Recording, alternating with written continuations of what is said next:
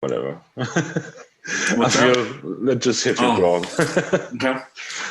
Back then when you got an album before the internet, Yeah, that album that you got, or those 3 albums that you got, that's like all the new music that you had for months. yeah, that's it. And so it was huge. And so you just dove into it. Now I can't even find somebody that I really, really like. I can't even like Spotify. I can't even really navigate it to figure out how to listen to a whole album. And there's something about having it on the computer Yeah, where I can't touch it. Even in a way, it's even more abstract than how music is in iTunes, which is on the computer too. But it's like, yeah. so There's more of it a doesn't, process on iTunes. yeah. And I feel more removed from it in a way, you know? And, you know, Bandcamp is a little bit better, but that's really, to me, that's kind of hard to navigate.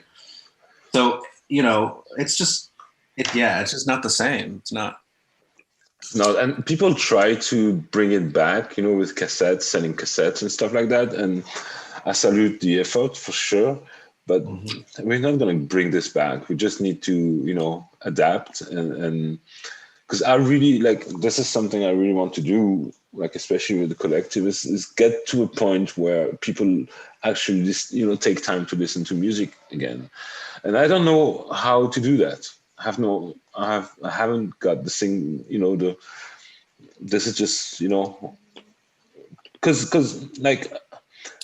it's great. We have all this amazing music and the quality definitely increased. Like most of this, amateur producer, like bedroom producers that I listen to right now, objectively, and maybe people are gonna get mad at me for saying that, but a lot of the bedroom producer stuff is just as good as the best stuff from the 90s if you get into it. Yeah. And because quality wise, like people are amazing. Like, it's incredible. And I had this dreadful feeling like 3 weeks ago, like I was like, this is not going to work out. I was like, this is like, there's no way it's going to work out. There's so many people, amazing people out there. Why would it work out for me? Then I snapped out of it, after a week or two, but it wasn't pleasant. Like, it was really like, oh, come on, I'm 42 right now. And and I almost wanted to give up, and this never happened to me. And it was really difficult to manage. But I eventually did. I have no idea how, but it was, there's so many good music out there. Like, Yeah. like if you were doing the music you are doing right now in the 90s, but the thing is, in the 90s, we couldn't do what we do right now because we didn't have the tools. Like, and this is where I was going about lo-fi. Is like, people in the early 90s, that's like MPC 60, S950, stuff like that. That's all they had. It was the cheapest stuff around that, regular bands didn't want to because it was too limited. And so that's what they had. They could put some songs into that and then maybe a drum beat, and then they couldn't really sing, or they didn't want to learn how to sing, so they rap. So there's also like the whole history tying back in late 70s, early 80s with playing disco B-sides and having masters of ceremony and stuff like that. But going back to the early 90s, like the very root of hip hop as we know it today is lo-fi. Yeah, and even that term has been used to refer to hip hop since way before this new like lo-fi movement happened. Where they're calling themselves lo-fi. But the thing is that even, like, it's very rare that I find somebody like you, or there's this other guy. I don't know how. I think his name is Smooth. Yeah. SMUV. It's very rare that I feel like I find people like that where the sound really is really lo-fi. A lot of the stuff that I hear on a lot of these YouTube live streams, especially Chilled Cow, and I'm probably going to get a lot of flack for this, but a lot, like very few of the music, very few of the tracks that I hear on those live streams sound lo-fi at all to me, and a lot of them just sound like they're being made with virtual instruments that are intended for film scoring, which is fine, but it's totally fine. But they call it lo-fi, which is it doesn't really make any sense. It doesn't make sense to me personally, but again, like I said, lo-fi was a word that was used to refer to hip hop since way before any of that stuff started. I mean, like the Tascam, I remember, like I was maybe 12, so that was really the early 90s. Because I was born in 78, 12, that takes us to 92, 12 or 13. So I was starting to play the guitar in my grandmother's basement. And, so it was... You were starting to build one by yourself? You're starting to build a guitar? No, I was starting to learn how to play the guitar. Oh, got it. A friend of my parents gave me like a cheap guitar, which actually is worth a bit of money right now. They're the famous like Lawsuit Ibanez. I don't have it here. I have it at my parents. But yeah, it was like gifted to me. And I was kind of friends with another guitar player in the small town, and his father had a music store. So I borrowed Tascam, probably a 202 or something like that, 4-track cassette. But it was 92, and like all the classics, like lo-fi samplers, like the ones everybody wants and nobody can afford anymore. Like it was just like stuff that people didn't want back then because it sounded like shit. Which samplers specifically? Which ones are you thinking? Like the ones I mentioned. So I'm not sure about the timeline, but MPC60 stuff like that, and even if you take the classic drum machines like TR-808, 909, stuff like that. Right. It was like nobody wanted this because it was supposed to kind of emulate a real drummer, but it was really bad at it. But it made a beat, which was enough for some people. Granted, 808 still had its day in the glory days, but a lot of the older samples like samplers like the cheap Akais and stuff like that. Yeah. So people were doing this using turntable, sampling records and recording the whole thing on cassette because you couldn't afford a studio. Maybe you could afford, a used Tascam 4-track player, 4-track recorder, but you couldn't afford a studio. It was too far from where you were living, and there wasn't the internet, so you had to really, work just to find out whether or not there was a studio in your area. Then you had to I remember we went to record a demo in the studio. Like we had to do gigs for months, for a few months, several months to pay for the studio. So like lo-fi was born, like hip hop was born through like lo-fi. Right. It's the same thing. It's but what I was going to is right now,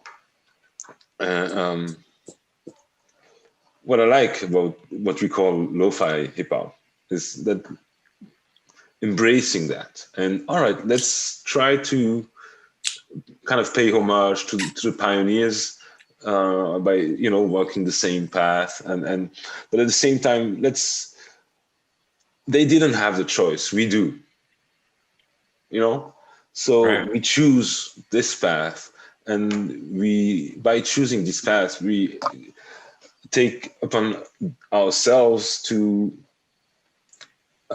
embrace it fully, because in early 90s, like people were starting off on cheap samplers, but eventually like they got into bigger studios and stuff like that, and so that was the goal. But let's say right now we can have all the digital stuff, but we decide to use cassette, we decide to use cheap samplers, and there's a lot of creativity that like they didn't explore every aspect of it for sure then. For sure.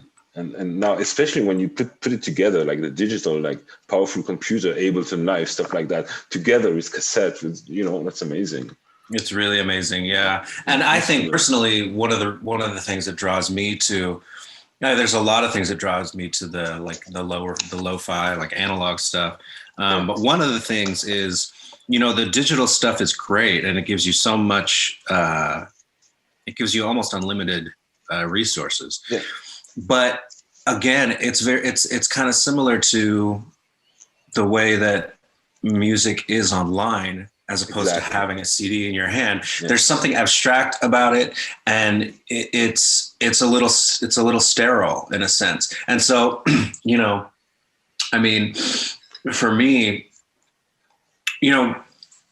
before I could ever really make recordings, I had a little Radio Shack tape recorder, and I don't know if do they have Radio Shack in Europe? We don't. But do you know what Radio Shack is? Like an electronic store? It's an electronic store, yeah. Yes, it was like Conrad, maybe in Europe. Okay. Anyway, it was just a really cheap monophonic tape recorder. Yeah. That's all I had. And so I would record, at the time I had a lot of pedals. I had a loop pedal, and I had like a bunch of analog pedals, like a flanger and like an analog delay and these different kinds of things. And I was just messing with them, making sounds.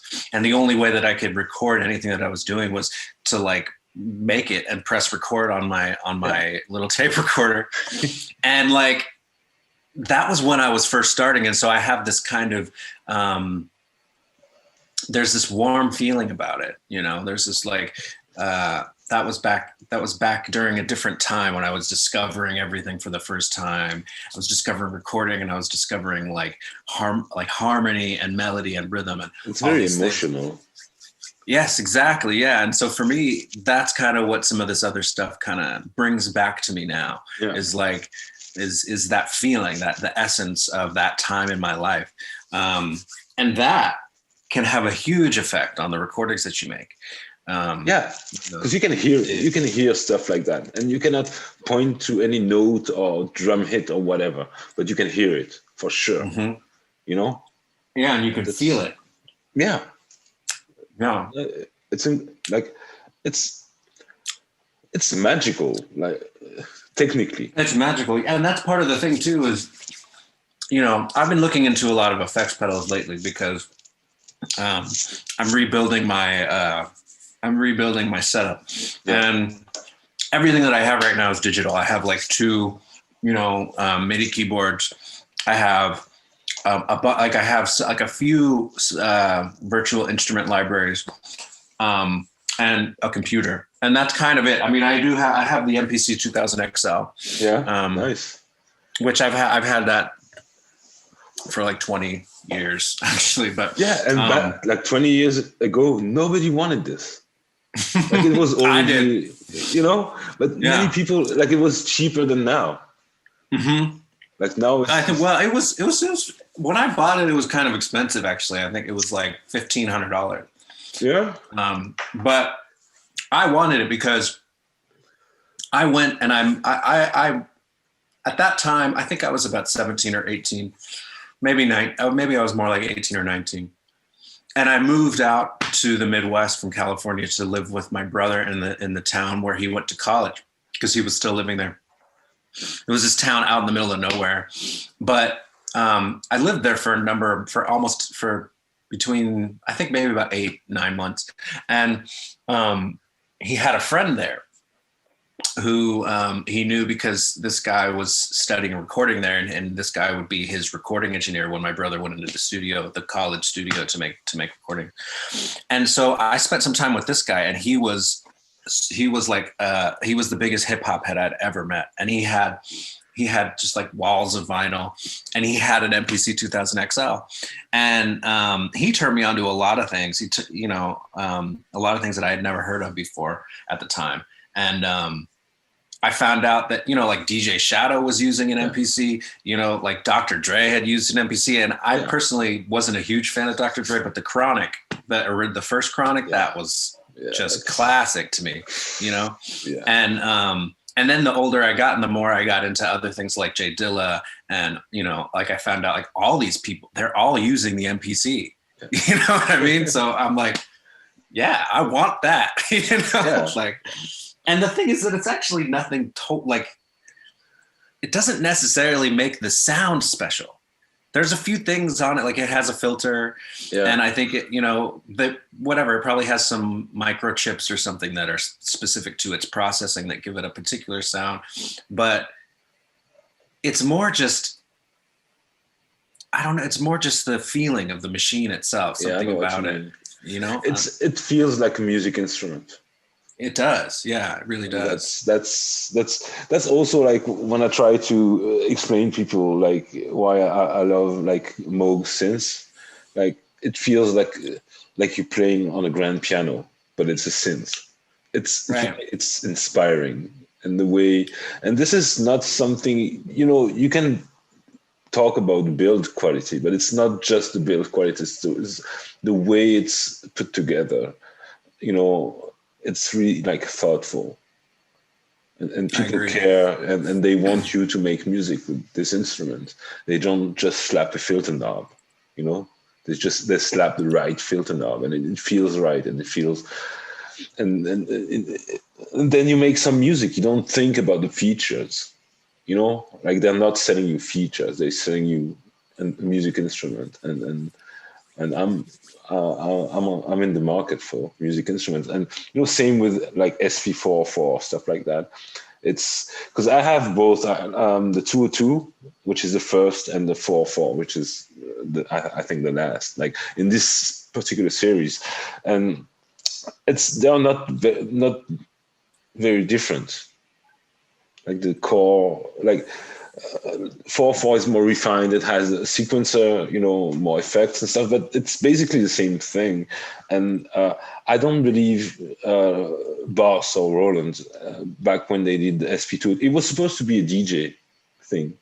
Oh, was it? Yeah. Actually, you don't even have jack connectors. Like you have jack sockets. You have RCA. Like, hang on. Oh, wow. So you have to have adapters. So it was intended for DJ because, and I think the way, like the layout, how it feels when you actually make music with it, I think it was an accident.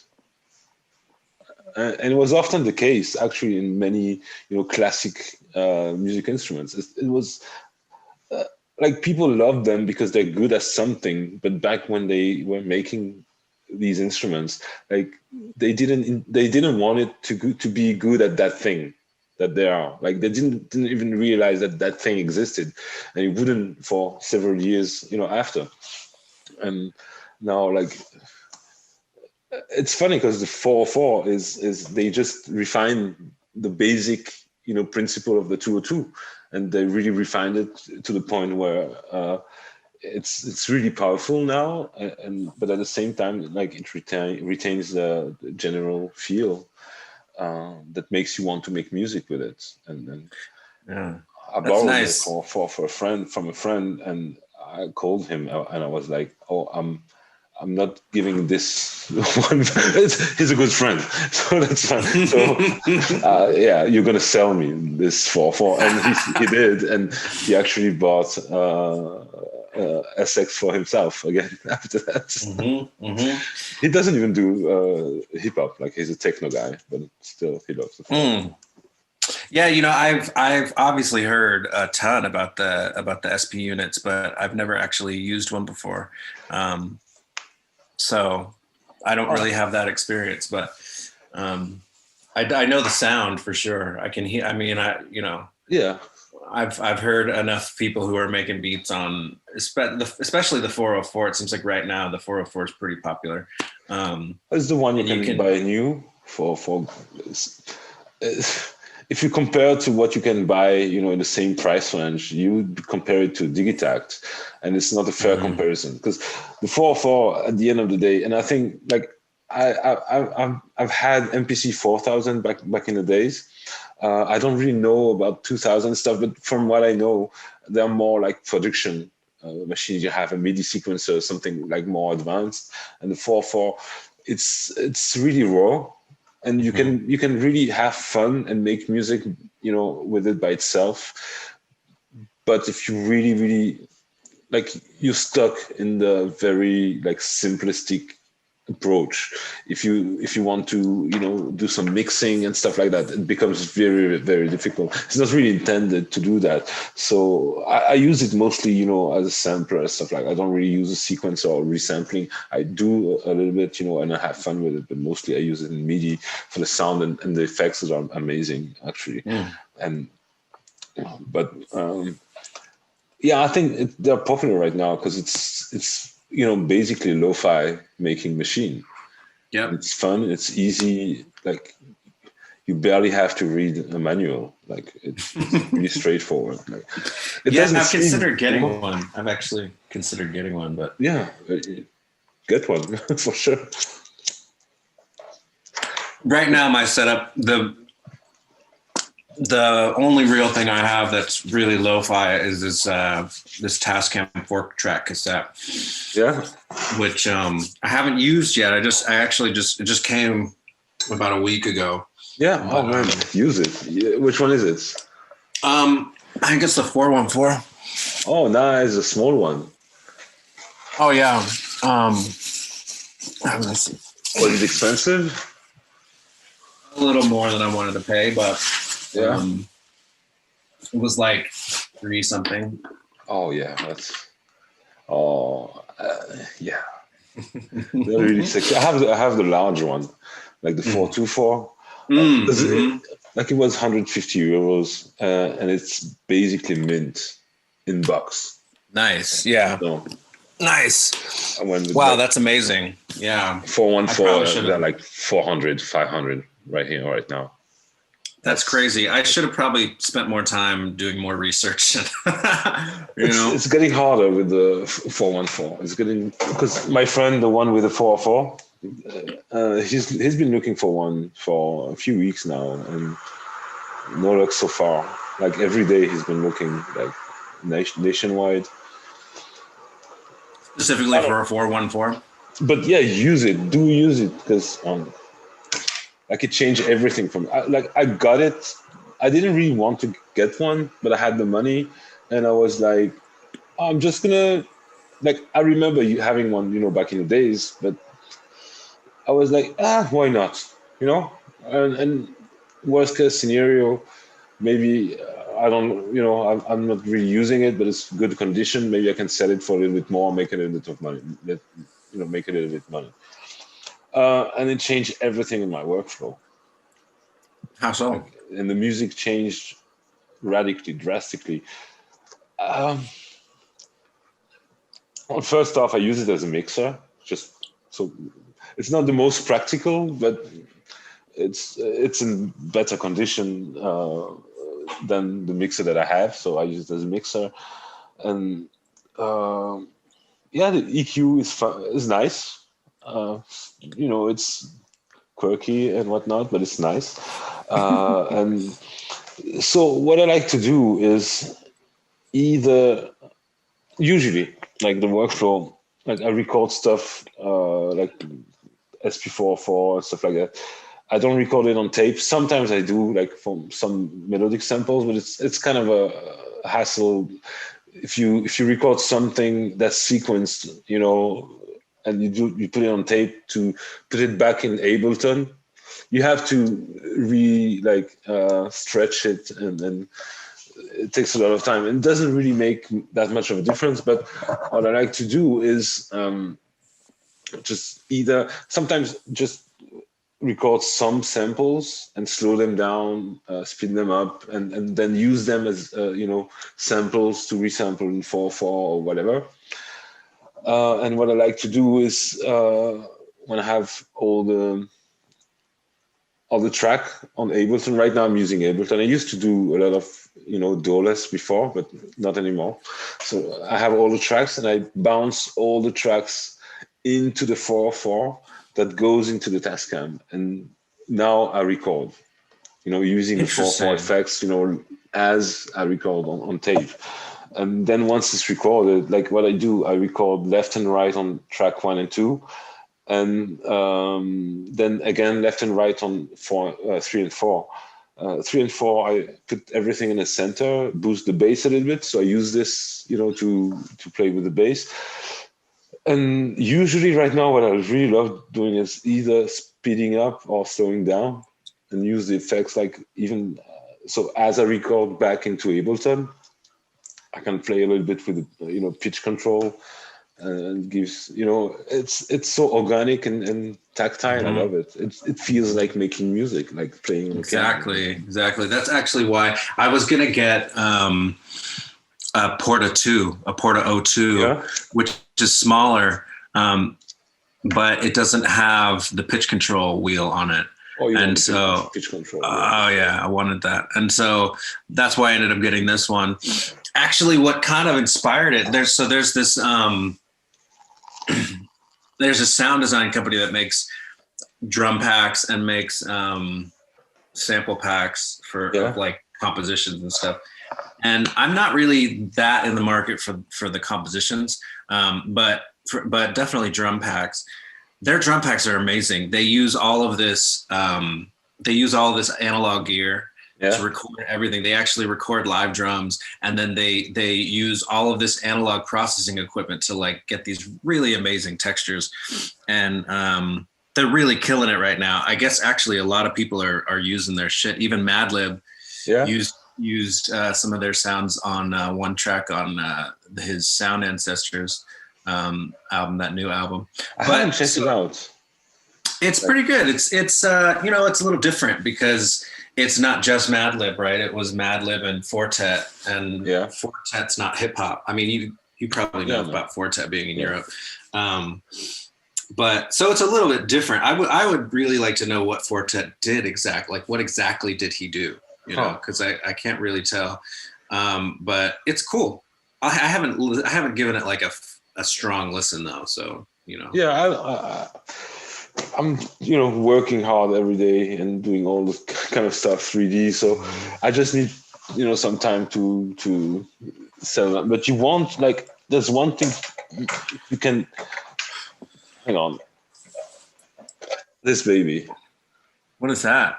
So this is made by a German company that's called Drummox. They specialize in drum machines, usually for techno. So this is a small, like, kick drum module. A kick drum module. Yeah, it's totally analog. It has like a preset, like you can save, and everything is controlled by MIDI. It sounds absolutely massive. Normally it's supposed to be a techno, but it's so, like, you have so much parameters you can change. Like, I love layering like an analog drum kick from this one with a sample. And it's just, makes it so much. And they're like $100. Wow. And I'll have to look into that. What is it called again? Mbase 11. Mbase 11. Yeah. That's interesting. And, like that's I had one and then I sold it, then I regretted it because it sounds like you can do subtle but powerful. Wow, where are you finding it for 100? I'm seeing it here for 3. Brand new is 3, but used 100, 150 maybe. Okay. I'm €100, so that's a little bit more in dollars. Like, a little bit, yeah, a little bit. But like, nobody knows about them. Like, nobody cares, and they're amazing. Like, I have, like, everybody who, like, the very few who have one online, they just tell you one thing: this thing sounds massive. Wow. I don't know of anyone who uses it in hip hop, but like, I have this preset. Like, it's perfect for layering. You cannot hear it. It's the same kick as the sample, but it's just so much more powerful. Wow. Like, I've been using it a lot lately, actually. Yeah. And this, like, totally analog. You have Moog. It's a thing though. I love gear, and sometimes, like, it's easy to forget because it's very easy to buy new gear. Yeah. But it's like a new piece of gear is a new instrument. Oh yeah. Especially depending on what you depending on how, like what you buy, you know. Yeah, Definitely, for sure. but you need to learn how, like, it's like you playing the piano and then you buy a guitar. All right. It's different. You cannot play the guitar right away. You need to learn. You need to give some time, and it's because I really like making a lot of music, and each time I get a new piece of gear, there's this, you know, like I cannot make proper music for a while because I want to use it. I want to play my new toy. Right. And I'm not good at it. So, you know, you can tell by listening to the music that it's, you know, it's not very good. Yeah. So I'm not fluent, you know, but yeah, it's at the same time, like I have tried and failed so many times, you know, making music like only on computer. I cannot, it's like, respect to those who can, because I haven't got this thing. Like I know how, you know, the software works. I know how to set it up and then use, you know, virtual instruments and stuff, but I cannot make music with that. You know? Yeah, you know, for a long time, mostly all I had was my own instruments. I had a ton of instruments. I had a Fender Rhodes, and you know, I had like all kinds of hand drums and like little Irish whistles and just all kinds of shit. But I ended up selling most of it because I started learning about setting my rooms. Yeah, it was hard. But you know, when I found out about Keyscape by Spectrasonics, and when I found out about the Key Suite Electronic by UVI, it was kind of a no-brainer to me, because it was hard. I'd had that Rhodes for like 20 years, I was young when I bought it. I was like 16, and all I did was like save like every little scrap that I could get. And man, we have so much in common. I'm telling you, that's like we have so much parallels in our story. And yeah. I'm sorry, I cut you off. No, it's fine. But you know what I found out was there are these people who, you know, like Keyscape by Spectrasonics. They spent like 10 years making that library. They recorded like so many different instruments. They recorded like at least one, maybe two grand pianos. I don't remember how many. And they recorded like two upright pianos. They recorded like at least 10 or more different electric piano models. Maybe actually 10 or more just Rhodes models, and then and then Wurlitzer models, and then like all these other obscure things. They recorded a clavichord. Do you know what a clavichord is? I mean, what? I dread this instrument. It's the most. I mean, it doesn't. Like it doesn't sound great. But of the Rhodes, like the Rhodes sound. You put the Rhodes in anything, it sounds great. Oh wait, maybe you're talking about the clavinet. No, the clavichord. The clavichord. Yeah, like the Mozart stuff. Yeah. Okay. Yeah. Oh yeah. Totally. Like with all my soul and heart. and this is the most horrible instrument that man has ever created. Like, well, you know, to me, there's some like some appeal for me. I haven't spent a lot of time with the sound myself, but it's older than the piano. I mean, this is what people were using before the piano was even invented. So to me, the history of that, that has some appeal. But yeah, I mean, I can understand that, you know. But Jesus Christ, like this thing is the opposite of a Rhodes. Like, so you've been using like Keyscape as you go to Rhodes right now? Actually, what I did was I was gonna get Keyscape. That's what I was gonna get. I was really into it. I was watching the walkthrough videos and really like, you know, listening to all the different sounds. But then I heard about UVI Key Suite Electric, and UVI has has a few different libraries. Instead of having just one like Keyscape has, they have the electric library, they have the acoustic library, and then they have something else that's like these digital things from the 80s or something. So the electric just has all the electric pianos. They have all the Rhodes, the Wurlitzers, and then they have these other weird instruments that are really rare that are like electroacoustic weird. I don't even know what that really means, and then they have these like synthesizers that were made in like the 60s or 70s or 80s or something to sound like keyboards. They're analog synthesizers, but they're meant to sound like pianos. So they sampled a bunch of those and all of that. And I heard that one, and it actually, what I found with the Keyscape with the Keyscape libraries is that they're really bright. Like my Rhodes was dark. My Rhodes. Which one was it? It was a Mark 73. It was a 73 Mark 1 stage piano. It didn't have the speakers on the bottom. It just had the rods, Yeah, I had the same in Mark 1 88. Okay. Wow. Okay. Nice. Wow. So many connections. It's that's insane. Like, I don't believe in coincidence. I just don't, because I've seen too much. Seriously, like, especially right now, like people I'm meeting right now with the collective and stuff like that. There are so many things like that where, that's too much coincidences to like, and the thing is, like, going back to Rhodes, like, did you ever try? I think it's who's making Contact? Native Instruments.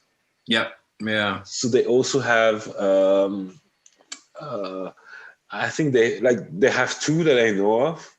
They have, like, one is Scarbe. It's called Scarbe, something like that. You have a Rhodes, a Wurlitzer, and a clavinet. All three sound great, and they have one just for the Rhodes. Oh wow! Closest thing to my MK1 that I've ever found. Wow! It sounds amazing. I'll have to look into it. That's amazing. Yeah, the UVI electric also has clavinets, and Wurlitzers and all of that. But I ended up buying the UVI library because the attack on they have one particular Rhodes that it sounds a lot like my Mark 1. The attack of the keys is not that bright attack. It's like it's very rounded. You know what I mean? That's what I wanted, and so. But they also have a lot of really quirky sounding ones. But the thing that I like about it is they're recorded with pristine gear. It's like really, really high quality recordings. Stuff that I would never be able to do. I'm never going to be able to afford the kinds of mics that they used. I don't even have an amp, and I don't live in a place where I can really play an amp very much anyway. Yeah. I don't have like a room where I can really do that. And on top of that, if I were to try to buy every one of the models that's in this library, like I would be spending hundreds of thousands of dollars. You know what I mean? Or I could just spend, I think it was $200 on this thing and have all of those. But what I'm planning to do is use them mostly to make my own samples. I mean, I probably will play them as an instrument as well. But a lot of it, what I'm going to do is I'm going to run it through the Tascam. And I'm going to. Yeah, and then I also MPC chop them. I do this a lot because I don't want to be concerned with copyright stuff. Right. Have you seen there's a company that makes brand new electric piano right now, and they sound amazing, but they're like the cheapest is like $5,000. Like the name is like Vintage Piano or something. Like I feel like I've heard of that. I feel like they've been doing it for. So they've been doing it for a few years now, right? Yeah. The Jamiroquai, there's a YouTube channel of the Jamiroquai keyboard player. That's an amazing Oh channel, my by the God, way. Jamiroquai. Yeah, like the keyboard player, he made this YouTube channel. Oh, hey, I'm going to show you like piano techniques, but also talking about some gear and stuff. Yeah. And it's a great channel. Check it out. I don't Yeah, know, yeah. I don't remember the name, but if you type Jamiroquai keyboard player on YouTube, That's amazing. pop up. And yeah, he has one of those, and it sounds amazing. I want one. I'm going to get one at some point. I just need to find a way to get $6,000. Right. That's not easy. That's a lot of money, but like it was the same with like back when I got mine. The thing which was like, if you had one, you know how it plays, and that's a lot of the sound, though. It really is, yeah. The feeling of the instrument itself, Yeah, the way the keys actually feel when you press them, it's even so the smells. You know, like these instruments. These instruments, mine and yours too. I mean, they're older than us. You know what I mean? Yeah, I think They've mine been. was the same age, like same year. Oh, okay. 78, something like that. I don't even, Yeah. I'm not sure because I've checked, but I haven't looked into the history. It was a Mark 188, and I originally thought it was older, but whatever. Yeah.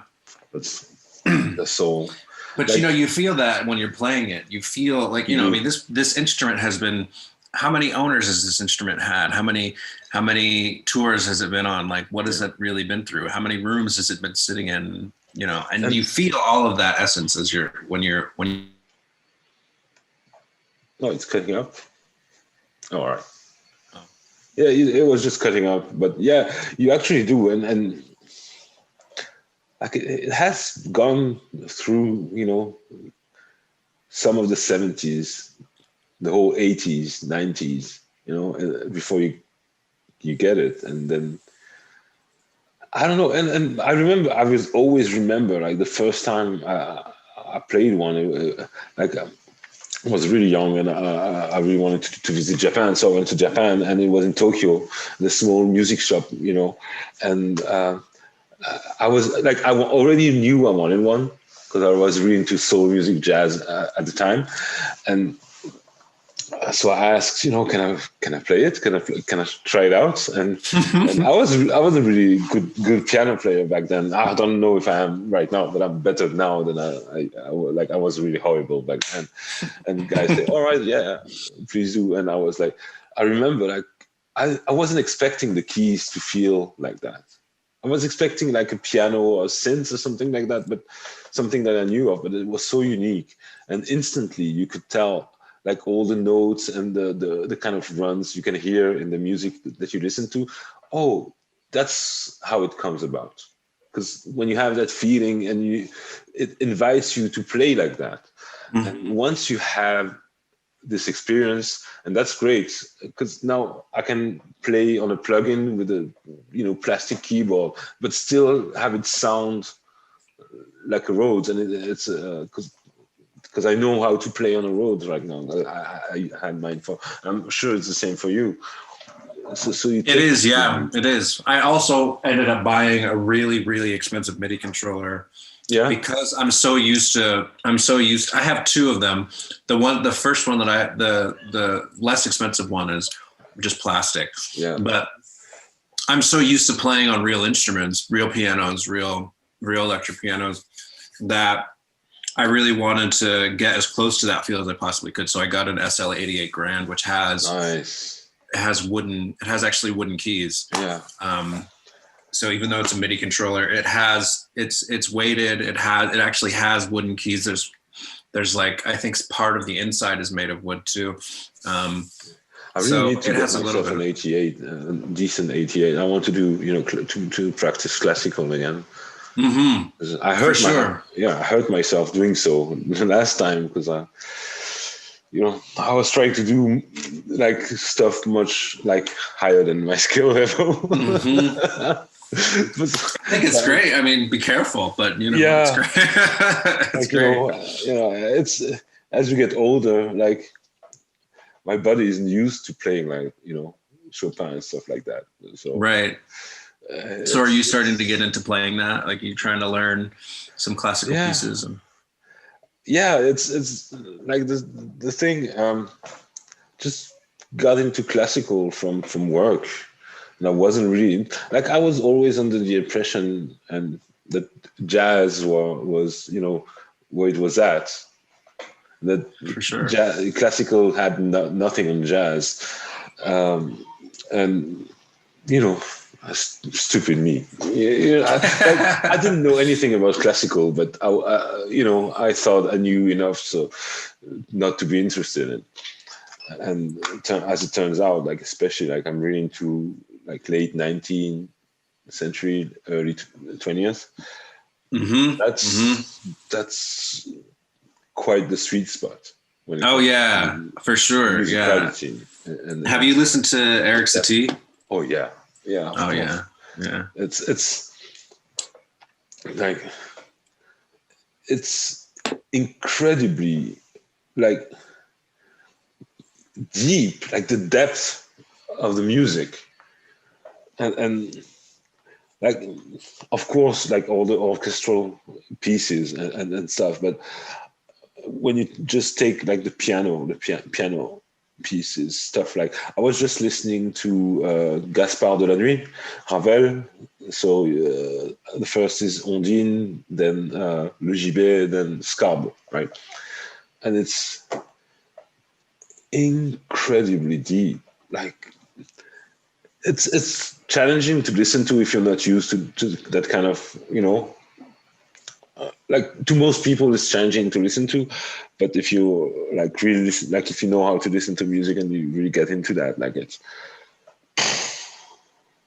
like that's one person on one instrument, right it's incredible, and it's one sound. It's it's like we have all this Ableton Live and virtual instruments and samplers and whatever, and we do bloop bloop bloop bloop. That's one guy. Right. Now we're talking about like Depeche Mode, like Depeche Mode sitting there with a little keyboard just pressing one key. Yeah. As opposed to like Litz, who apparently had, I think it's said that Litz had like huge hands. Yeah. And most people have a really hard time playing Litz pieces because unless his hands were so huge. Chinese kid, it's almost impossible. like I've started learning La Campanella, and I was like, oh, I need to practice for 10, 15 more years before I can actually get to that. Yeah. Because I was like, oh, I just need to, practice. And yeah. But the thing is, right? Yeah. The thing is that practice to the layman, and I guess, I don't know, maybe that's like kind of not. Maybe I was just going to, layman, but like grinding it. If it takes 2 years, it takes 2 years, whatever. But it doesn't work like that. Like, I realized I needed, to develop some proper technique and to build up to being able to do that. And but that's the thing, when you tie this back to gear, like we say, oh, just having its limitation, like having like being in hardware, it's not that limited. Yeah, it's really not. And you were saying, Madlib and people like legends of hip hop who made legendary beats and albums with SP303, MPC 2000s. It's not that limited, really. No. We don't really need 1,000 plugins. No. And honestly, like in my actually, like I said before, I've been getting into pedals again, and like can I just cut you off? I just to finish. Like I realized we don't need all these plugins to make music. Sorry. No, you're absolutely right. Actual music. And I apologize for cutting you off. No, actually I did, because I thought I was finished. Then it came to me, to make music. So sorry, I actually cut you off. Yeah, no, it's true. I mean, that's how I started. I started all the effects that I used to use. They all were actually like effects pedals. That's how I started. Because I started by playing guitar. I started on guitar when I was about 14, and I played. That was my only instrument for the first 2 years of doing that. And all of my effects were all just on pedals. And when I was about 15, that's around the time when OK Computer came out. And I don't know how into Radiohead you've been, but like for me, OK Computer was like, it just completely blew everything open for me. And like, I actually ended up learning every part I possibly could. I learned like all the rhythm guitar parts, all the lead guitar parts, a bunch of the piano parts, just by listening. Because I've found that I can trust my own ear way more than I can trust really like anybody else's ear to figure that stuff out. So I figured it all out. And then I had all these pedals and some of my brother's pedals too. I would borrow some of his, and I would sit down and I would put on OK Computer, and I would set all my effects pedals up, and I have my Rhodes there and just everything. And I would play the album from beginning to end, and I would play like all the different parts on guitar and on keyboard and just switching out different effects. So that's how I learned was with actual effects pedals. And now I notice when I'm using plugins, it's all like I'm trying to do what I was doing before with my pedals. And sometimes you can, but I had like this kind of spark go off. Actually, again, it came from MSX2 Sound Design, that company that I was telling you about that does a lot of really amazing drum kits. They also do some composition packs, and there's two in particular that really caught my ear. One of them was this pack where they're making a bunch of compositions with analog synthesizers and mellotrons and things like that, and using a Tascam cassette recorder to run everything through that, and also using a bunch of effects pedals. And then they had this other one that was basically the same. It's called Cassettes and Pedals, and it just sparked something. I was like, yeah, you really can't get a lot of these sounds without actual pedals. You can use a delay plugin that maybe tries to emulate an actual analog delay or a tape delay, but it really doesn't work. The plugin really doesn't do what the pedal does. So I started getting into about the sound.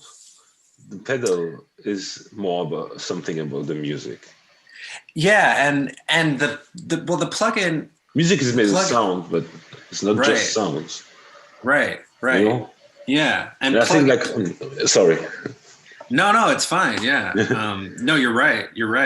And pedals actually physically do something to the sound. Like they make the sound go through the pedal physically, and then there's all this stuff inside the pedal that it physically does something to the sound, and that changes how I personally interact with it. And so I was looking through just different pedals, and I found these two in particular that I'm really interested in, which is one by a company called Chase Bliss. It's called Warped Vinyl, and it's basically have you heard of this pedal? I know the company. Mm-hmm. It's really, really great. It's an analog vibrato pedal. It's an analog chorus and vibrato pedal, and the other one was by this company called Xander. And they have this delay pedal that's really great, and it has all these different functions, but it's truly analog. And I was listening to it. I was like watching the walkthrough and like, the demo or whatever, and listening to what they were doing. True analog delays do something to the sound, just duplicating the signal. Like a digital delay will duplicate the signal, and you're basically just hearing that signal duplicated, and each duplication is like a little bit quieter in volume. That's it. That's not what an analog delay is doing. If you play something into an analog delay, the very first repeat that comes back, it's colored in this different way, and you can do all these other things. Even beyond like the processing that's within the pedal. Like if you have a pedal, like take like 10 pedals on VST pedals, like on computer, right? Mm-hmm. Like for each pedal, you're going to take your mouse or your controller that always feels the same, and you're going to turn a virtual knob, and it's going to make something that you expect, whatever. When you have 10 different pedals. You have 10 different types of knobs. You have 10 different, kind of mods that you do to your instrument, and that you have to engage with. You have to develop that kind of relationship, learn, what does that do in relationship to this one? And you have to actually, create a link, an emotional link, because there's emotion when you don't have it and you want it, and you look at all the demos, and then finally there's this special moment when you finally get it, and you open the box and you plug it in. You have like this is so like there's a lot of emotion in it. It's not like, just PayPal and download the plugin and start off, and then it feels exactly the same as the last 15 plugins you downloaded. It's such a good point. Same button, the same mouse, the same whatever. It's not. There's much less, like, to me, there's much less emotional content. It's all about the sound, but music is sound, but it's not just sound. It's emotion. Yeah.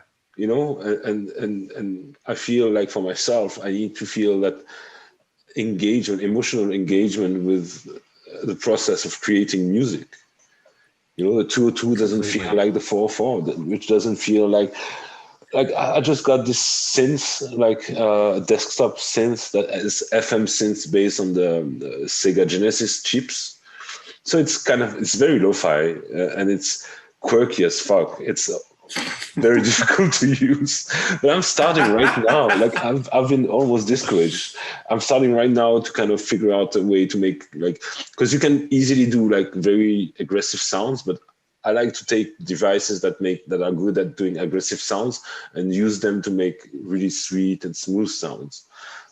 I don't know. That's one thing I really like to do, is and I'm just now starting to figure out how to make like nice pads and like FM piano, but it's Genesis cheap. It doesn't do FM piano and velocity very well. So it's so quirky, and when you get there, you're so happy, like, I finally found the sound. And maybe sometimes it's just by chance. And sometimes you just find and each, like at the Moog, and everything everything feels different. Every piece of gear, like I had to learn how to develop that relationship, emotional connection, and that's very important to me. In order to convey my own emotions through music, I need to take them out of my soul with my hands, and these like it's the same like lo-fi equipment, like cassette. Like you have to have this deep connection to begin with. Like, this is sounding a little bit like how I would want to sound, and then you get the gear, and it's always different than what you anticipate, but still you decide to go with it, and you find this compromise, like the gear influences you in a way. For sure, yeah. But you just take it in, you go with the flow, you don't resist it, you take it in, and you have this relationship, and then it's not just like if you change gear, your music will change.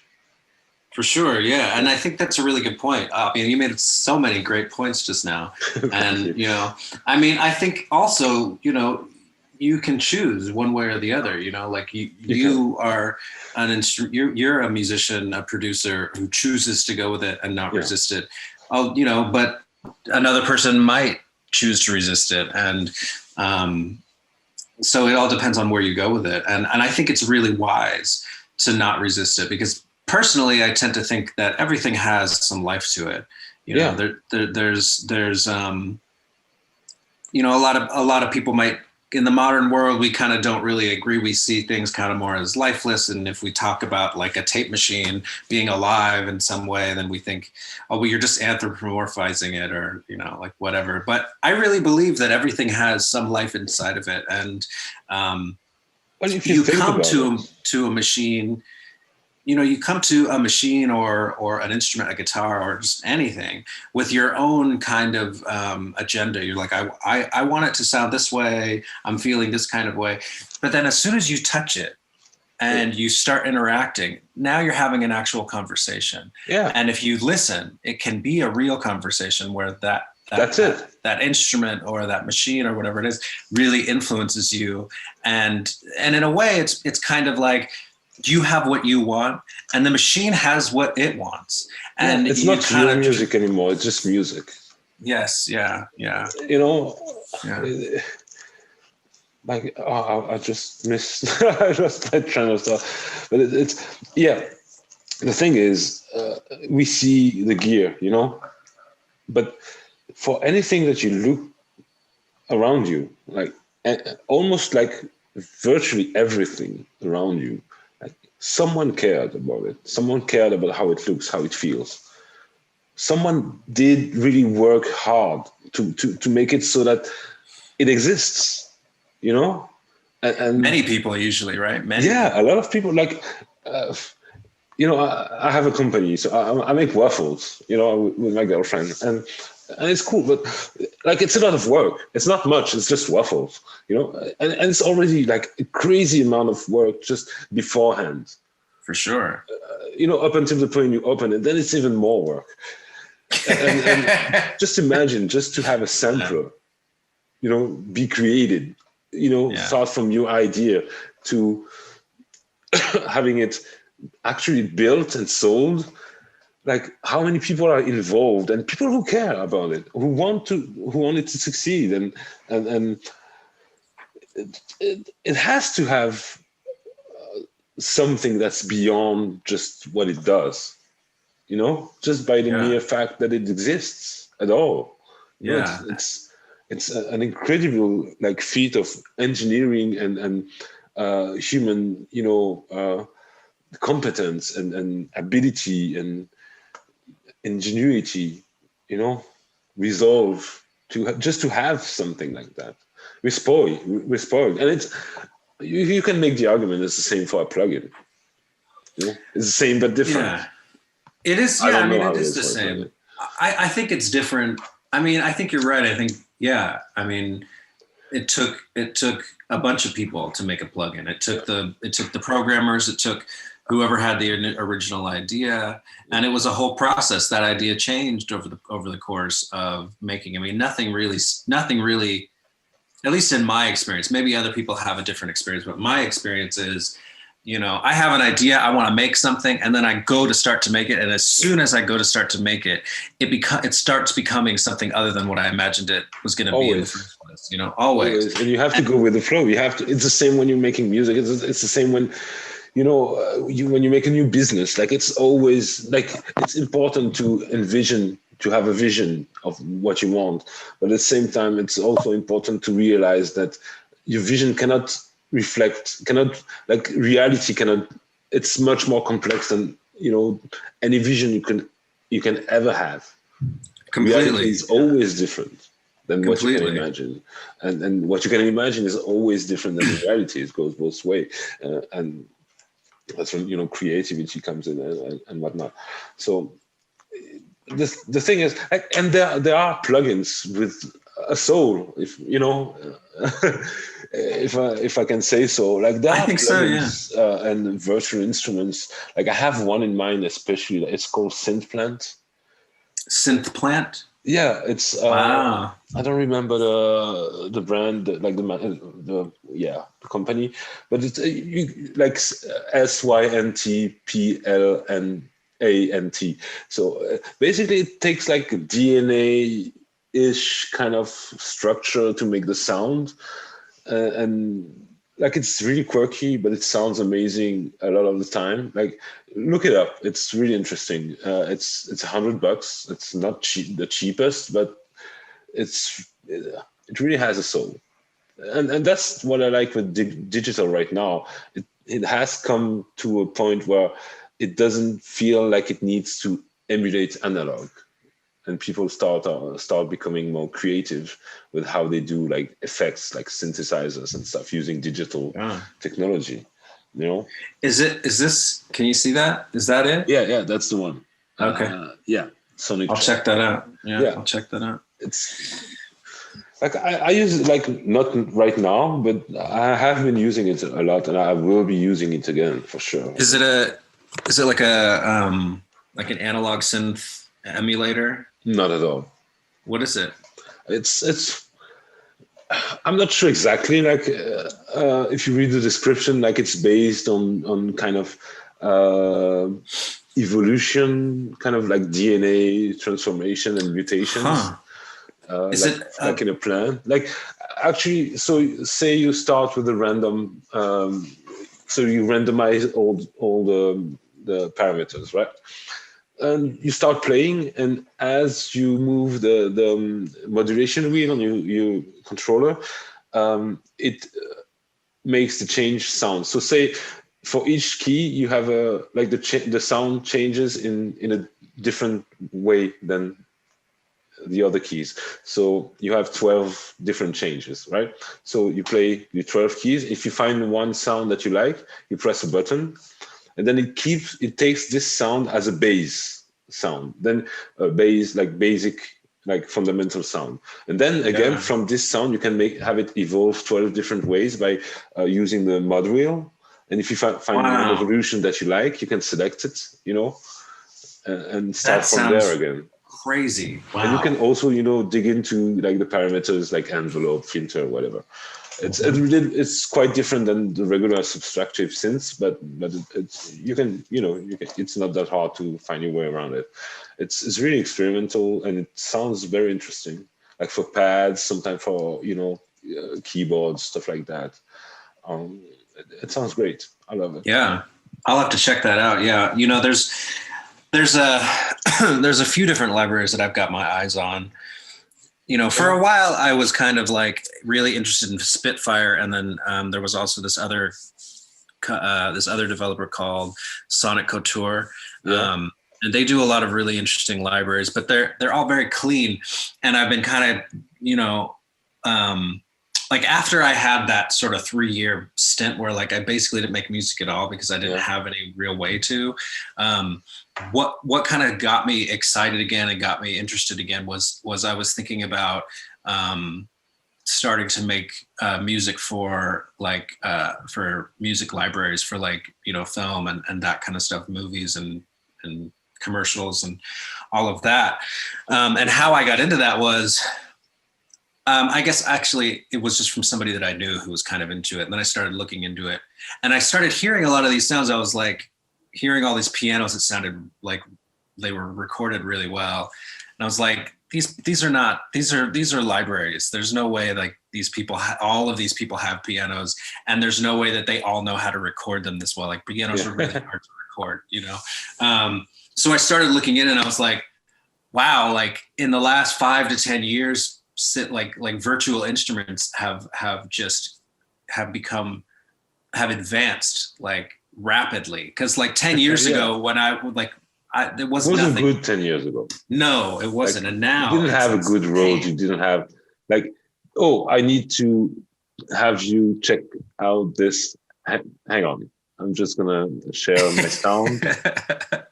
And hang on, share screen. Advanced music or computer sound only. Check this out. So I'm on SoundCloud profile. Might have. Is it this one? No, it's not. Maybe this one. Hang on. That's not the one. Maybe it's the one. Hang on. Come on. I'm gonna find it. Is this one of your tracks that you're looking for? Yeah. Oh, that's the one. So the guitar is plugging.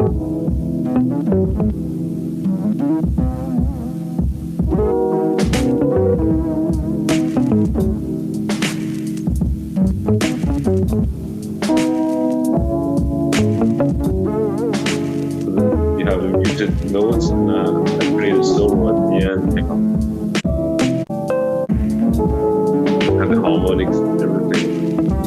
I was blown away.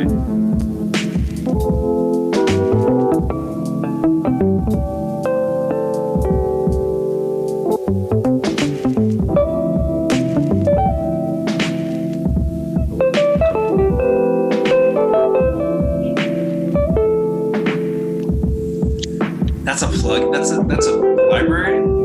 That's a plugin. It's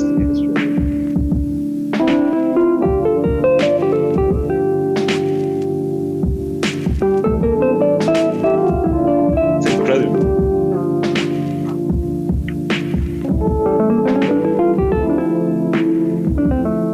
Wow.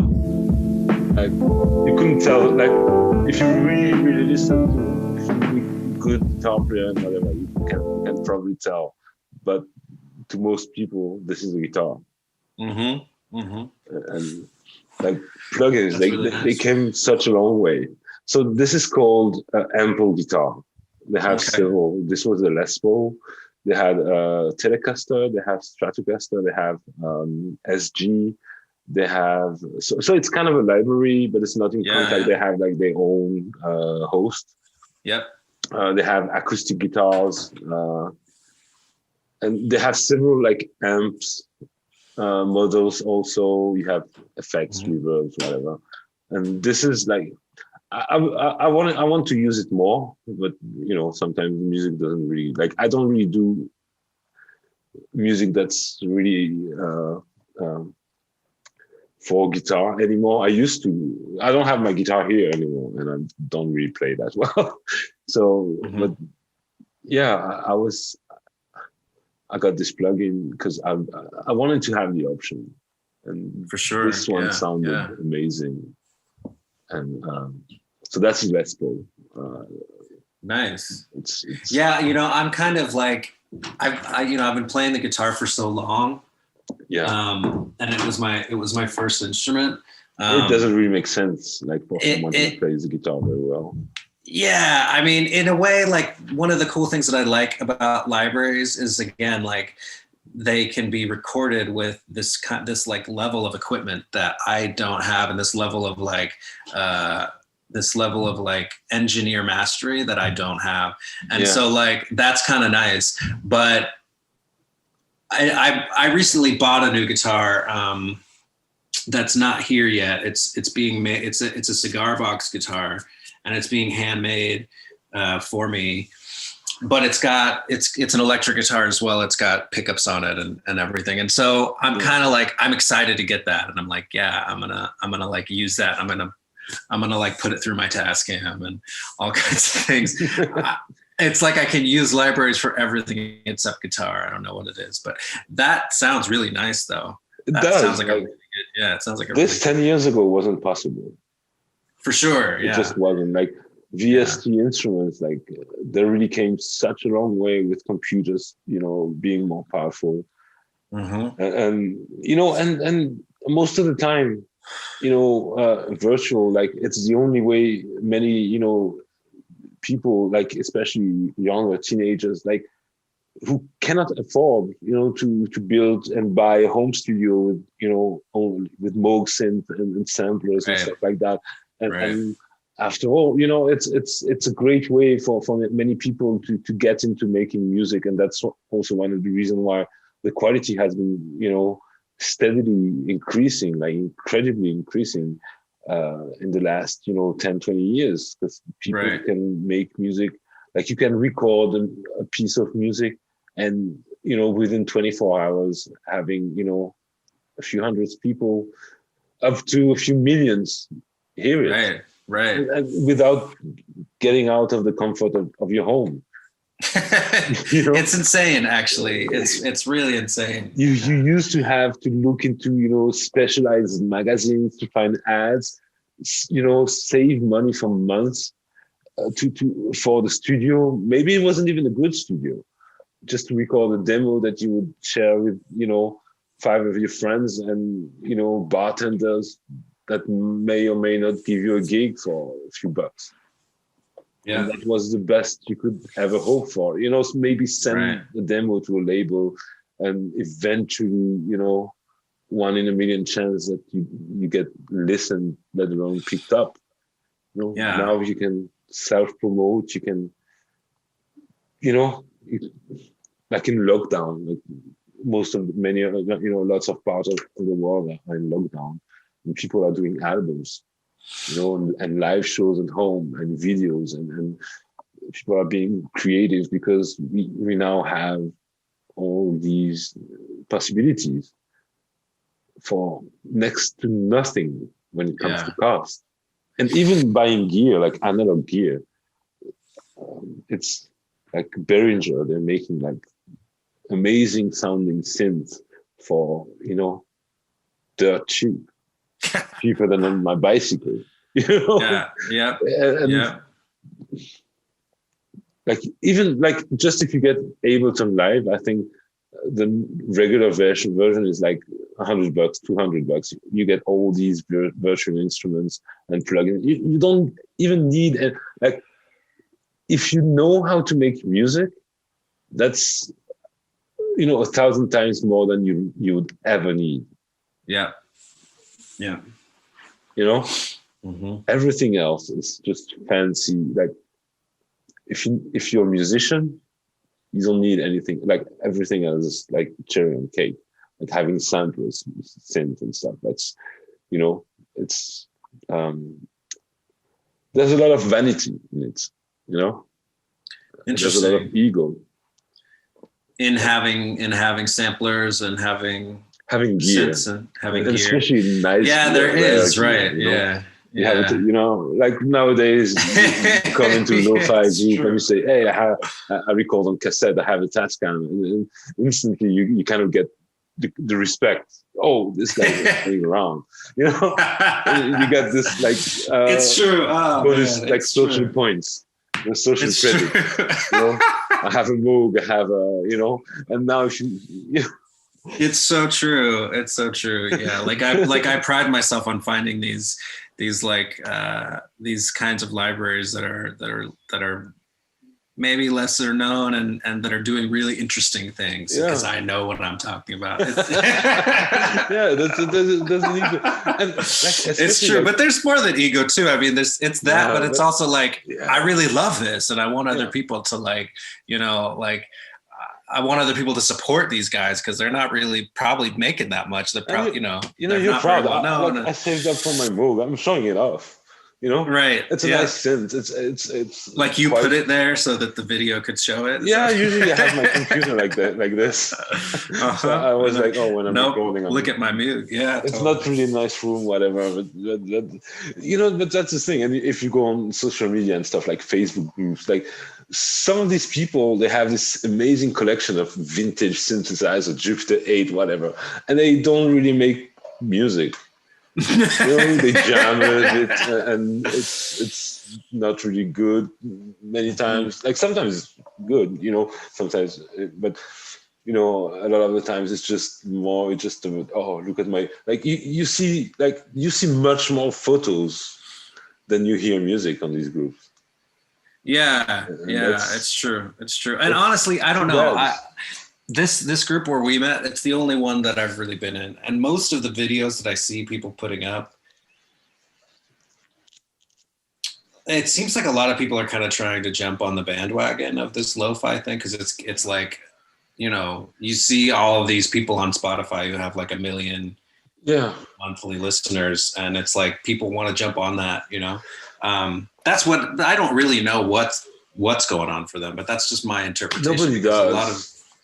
That's also like with Patterns and the collective and everything. Like really, when I say Patterns, actually I probably mentioned like it's represented by a few people, but at the end, like in reality, it already is touching a lot more people and getting a lot more people involved. Like there's this ecosystem around it, and most people don't really realize they're part of it. And like the goal is really to attempt to it's difficult to define, but it's important for us to be able to define, but to help define if not what is lo-fi, but maybe what it represents in terms of art and you have all these trends like lo-fi aesthetics and the vaporwave. Like you have like I don't know really where it comes from. Like, and I don't think nobody really does. Like vaporwave, lo-fi, all these kind of trends. Like, but they're definitely getting bigger by the day, and people are connecting more and more to that for some reason. And I think the problem right now lies into like you have this big references, chill hop stuff like that. But underneath that, the community, you have incredible artists, such as yourself, to be honest, Thank you.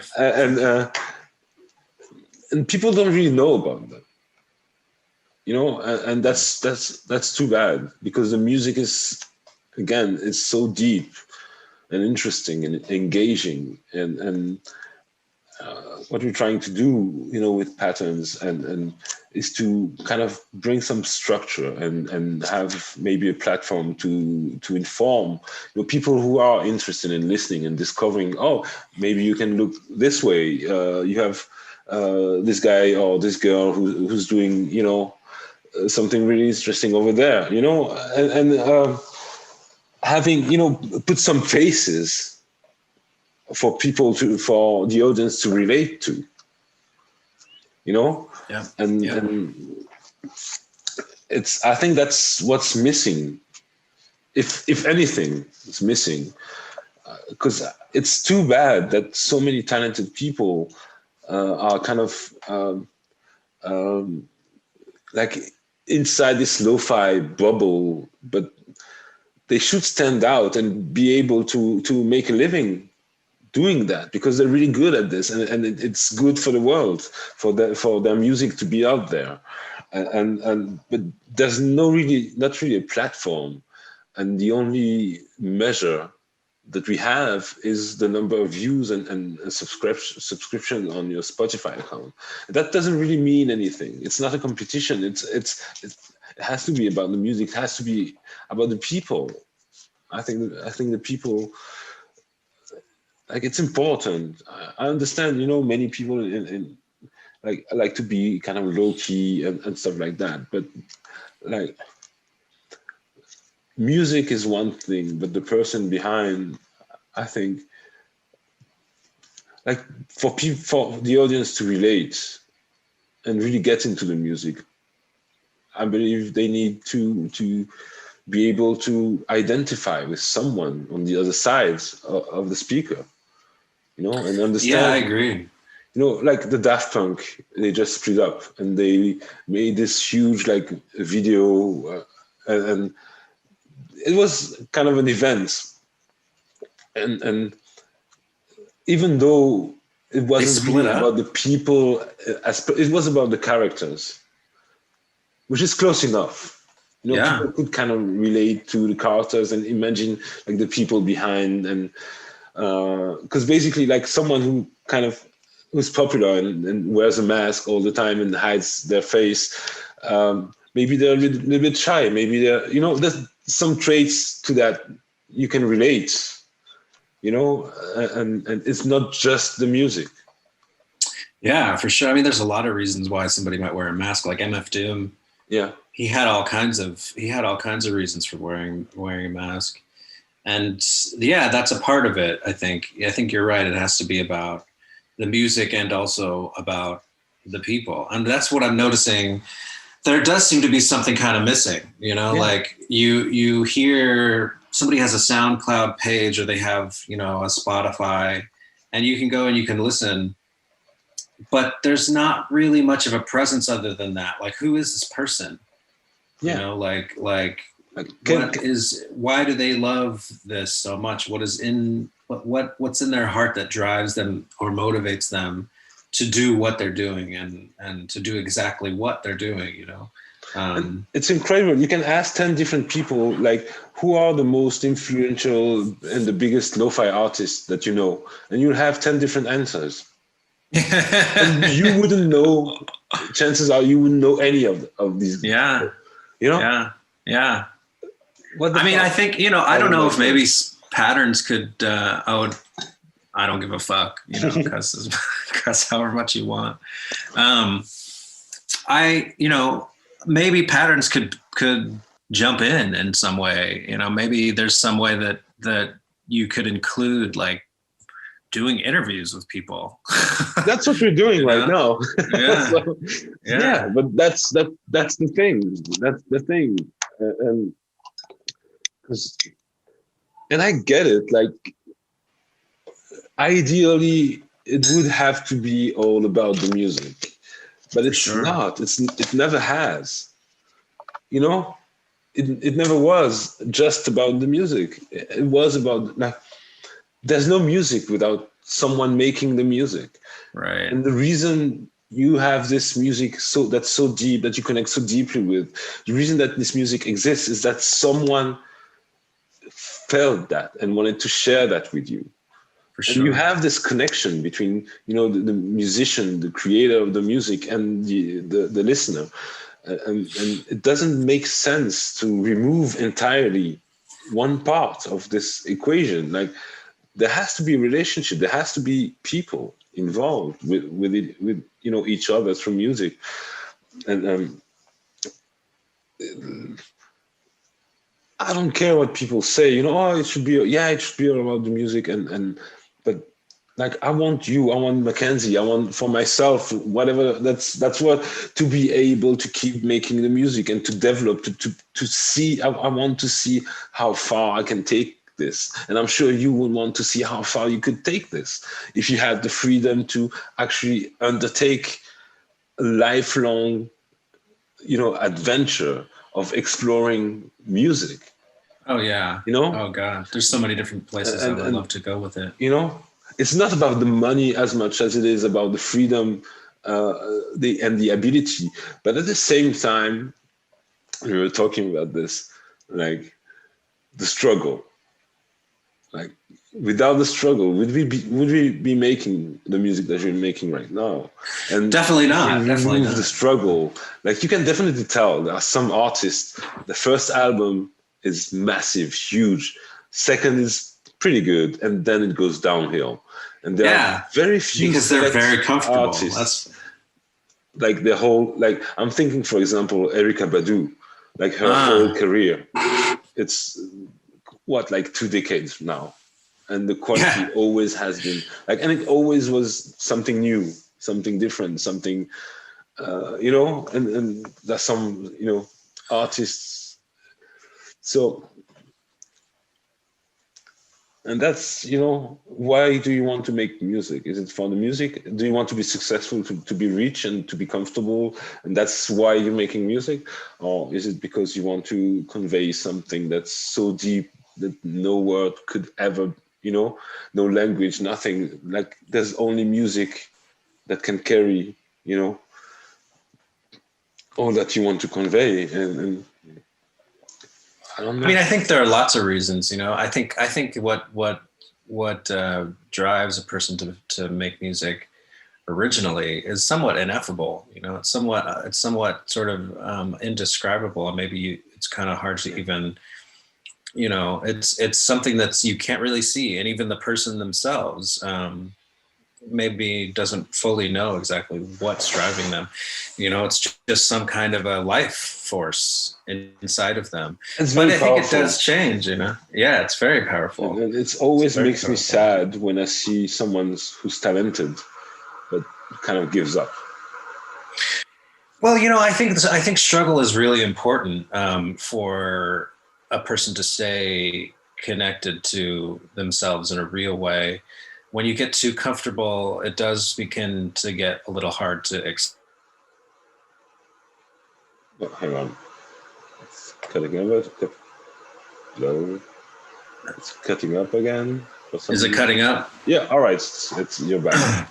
It might be my internet connection. I'm not sure. It says I'm sure it's mine. Trust me. Okay. Like, it's one of the biggest cities in France, but I found the one spot where there's nothing but DSL. So I'm just one step above, dial-up. Just one tiny step above. My hometown, we had, high speed, optic fiber, whatever. But here, like, it sucks so bad. And I'm gonna have to upload this. This Okay. is going to be two That like sounds good. overnight job. You talk about the struggle. That's for sure. Yeah.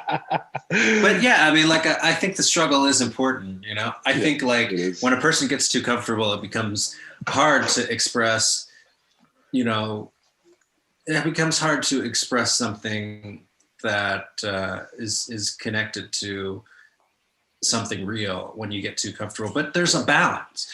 Too much struggle brings it over to the other side where it becomes hard to express because you've been kind of beaten down in a way, you know? I think it's just the right amount. Like I had a teacher once who told me a story about this plant in New Mexico, and the native people who are native to that area, to New Mexico, they used to make baskets out of this plant, and the way that they would do it, this plant grew in what are those things called? I don't remember what they're called. It's like a man-made waterway. It's like you cut into the ground to give the water a vein to go through, or something like that. Like some kind of canal. Acequia. I think it's called an acequia or a canal. Yeah. I think that's it. So this plant would grow in these canals, and they would, like at a certain time of the year, they would burn the whole canal, and they would just wipe the whole thing with fire. And they did this on purpose for a lot of different reasons, but one of the reasons was that this plant would grow back stronger. The wood would be much more substantial, and they wanted that wood to make baskets with. And what he's trying to say with the story is that, I mean, one of the things that he's saying with the story is that the right amount of stress cooks a person into someone more substantial. And I think that's Paul McCartney struggling now. I'm sure that he's struggling to some degree. Everybody struggles, right? He might have conflicts in his relationships from time to time. Then maybe he has some other kind of stress that has to do with being so isolated from the world because he's such an enormous entity at this point. But at the same time, like, he's probably pretty comfortable also, right? And like now, I don't know, I might get flack for this, but I don't think his music is anywhere near as good as it was when he was in the Beatles, when he was really young. You know what I mean? Yeah. And that, and I wonder, I mean, some of it has to do, I think, with just being in that state of discovery. When you're in this, when you're coming fresh into something like music or any kind of art, or really just anything that you've never been in, you've never like had very much experience with, and you're learning it for the first time. Like, that has this kind of life to it. That just everything, it's just a free for all. Like, wow, this is amazing, and this is amazing. It's like it everything excites you. Everything fills you with this sense of awe and excitement and anticipation. What can I make with this, or what can I do? What are my limitations? What are the limitations of this thing that I'm interacting with, or whatever? And there's this huge explosion of energy from engaging in that process of exploring something that you're unfamiliar with, and and discovering something for the first time. But after 20 years, what maybe 30 years, like, how much is that spirit of discovery and spirit of exploration and newness, like, I freshness, think it's a choice when it comes to music. It has to be a choice when it comes to music, because if you really want it, like, you could explore for several lifetimes music, and I think it can happen to you, and I'm not saying that's what happening to him, but what can happen to you if you just stay within your own kind of genre. Like, oh, I'm a rock guitar player, and it's rock, blues, and a little bit of jazz, and that's it. I think, all right, at some point, maybe you haven't seen it all, but you're becoming comfortable, and you're not challenging yourself that much anymore. So why not then go into something that you wouldn't listen? Like I always say, like if you don't like something and other people like it, chances are they are seeing something good in it that you don't, and give it a chance. You know, like I like there's something to like about it. Yeah. I like country music. You know, I Do like you? sacred. Yeah, actually, I do. I'm not a big. I don't have much knowledge, but I like listening to it. I have some, albums and some playlists and stuff like that. And I got Nice. and,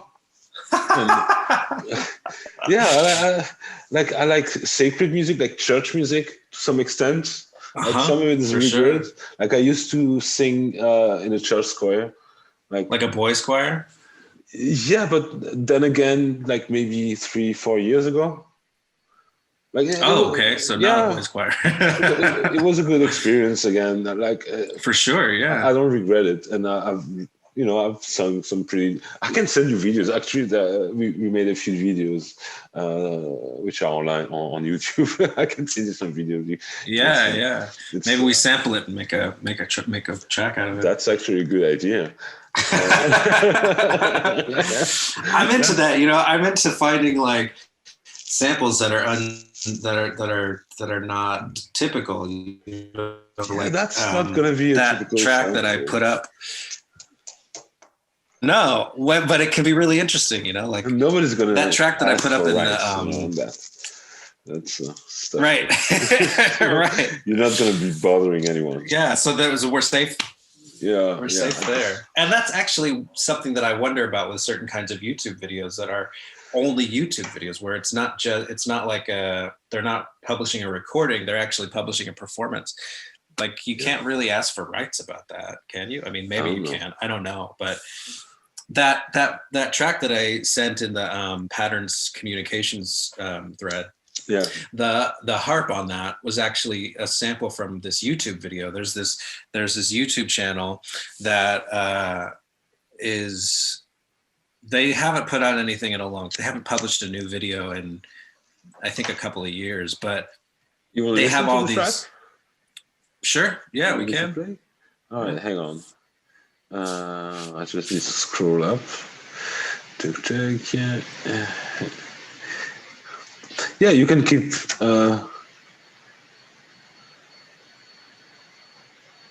Hang on, I think I went too far.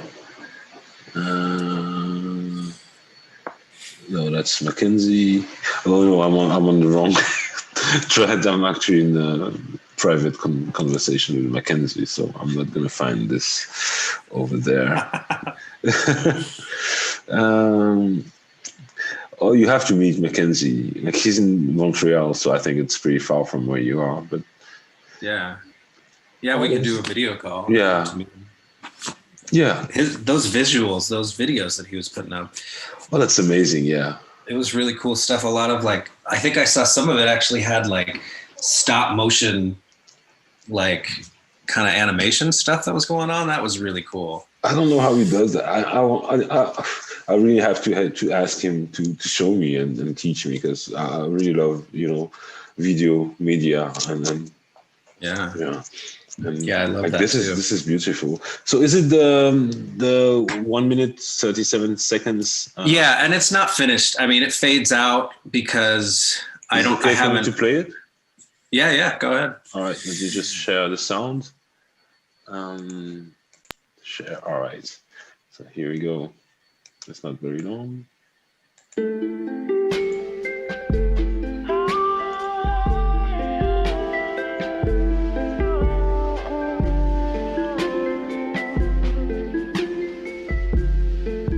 Dude.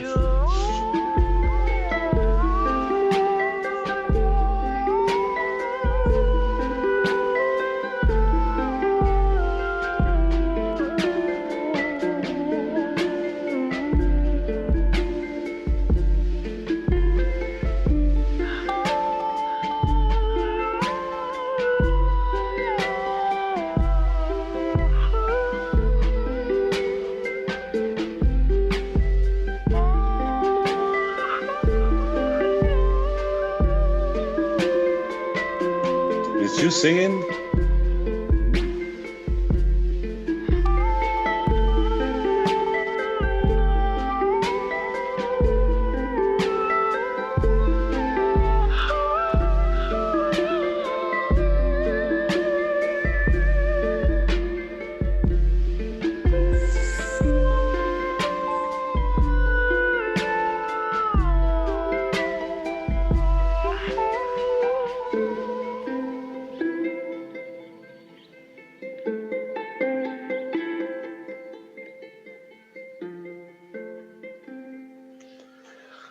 You say it's not finished.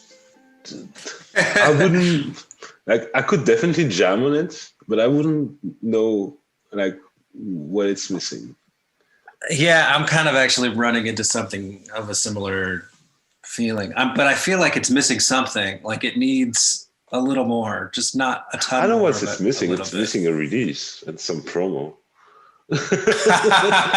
It's missing a label and an audience. For sure, for sure. Yeah, that would be wonderful. But it's also not finished yet. It fades out because that's all that I have. That's like one section, and then there's another section that I haven't really. Would it be the same though? Will it be the same? No, it'll change. No, but I mean, like the fact that it ends like kind of quickly. It's like, to me, as I'm listening to it, it's it makes sense for it to end right now at the moment. Well, When it does.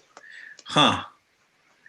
Yeah, I don't know. I mean, I feel like it's going to go into a completely other thing. It's like there's two sections of the song. That's the beginning So then section. you can make it another track and have an EP out of it.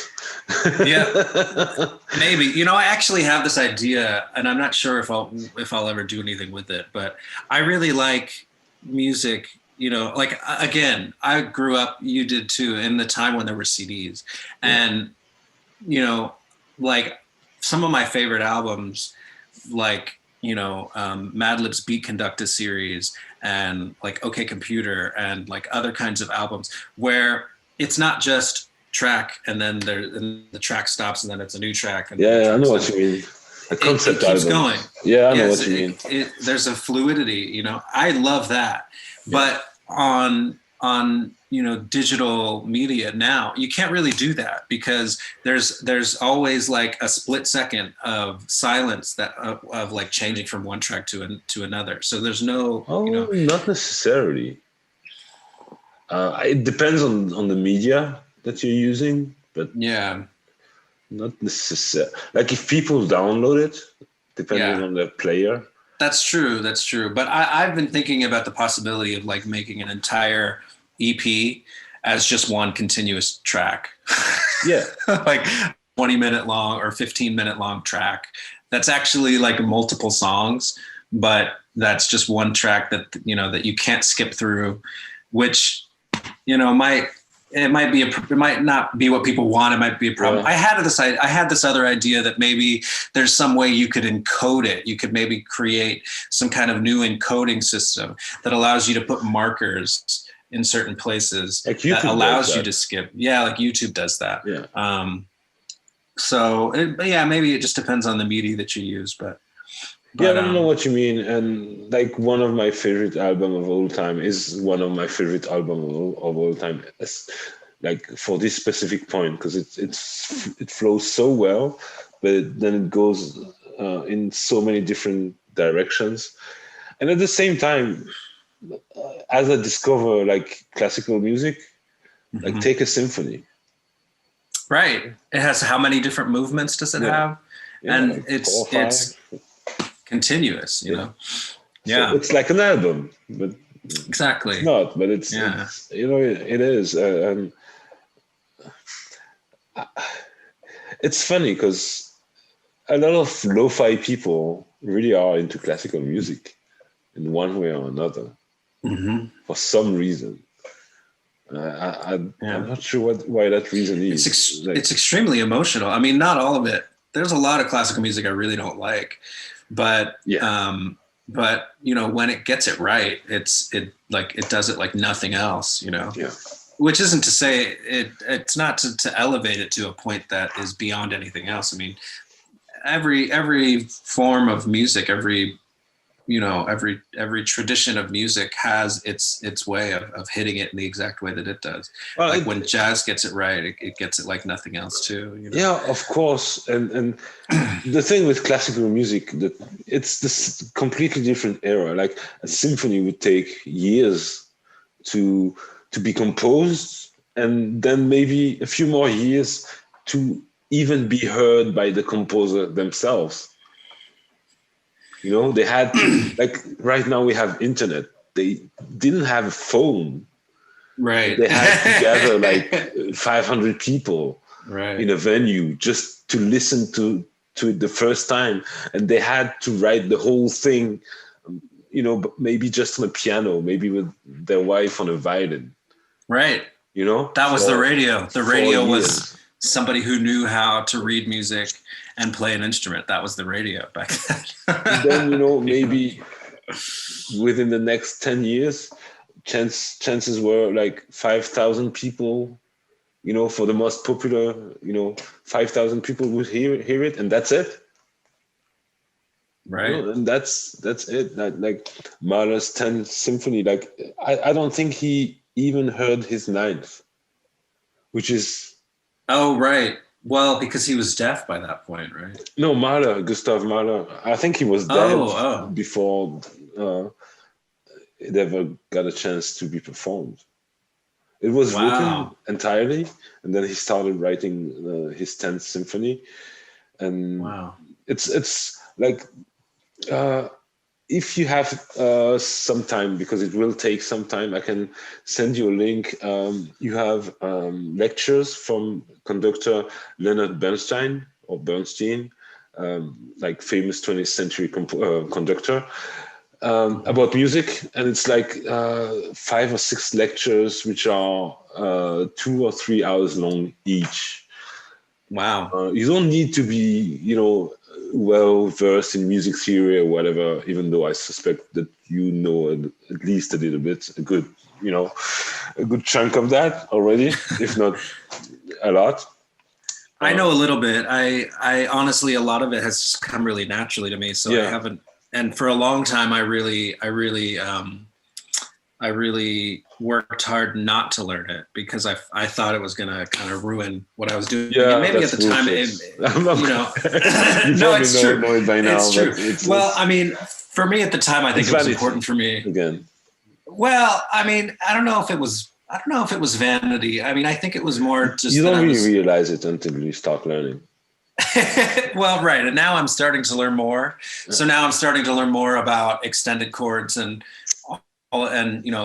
different less common modes, like harmonic minor, or no, melodic minor. Harmonic series. Well, I'm going to send you. I'm going to send you the link. Maybe it will take you I wasn't working at the time, and it still took me like a week to watch them all. But watch them all. Like, it's paradigm changing stuff. Like, really, it's a series of lectures. He did it at Harvard School, I think, in the 70s. And you can, like, he was a scholar, and a true lover of music, and as a classical romantic era composer, like the amount of knowledge and the sheer mastery, of the subject of music. And you get the whole thing in these lectures, and it's so engaging. And very often, they probably have 1 or 2 pieces by lecture. And at some point, because I really like Mahler, the composer. If you don't know him, like, I can send you some links. It's a composer from the late 19th, early 20s. So still more like Chopin, Wagner kind of romantic era. Yeah. And I kept reading, the Adagio, the last part of the 9th Symphony is one of the most beautiful pieces of music. And I was listening to it, and I was like, I don't get it. I just I don't. It's slow and it's nice and whatever, but I just don't get it. I don't think it's that beautiful. And so, as a matter of fact, like in these lectures, he, like the conductor Bernstein, actually gets into this particular piece, and he takes maybe half an hour to an hour to kind of explain, what is there and what it means, and then he plays the video of him conducting the piece with an orchestra. And so I had my headphones, closed my eyes, and with the help of his guidance, I finally got it. And it was so, like, it took me to such a deep place, because it was about death, and because he was dying as he was writing this symphony, and he knew it, and it was about, you know, the fear and you know, the letting go and the last breath, and everything is in music. And it's like I was with my headphones and I was, you know, transformed. And this is the kind of music I want to to make. This is For sure. This is it. Yeah. You know, I don't know if I'll ever be able to, but I know one thing: I can try. I can Absolutely try, you know, and I will. And this is, you know, the hill where I'll die. You know, and I think that's one of the. I think that's one of the. That's a really important component in like really good music is just is like the composer has something that they're striving for. If you don't really have something that you're striving toward, where you're not, it's like beyond where you are at the moment. There's, I mean, it just is. It seems like a lot of times the music is lacking something, and it might not even be something in music that you're striving for. It could be something in life that you're striving for, or you know. But having that sense of striving towards something, I think, is really important for music. That's really having really that connection moving, with you know, something that's beyond, you know, mundane life. You know, the relationship between a human being and their own demise. You know, this is something that's extreme, like it's unsolvable.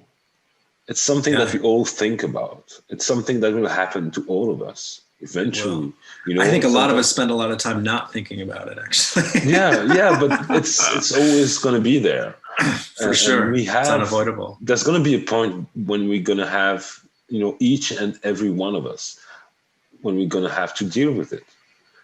And most of the time it's not pretty, but you know, this is the kind of thing, like it's there's no other way. You know, you can have literature, you can have, you know, design, you can have, but music just is the way to express. And I don't just say that because I'm biased. Well, maybe a little bit, but also like the way music is made, the way it works, you know, with the relationship and harmonics and stuff like that. And it's the perfect medium to really like to apprehend this kind of ideas through, you know, because you cannot. What do you mean by apprehend? To grasp, to play with the ideas, to consider and try to maybe not solve, but at least in some way understand and express, and even, you know, maybe just interact with, even just like to like discover who you are, where you are in relation to these things. Yeah, I agree. I think music is really unique in that way. You know, I think part of it is because it can be less defined, you know, a lot, like when you're using literature, you know, literature is very direct. Like literature it uses language, it uses like spoken or written language, like word and sentences, to do what it does. And of course there's a lot of things you could do with that, and people do. But one of the things beyond about spoken language, of course, even for sure, just I mean, spoken. You know, you have James Joyce, for example, because his books, and I haven't really read them, but I've known people who have, and I've had a lot of conversations about those books.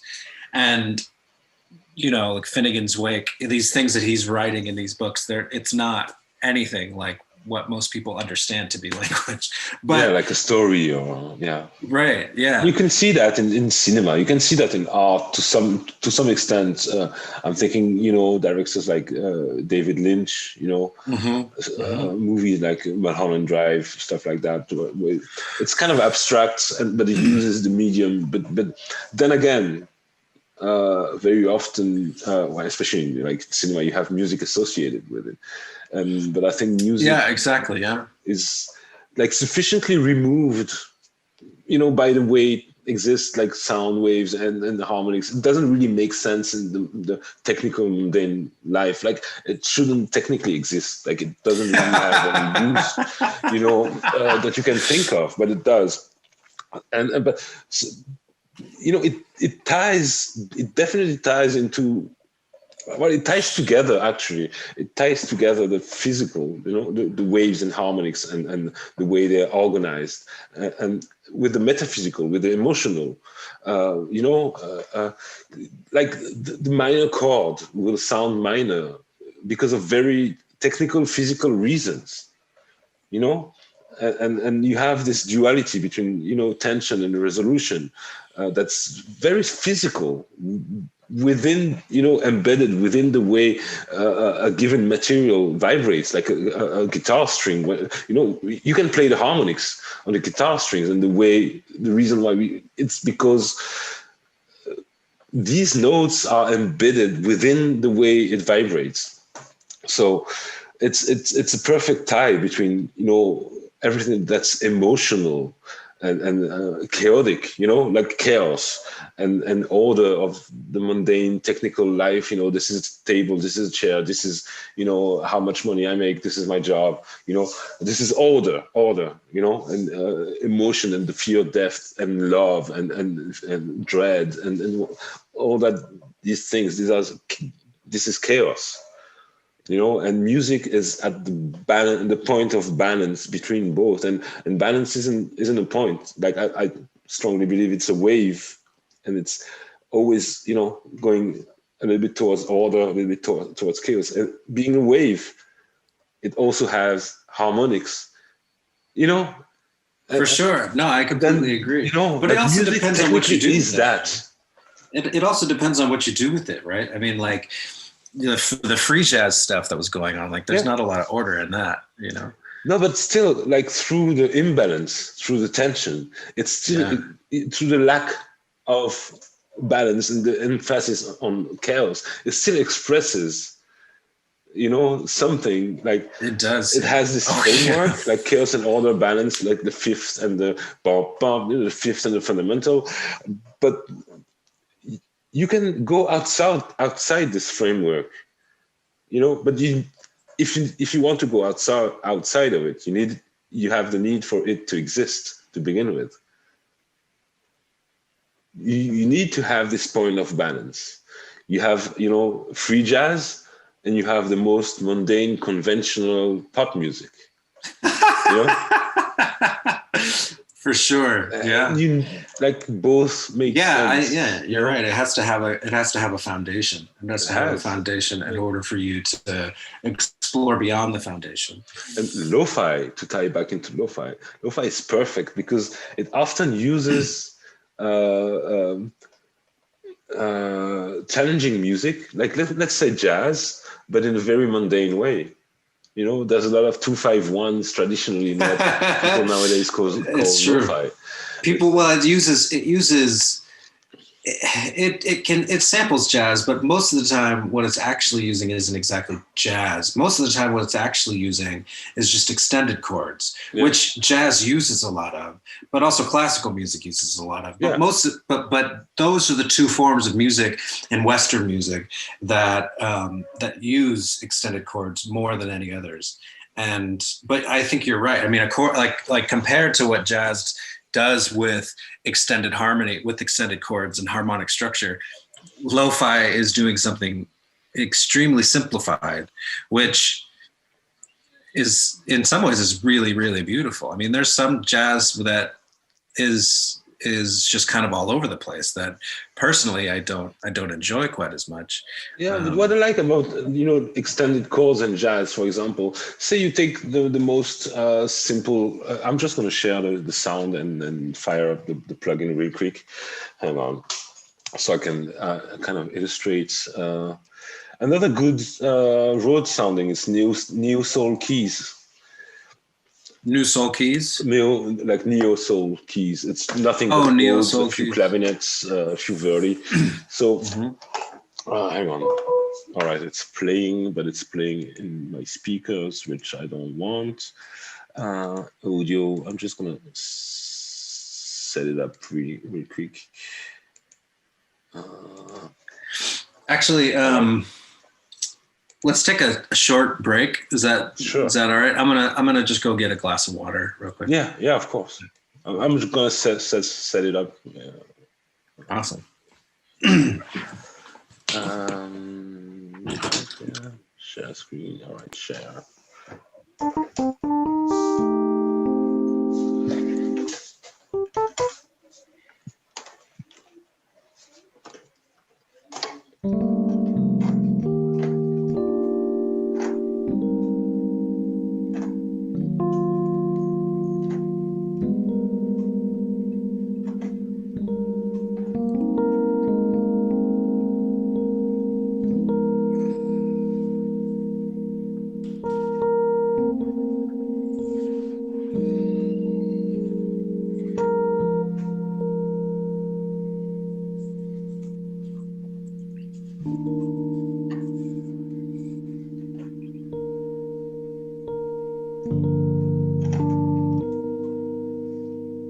Sorry.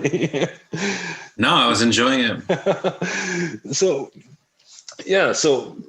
the thing is, like, you can have a very basic like triad, right? Let's play a triad. Then you have the fifth. You can make, like blues music. I don't bash blues. I like blues, but it's stuff very simple. But then what's happening when you have extended chords?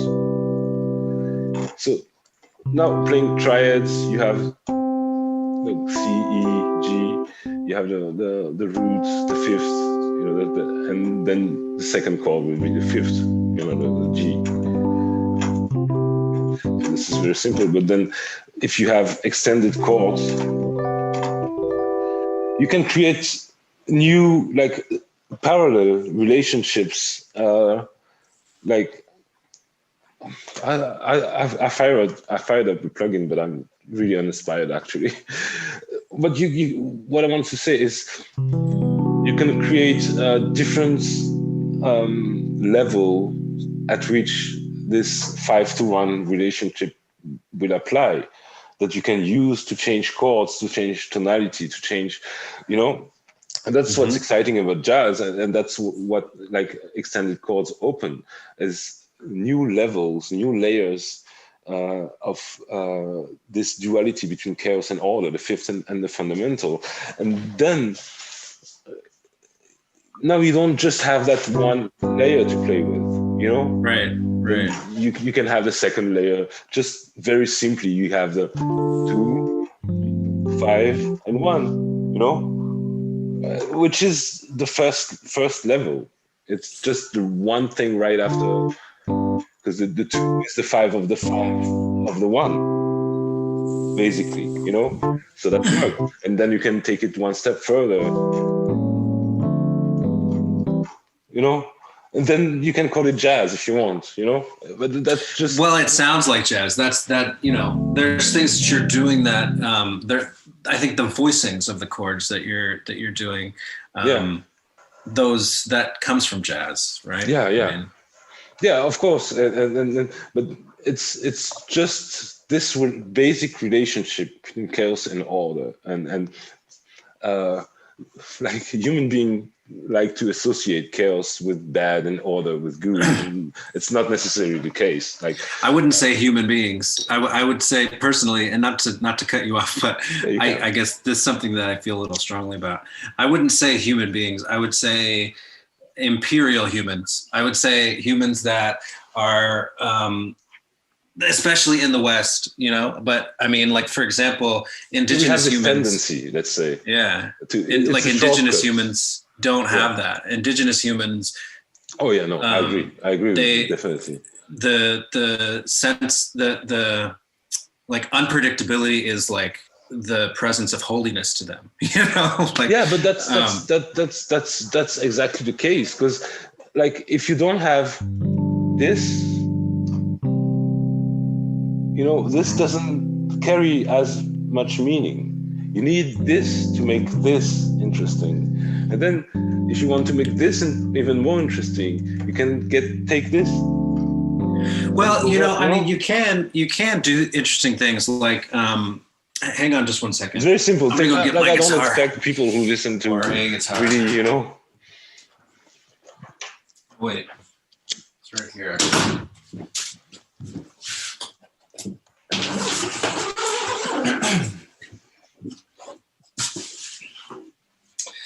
Right.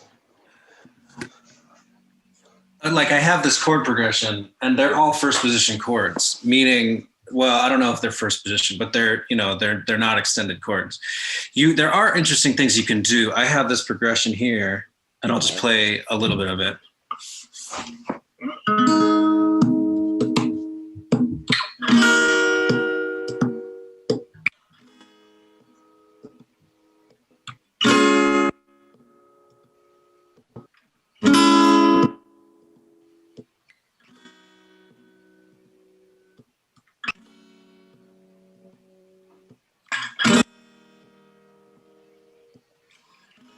Right. And so like none of those are extended chords, but yeah, there's still, it goes somewhere and that isn't simple. You know what I mean? It goes somewhere. I know what you mean, but you don't have to actually play the extensions for them to exist.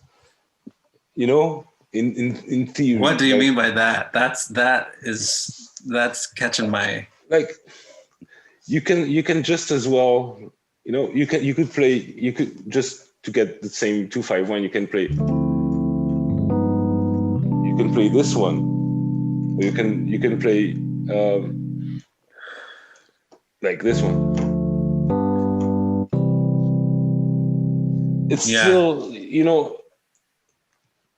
it's the same thing.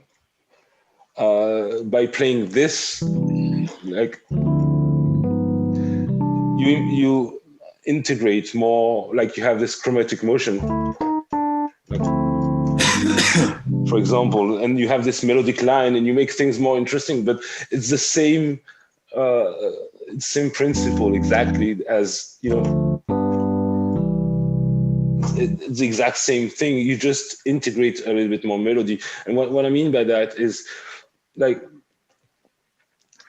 all the notes, like, because if you play infinite extension, you end up with all the notes, Right. It's the same with harmonic series. The way anything vibrates, if you take all the harmonics, you have all the sounds, like all the, like, even in between, because equal temperament and whatever.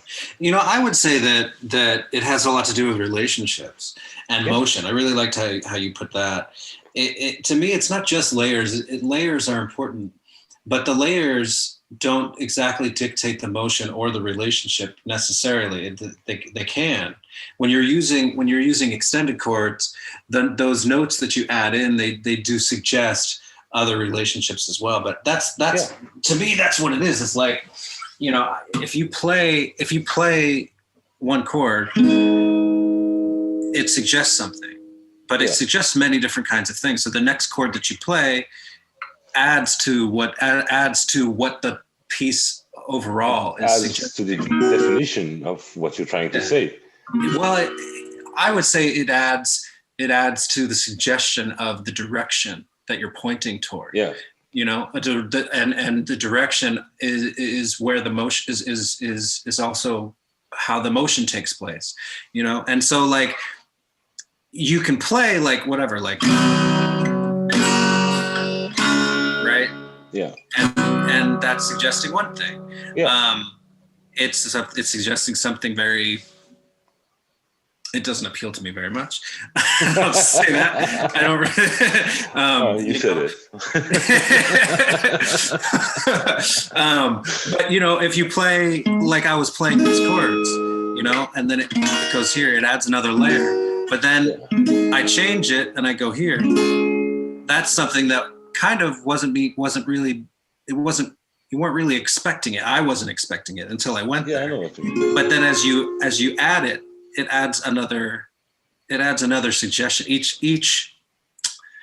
Each chord has a relationship to the other chords that are being played in the song, and they sort of, it's like you're building on a narrative in a way. It's like you're telling a story. Yeah, and what's interesting, like, and that may just be me, but as I like, you have just to take the same again, the same. Sorry, boring. So you have the chords, and that's the world, and you have the melody, and that's you. That's the individual. That's.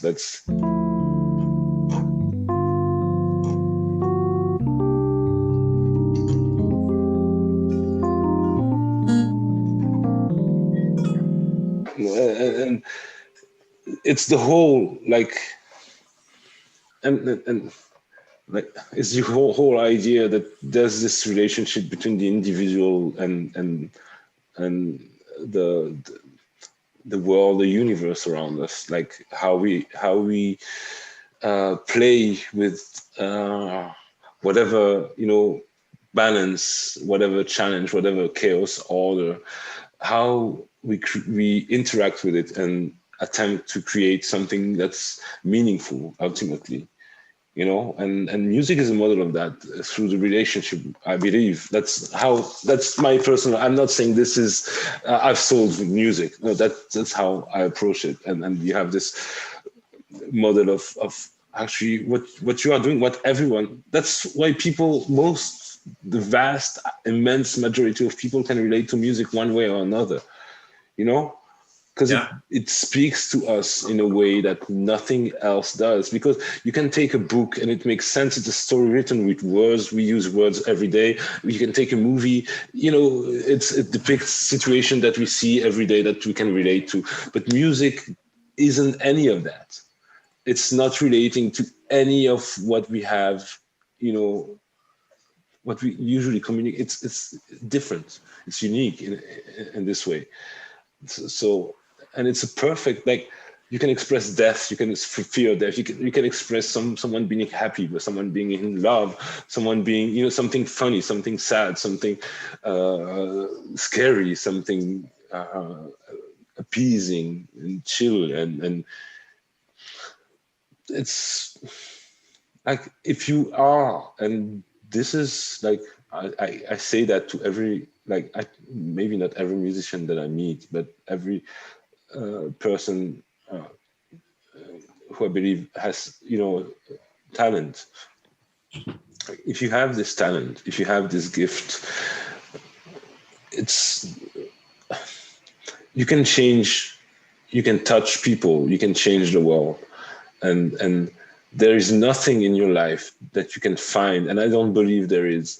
Maybe there is. But there is nothing in life that you can find that's going to be more meaningful, that you can do with your time, energy, effort, to develop, to make sure that this gift isn't lost on you. Because too many musicians just give up, get some job, and it's just a hobby, and they have, like, I've been there, and you probably have also, like, at some point you kind of try to get into life, and you have this hole in your stomach and something's missing, and maybe you play on the side a little bit of guitar or piano or whatever, but it's missing because you're not being worthy of such a meaningful and important gift. You didn't ask for it, but you got it, you have it, and you can do that. You can be selling tickets on the customer service or helping people buying cell phones. That's not going to be nearly as meaningful. And I understand to some people it is. Well, I don't know if I buy that personally. Maybe, I don't know, but maybe you're right, but I don't know if I buy it. I think personally, I kind of feel like I don't relate to that. I don't relate to that. But if someone tells me, "Oh, this is meaningful to me," if it's a musician, I can tell it's bullshit, But if it's someone who's not, creative or something, maybe it is, maybe they use that to feed their kids, and maybe their kids are going to do something, that's going to be more impactful. But I used to be more judgmental.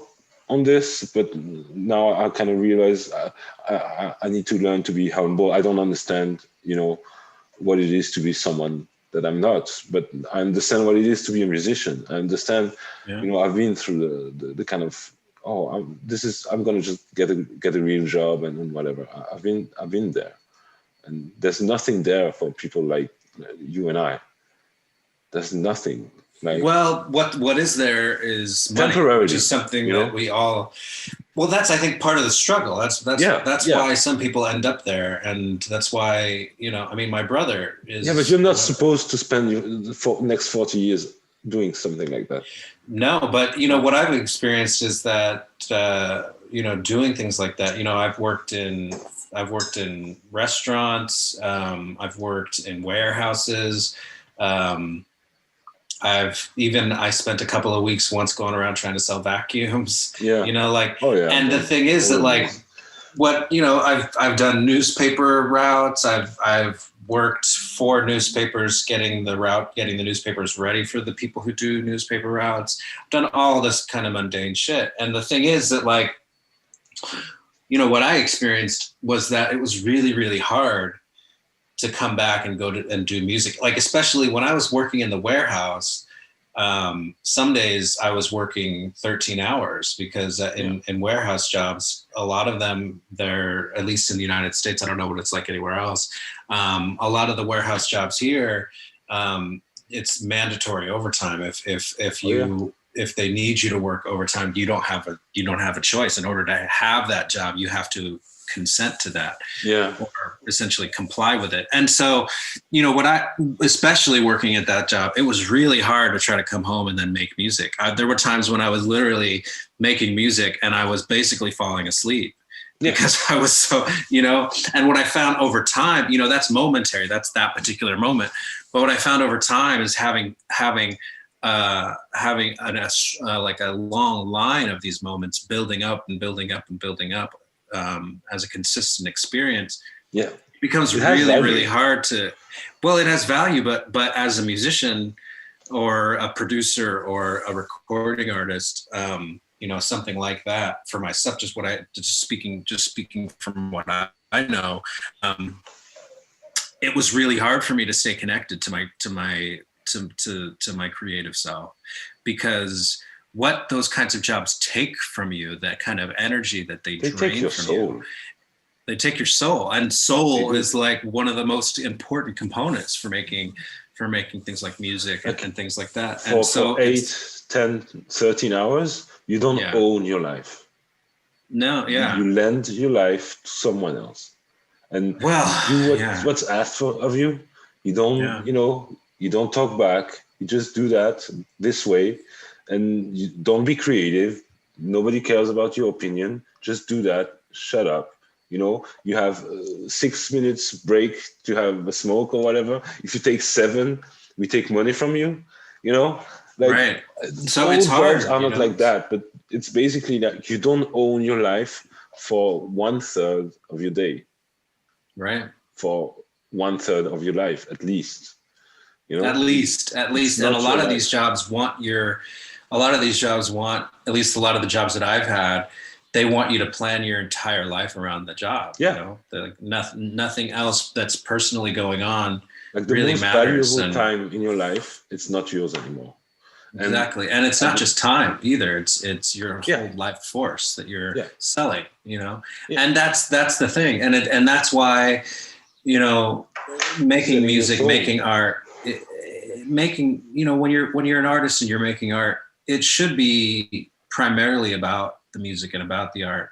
But we also live in a world that you have to pay to live in, and this is, I mean, even hundreds of years ago, it's always been a thing. And maybe being in Europe, you might even have a more palpable sense of it than I do, because I know, land disputes are things that have been, they're super old, and these all this stuff about paying to live on land, a lot of, back in the 1800s or, whatever people, you would have rich people who usually were just privileged because of their family or something like that. They had a big bunch of land, and then they had other people whose families were not as privileged, and so they didn't have the means to have their own land, so they were tenants, and you had to, and a lot of times back then, I think they didn't even work for money. Sometimes I think they just worked to live on the land. Like that was what all of the labor that they offered was like just to be able to live in a place. To many people, so, that's just what it is. They work to pay the bills. They barely, scratch by to pay the bills. They don't, and at some point, the thing is though, and that's more like, I don't speak for everyone, but at some point you need to be willing, like if you believe you want to do better, and you're a musician and you want to give yourself, you need to commit, you need to be willing to say, all right, I might lose, I might put myself in a situation where things can become very difficult, and I'm willing to take that risk, and I'm willing to take that chance. And by committing, and you make the threat very real, but at the same time, it motivates you, it drives you. Say, all right, now I'm not playing anymore. I'm not gonna spend 3-4 hours every day to play video games and watch TV shows. I'm gonna just work on music, try to promote, try to do whatever it takes. And it's difficult. It's difficult. Like personally, I don't have the solution. I'm trying though. I'm trying a million things, and I'm not giving up. I'm not like people, like I have a lot of, like I'm not a perfect person, but people who know me, they will tell you one thing about me. I don't fucking give up. Like when things get hard, I just tell myself, and that's one trick that I do. When things get really hard and I get discouraged, I'm like, and that's how I got out of the previous like dreadful moment. All right, this is the moment. This is the moment that most people will give up. This is the moment like most people will say, oh, stop, I've had enough. Like I really want to give up. I really want to say, stop, I've had enough. I'm just going to get a job. Well, I'm not going to do that because I don't want to end up like most people, regretful, hating myself because what if this is the moment where I need to be more committed and believe in myself more than ever. This is when I don't want to believe in myself. This is when I'm sick of the struggle. This is the exact precise moment when most people will give up. I don't want to be most people, so I'm not going to give up, and I don't give up. Yeah, it's a beautiful thing, but I wonder, like, you say, I'm not going to spend this time playing video games or, watching videos or whatever. I'm going to spend this time making music. One thing that I often run into is I don't want to force myself. I don't want my music to be forced, because there have been moments where I've made things that were forced. And it's not necessarily that that I wasn't in the mood to make music and I forced myself to anyway. Usually when my music is forced, it's because I was collaborating with somebody or something, and they're like, yeah, that's cool. What do you think about like a piano or something? And I'm like, oh, well, I'll just, I don't hear that, but maybe I'll try. Yeah, I know what you mean. And then it ends up not sounding like me, and it ends up being forced. But I think the same kind of thing can happen if you are in a moment and you're like, well, I have time, I'm going to make music right now. But then you sit down and your music is not just about making music. There are a lot of other things that you can do around your music that aren't music. And you can spend your time in like promotion, media, maybe. But now what if you're not like, what if you don't have the mind for promotion? Like I'm not, it's not me. Like you can I don't spend know your time looking for someone who might have the mind and to do it for you. You don't have like personally. I'm creative in different ways. Like I consider like stuff like 3D and photo and video. I consider these like my hobbies. So, but I always tie them back to music. So it's not just wasted time, enjoying myself. It Yeah. ties, like even like the company, the shop that I have with my girlfriend, like the goal for me is to use that to benefit the music, to put myself in a position where I can actually more comfortably commit to music. But it takes, a lot of time, a lot of work, a lot of energy out of me. And I don't know if it's the best solution, but it's the one that I have right now on hand. So that's what I'm doing, and I'm enjoying myself. It's fun. It's hard, but it's fun. But my point is like, and I understand. Like people playing video games, TV shows, it's kind of a cliche, but it's culture still. So it's still something. It has value for you as an artist, to be inspired by, and so it's kind of a cliche, but you know what I mean. It's like, it's just sometimes people just waste their time, or arguing about politics on Facebook, stuff like that. It's just like, come on, man. Well, but then again, like, what if that argument inspires them to write like the best lyrics they've ever written? Yeah, what do I know? But it takes, but I get like, your point too. I mean, it's something that I struggle with, Like we all, like I'm sitting here saying that, but yeah, I'm a human being, I do all of these. Sure. Like I've managed to not play video games anymore, and I have a very limited consumption of TV shows. Like, very limited, and that's it. Like, and even the context, like, it's like, I know for myself, a few years ago I decided to commit, and that's also when I started to, all right, now I'm going to try to become an actually good pianist, and start practicing, reading music and classical pieces, and really become a student. Like, because before that I thought it was there's just something that I have that makes me cool. I was taking it for granted, and before I realized it was a privilege and an honor to be able to make music, and I needed to prove myself worthy of having that gift, and making sure that I do something meaningful with it. For that's sure. when I decided to commit. Well, that's what I found out after I decided to commit, actually. Yeah, I mean, that's always been true for me. When I was 17, making music, 20 years ago, I've always taken it very seriously. Yeah. But at the same time, there's always these obstacles in my way that make it kind of hard to find my way to making music, but it ends up all being a part of the expression of it as well. But yeah, it's I don't know. I definitely wish that I made more. I definitely wish that. Make sure you don't feel like that 10 years from now. Make sure that you. Yeah, well, that's and but then as you grow old, it costs you more. Yeah. Time, anyway, it's life. But when it's at least like it's a situation we're in right now. Like, you can't lie. It's pretty dope life. It's interesting. It's engaging. Like, even just like the discussion we're having right now. Like, most people in their life will not have such conversation ever. We do, like, I can't even have imagine conversations that almost, like, not every day, but once, twice a week, like, with people all over the world. Like, this is incredible. Like, and the music part and making,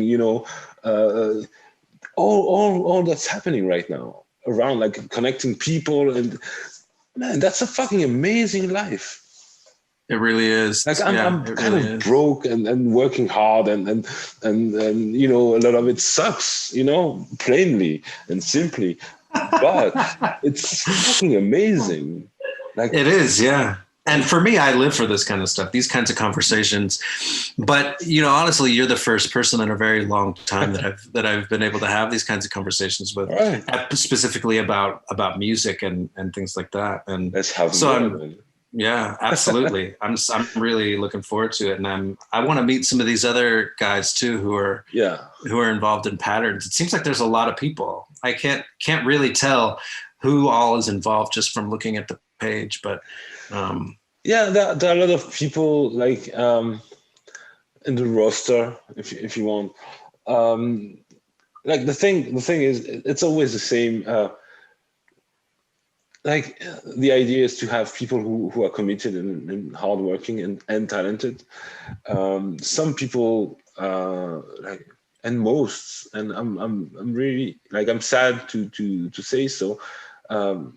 Life gets in the way, and it can be very difficult to the vast majority of people cannot get to this level of commitment.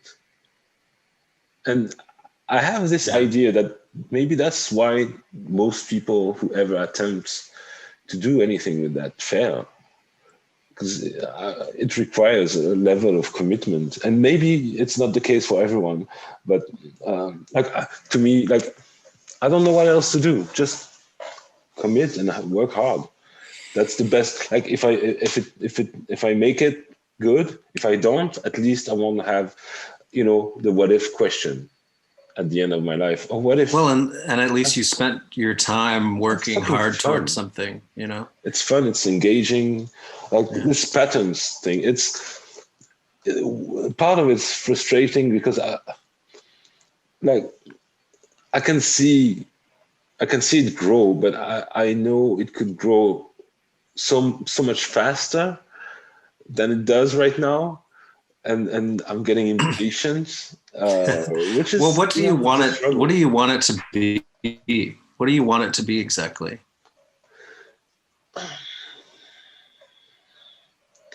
It's a complicated answer because patterns is really about. I don't know how to say it without it sounding cheesy. Like extreme, like I know I'm French and I do like cheese, but this is the amount of cheese. Like, wait, I say it's about connecting people, and that's. I thought you were from near Germany or something.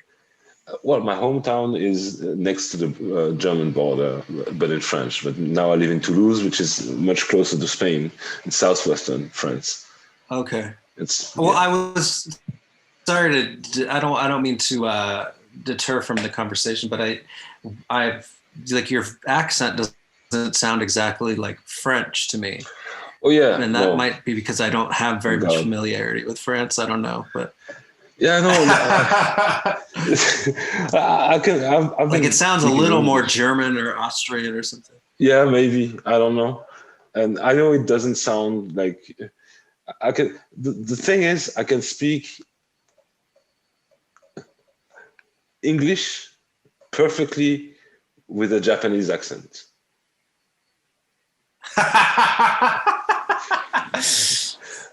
No, you just speak English very well. You speak English very well. I was actually before we got on this call, I was surprised to hear that you were from France because your English just sounded like you were native to English. I started learning very early when I had computers when I was a kid, like a Commodore 64 and early video games, and everything was in English. So I learned English through that. Mm-hmm. And then I eventually found out when I had English lessons at school that I'm pretty good at understanding and reading and writing English, and it felt very natural. I never really had to learn it, and then I started practicing. Not practicing, but I understood a little bit more like spoken English. It was difficult at first. And like a few years ago, we started to have, conversations like this with people, through music and stuff. So my English got, as I speak more English, I speak better English. It's not perfect, but, what is, whatever. It's, you know. But basically, like right now, like on the computer, when I go in internet, when I search for something, I use English. Mm-hmm. When I express myself, social media and whatever, I use English. Unless I have a good reason to use French and I address, French people specifically, which is, Mm-hmm. fairly rare. So, yeah, I wish I had good enough English so I couldn't rap. Mm-hmm. But yeah, There's a the lot of people accent that rap is. anyway. I mean, Yeah, like this, the guy who rap on Nujabes, Lovesick. mm-hmm. Shingo. I think it's Shingo. Yeah, he's Japanese, and you can tell he's not native English speaker. He has an accent, but it's still like amazing pieces of music. For sure. I mean, I think you should just do what you feel. I will be honest, I don't want to lie. Yeah, Like all the rap, all of the rappers that I love are from the United States. And when I hear rappers from like the UK or like lots of other places, I think because I'm so used to like, people from the United States, it just, I don't know, it feels weird. It does feel a little weird. yeah, like But English, like especially in music and pop music, pop in the lounge, like wide sense, in pop music, like English is the language, but aesthetically, definitely get into Japanese. oh yeah, I mean, Really beautiful language. For me, there's a lot of languages that are really beautiful. When I was in my really early 20s, I started listening to what people call world music. yeah, But not really, because I think a lot of the time when people are referring to world music, a lot of times it's more modern. They're referring, what I mean is I was listening to field recordings made in like the 50s and 60s of like traditional music from all over the world, like classical musics from like Asia and from Africa, and then like all these different kinds of like folk musics from just everywhere. And so, and I was heavy into it. That was like all I listened to for years. And so I've heard a lot of really beautiful languages. And honestly, English is my least favorite language, even though it's the only language I actually speak. Do you want to listen to something like Japanese folk music, which has a little bit of ambience? It's from actually Kenji Kihara. Is the song that I've first heard of him, and that made me want to reach out. But I was expecting him to be like a famous Japanese folk singer, because the music was so good, and can I play it? Yeah, please. Yeah. I just need to look it up because I'm not sure exactly. Oh yeah, I think it's Kenji. Although I should say, when I say folk music, what I was really referring to was I think there's two different categories of folk music. Yeah. The like the modern connotation of the word folk really kind of means it's kind of acoustic music, and it's like songwriters and that kind of stuff.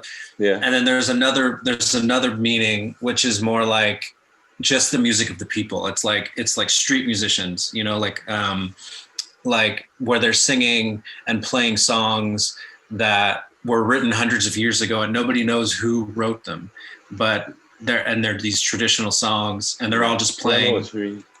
So that's what I meant when I said folk music. It's like traditional, like I really like. Well, I have this connection to Japan, and actually my son is half Japanese. So hang on, and so I learned the music, and they're kind of protective of their own music. It's not that easy to really get to know and find good Japanese music, and even Japanese musicians. So, because I've been wanting to do a city pop album for a while, and I actually know a Japanese singer with whom I collaborated a few times, but life got in the way. So, all right, I'm just gonna play I might not play it entirely, or maybe it's 6 minutes. So, which I don't really mind personally. Okay. Yeah. All right. I don't mind. So, am I sharing the sound? I don't think that I am. Hang on. No, I am not. Now I am. All right, here we go.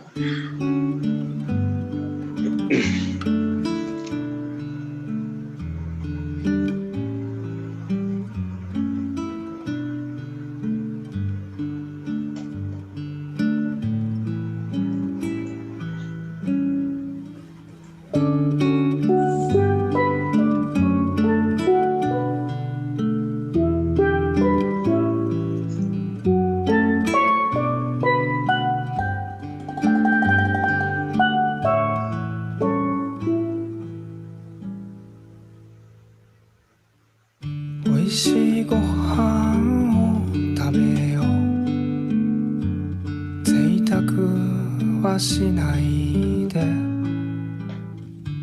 さあみんな集まってご飯を食べよう一緒に食べよう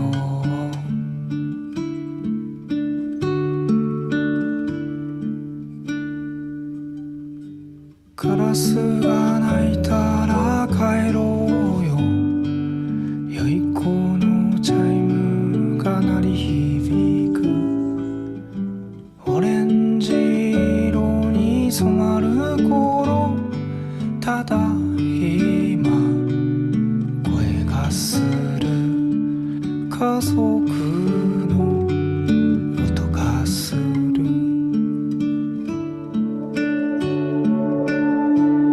茶の間には笑い声が時には涙を拭いてなんて素敵なことでしょうとても素敵なことだよ夏には冷えた麦茶を冬にあったかいスープをなんて素敵なことでしょうとても素敵なことだよ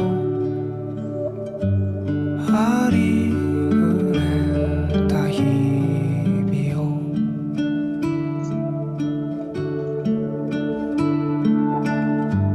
大切な人と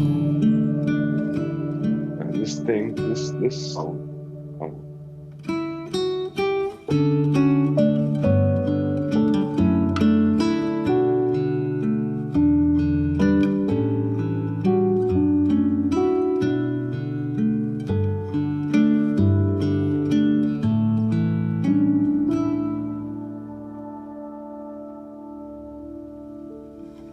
おいしいご飯を食べよう」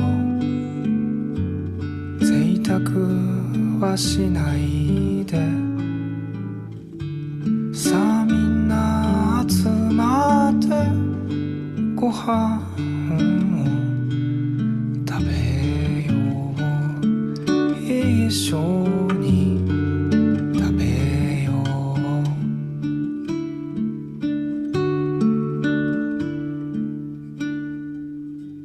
元気が出るよまじないをかけて作る母の味平和な香りに包まれておかえり声がする家族の音がする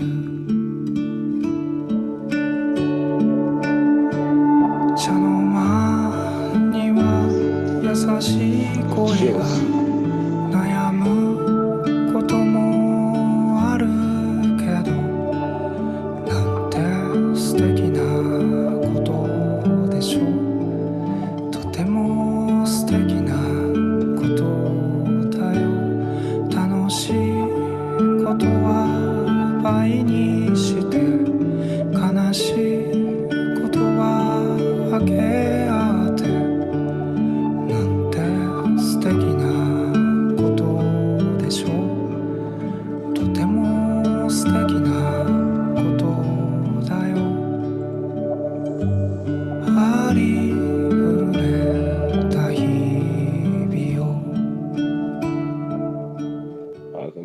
fade out, and like every time this song gets me.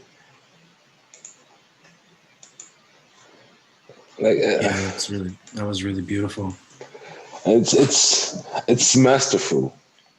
Yeah, and in a very Japanese way too. Like, because it's extremely simple, but at the same time, it's almost impossibly beautiful. And you also have like all the layer with the language that he uses. Because Japanese language, you have several levels depending on who you address, and this is very particular. It's very proper Japanese, but just a little bit in a way that you would talk to a child. That's really interesting because there was something very childlike about it. That, oh yeah. I mean, I don't know Japanese. I don't know the language, so I didn't pick up on any of that. But it's actually fairly easy to learn if you ever want to get to it. It's yeah. I would love to learn. Like the basics. I'd love to learn lots of different languages. Yeah. Does your wife speak? Yeah, Japanese? Yeah. She well, my ex-wife, but we still have a good relationship. Like, yeah, she's Japanese, and yeah, it's incredible. It's a unique language in many ways, and it's extremely musical because of all the like it's kind of a meta language. You have the proper formal Japanese, the Japanese that you learn when you learn Japanese, and then you have the familiar, like almost vulgar Japanese, or you have several, like something that would be considered vulgar in Tokyo would be considered normal in Osaka, for example. And then you have like Yakuza speech. You have oh man, Isn't Osaka like happy? The most happiest people on earth like live or something. Like I saw some documentary about happiness once, and there was I think it was an island in Japan where maybe it was Okinawa. That was like it was like everybody on that island lived to be like 100 years old. Yeah, it's probably Okinawa. Okay. Yeah, it's very south of Japan. Yeah, Osaka is a big. Like Japan is for the most part is a very nice place, but a lot of the niceness is artificial. Mm-hmm. So well, they have a whole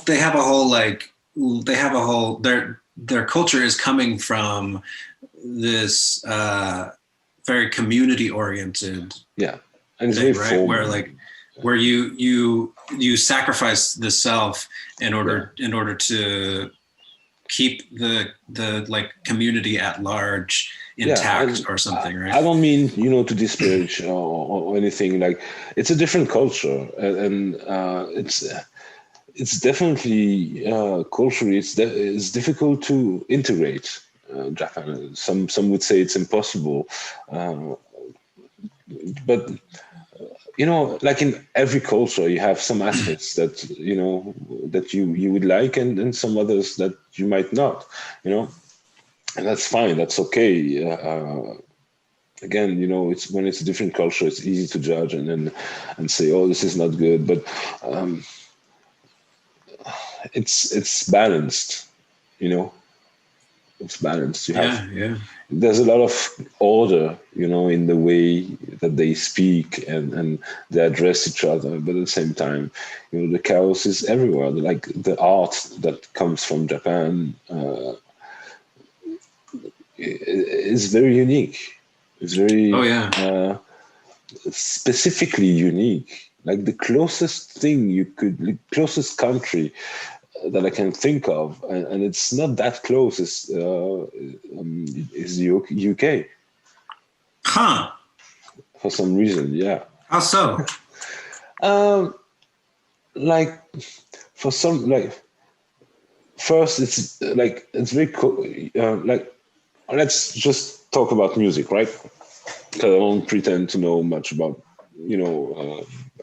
anything else really. But let's just talk about music. like in both cases, you have music cultures that are heavily influenced by external factors. For example, like in the UK, you have all the Jamaican influence, ska, dub, and stuff like that. You have a heavy influence from Western Europe, also from classical up to electronic, and in Japan you have heavy influences from the United States. But the way they took these influences and appropriated, they created really something. You can tell the influence, but it's also unique enough and particular specific enough that it's to the point that where they own their own culture now. For sure, yeah. And they, like the UK, just like Japan, there's a great emphasis on music quality. What do you mean by that? That's a good question. I probably know a little bit more about, for example, mainstream music in Japan. I don't follow mainstream music nowadays, but back when I had a closer relationship to Japan, and when I was there, which is 20 years ago still, like even mainstream music had high quality music. On many levels. Okay. And I believe it's like in the UK right now, I don't know, mainstream music, maybe it's different, but still, like you have like major artists, like in the last, century, in rock and roll, you had, the Beatles, Sex Pistols, you had, in electronic music, synth music, you had so many huge, like, influence, huge artists that came out of the UK to this date, so, it's just, you have like the US, which is, I believe, like the cultural leader of the world, for better or worse. Maybe in some ways better, but probably in most ways worse. I don't know. Yeah, like I'm embracing it. I love it. I love American culture. I love American music, cinema, and it's like there's a reason why you guys are the cultural leader of the world, because you're doing amazing stuff. But I would say, like, purely based on quality, pure quality, Japan and UK have consistently been on par with what was made in the US, with the difference that Japan tends to remain very private when it comes to its own culture, Which they always have, right? I mean, they were very, very reluctant when they first opened up to England. Yeah. They were very, very reluctant, and back then they were very, very isolated. They were intentionally isolated for more than 2 centuries. Yeah, so it would make sense that that's something of that sentiment or something of that orientation would remain to some degree. And in some ways, that's not. I don't think it's a bad thing. The struggle. It's always always comes down to the struggle, and like some would say, and I don't know personally, but I've heard some people say that the nuclear bombing of Japan also had, and it had, it's very likely that it had no pun intended, a huge impact on Japanese culture, and I've heard or read that like the anime culture, the manga culture, have been, extremely like influential, and some pieces of art, like the movie Godzilla, is clearly influenced by this, and it had to have an impact. What movie? Godzilla. Yeah. I mean, the Japanese culture has had a huge impact on the West. Yeah. the manga culture or the manga. Oh, yeah. I'm not sure how to pronounce that. And look at lo-fi. Right. And I actually am wondering why the more traditional aspects of their culture and other cultures around the world haven't had bigger impacts. Like I love what Japan has become musically, but God, like the traditional Japanese music is amazing. It's amazing. The pentatonic thing, and their pentatonic scales are very, very unique. A lot of other cultures had pentatonic scales in Asia that were much more like what the West recognizes as pentatonic, like the right. Yeah. But in Japan, they had pentatonic scales that are like. Yeah, I love Japanese scales. Yeah, I love. Like, and everybody does actually. Like Mackenzie, like on his small like microbeats album, you have the track "Run" that kind of uses a Japanese-ish kind of melody in it. It makes the whole track.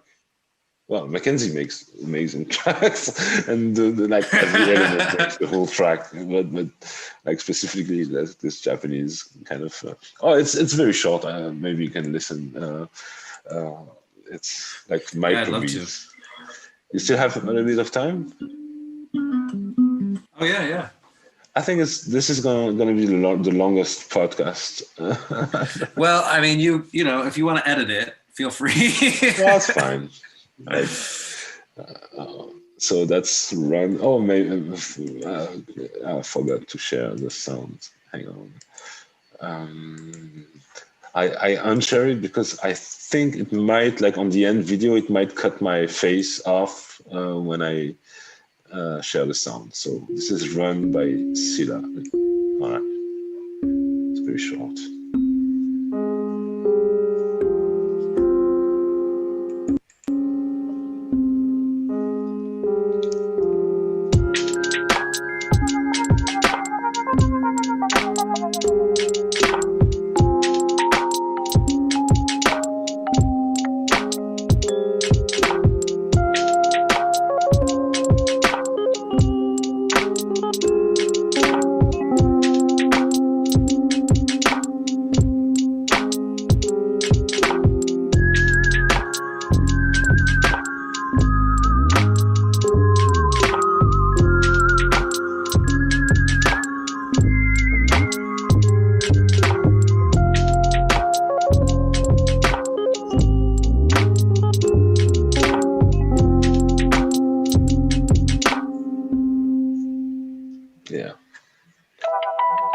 That's nice. I like that.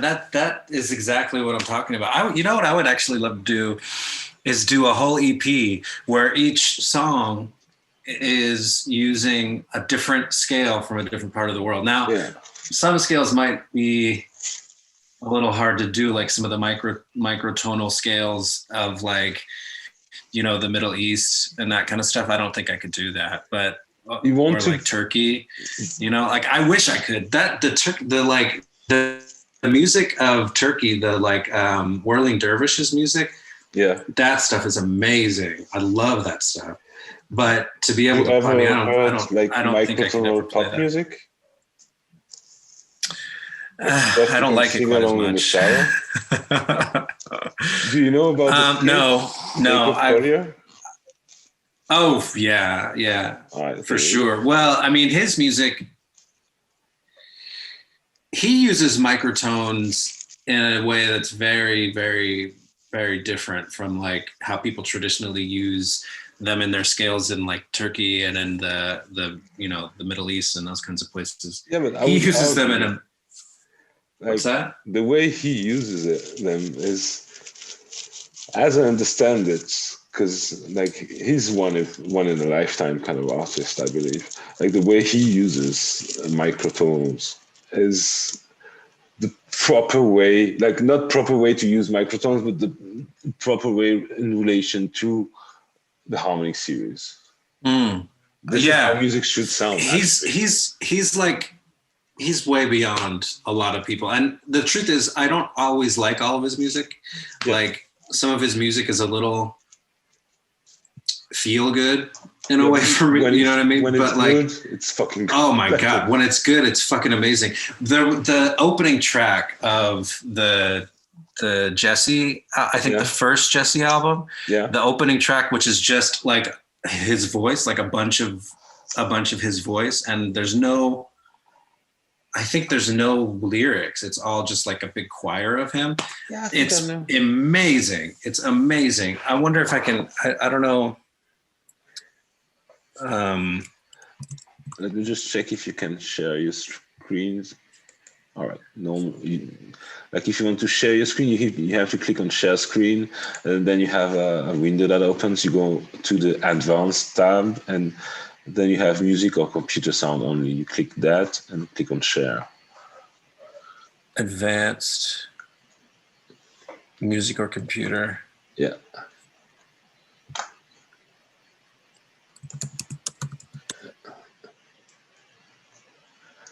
I'm not sure if I can leave this in the video when I edit it, but I can edit it out and put a link in the description if people want to listen. Because I would hate for the video to be taken down. Can you hear me? Yeah, I can hear you. Okay. Let me see if this is the one.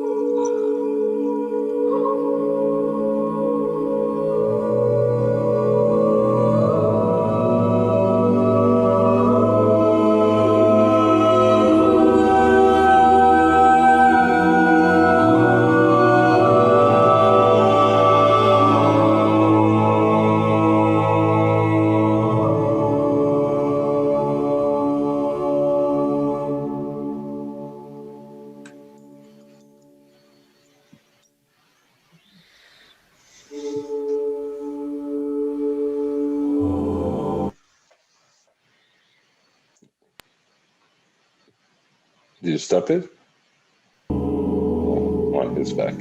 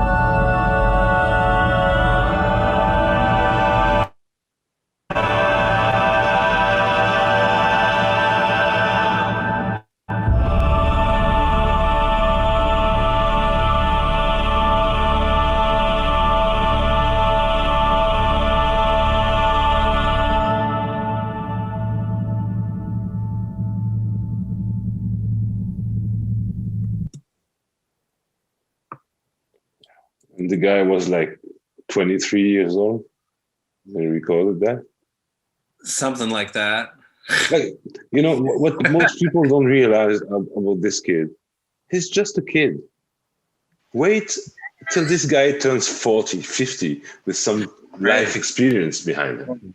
But what's also really cool about it is that we're getting to see him, we're getting to bear witness to this is greatness period for him. You know, this is the time where, you know, this is where I was. I mean, I'm not comparing myself to him. I was never really at his level, but like when I was, you know, 17, 18, 19, and everything was brand new to me, like I just kept doing all these things that were just constantly exciting to me, and they were exciting to listen to because I was going in so many different places. Everything was so new.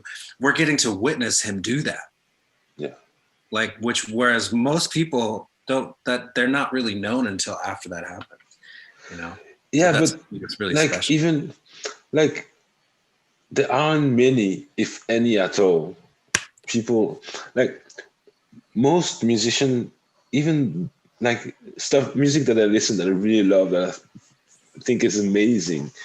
There's always like this ego thing that, oh, maybe I can do that. Maybe I can, you know, probably not, but maybe, you know, I can aspire to that. And with this kid, it's and it's okay. It's all right. This is a unique, talented, most likely extremely hardworking as well individual. That is going to go down. Like even if he were to die in a car crash today, his music will be studied and listened to for, you know, many years. It's true. I mean, like just the fact that he's friends with Herbie Hancock. Yeah. Like he was friends with Herbie Hancock and like doing things with him when he was in his early 20s. That should tell you something. I mean, Herbie Hancock. But this at the same time, right? When Herbie Hancock was his age, he was playing with Miles Davis, right? So it's like it's interesting to see that.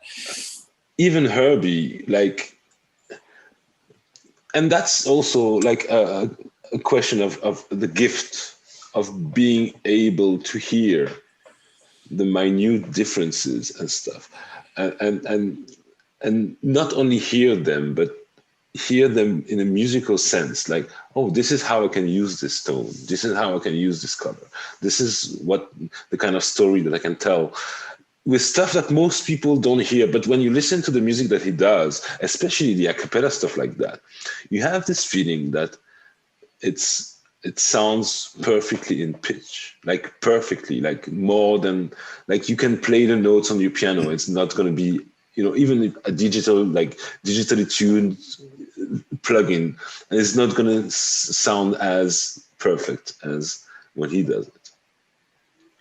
You know, right, so but it's incredible, but it's like, not physical right? ability. Yeah, I mean, but you can listen to it, and I mean, why it sounds so perfect, in my opinion, from my perspective, is because every voice is in tune with every other voice. Yeah, but he's doing microtonal stuff in that. And I mean, I can hear it when I listen. Yeah. That like, oh, he's taken the entire harmonic body of this piece of work, like this music. He's just taken it up a few cents. Yeah, because normally like microtonal stuff, that it only works in one key.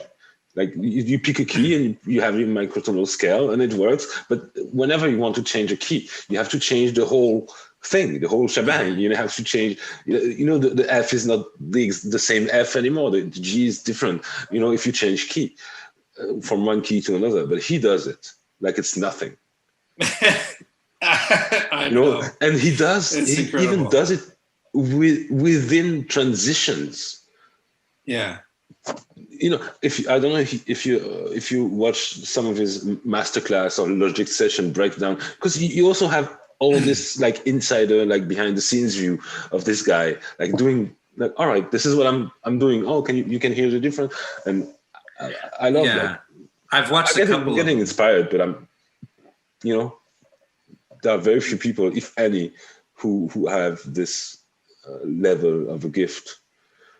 Yeah, it's very rare. You know? It's very, very and rare. most of those who might have it, they're probably not as also brought up in such favorable circumstances. Oh man, he had so much support. He had You so know? much support from his parents. Yeah. And Is that what you mean? yeah, His family life? Yeah. like some people He had like to so hate much on him support.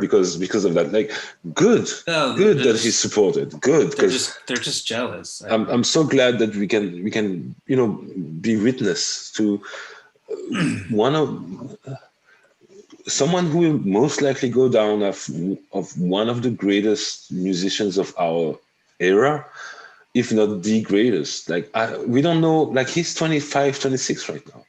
Right. You know, he's a kid. Yeah. Yeah. Like, the other day I was really bummed out because chances are I'm gonna die before him. I'm gonna miss some of his work. You're gonna miss. You know? Yeah. Yeah. That sucks. I'm older than him by almost 20 years. Right. Chances are I'm gonna miss some of his work, and that sucks. Mm-hmm. Big time, because He's probably at the going to go same in time, a lot of different places. there's still amazing music that's just as worthy of attention out there from people like you, Kenji Kihara.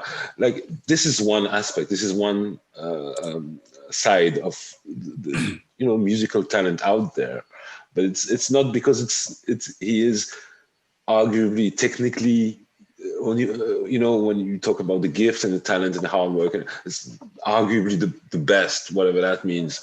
It doesn't mean that other musicians are not doing music that's just as good. Not in this technically perfect kind of way, but Right. Still genuine quality, deep and transforming music. Right. I mean, I don't think that music that stands out as exceptional. I don't think that it's always made by people who are exceptionally gifted technically. Nirvana. I think that. You know what? It's so funny that you brought that up because so I learned how to play the guitar by listening to Nirvana and grunge. That's what I was into at the time. I learned how to play guitar when I was 14. At that time, I was listening Alice in Chains. I didn't listen to Alice in Chains, but I was into I never, for some reason, it never spoke to me, but I was into like Nirvana and Soundgarden and Silverchair and, some of the ones that I'm a little like kind of embarrassed of is like when I was 14 at that age, I was into like Silverchair and like Bush and stuff like that. But like Pearl Jam and all that stuff. But just in the last couple of days, MTV Unplugged. I never really got into that one either. I love Nirvana's Unplugged album. My favorite Pearl Jam, like the video. Yeah, I mean, my favorite Pearl Jam record is Vitology. Mm-hmm. That is my favorite Pearl Jam record, and No Code comes after that. I haven't really been super interested in what they've done since then, although I highly respect them and I highly respect Eddie Vedder.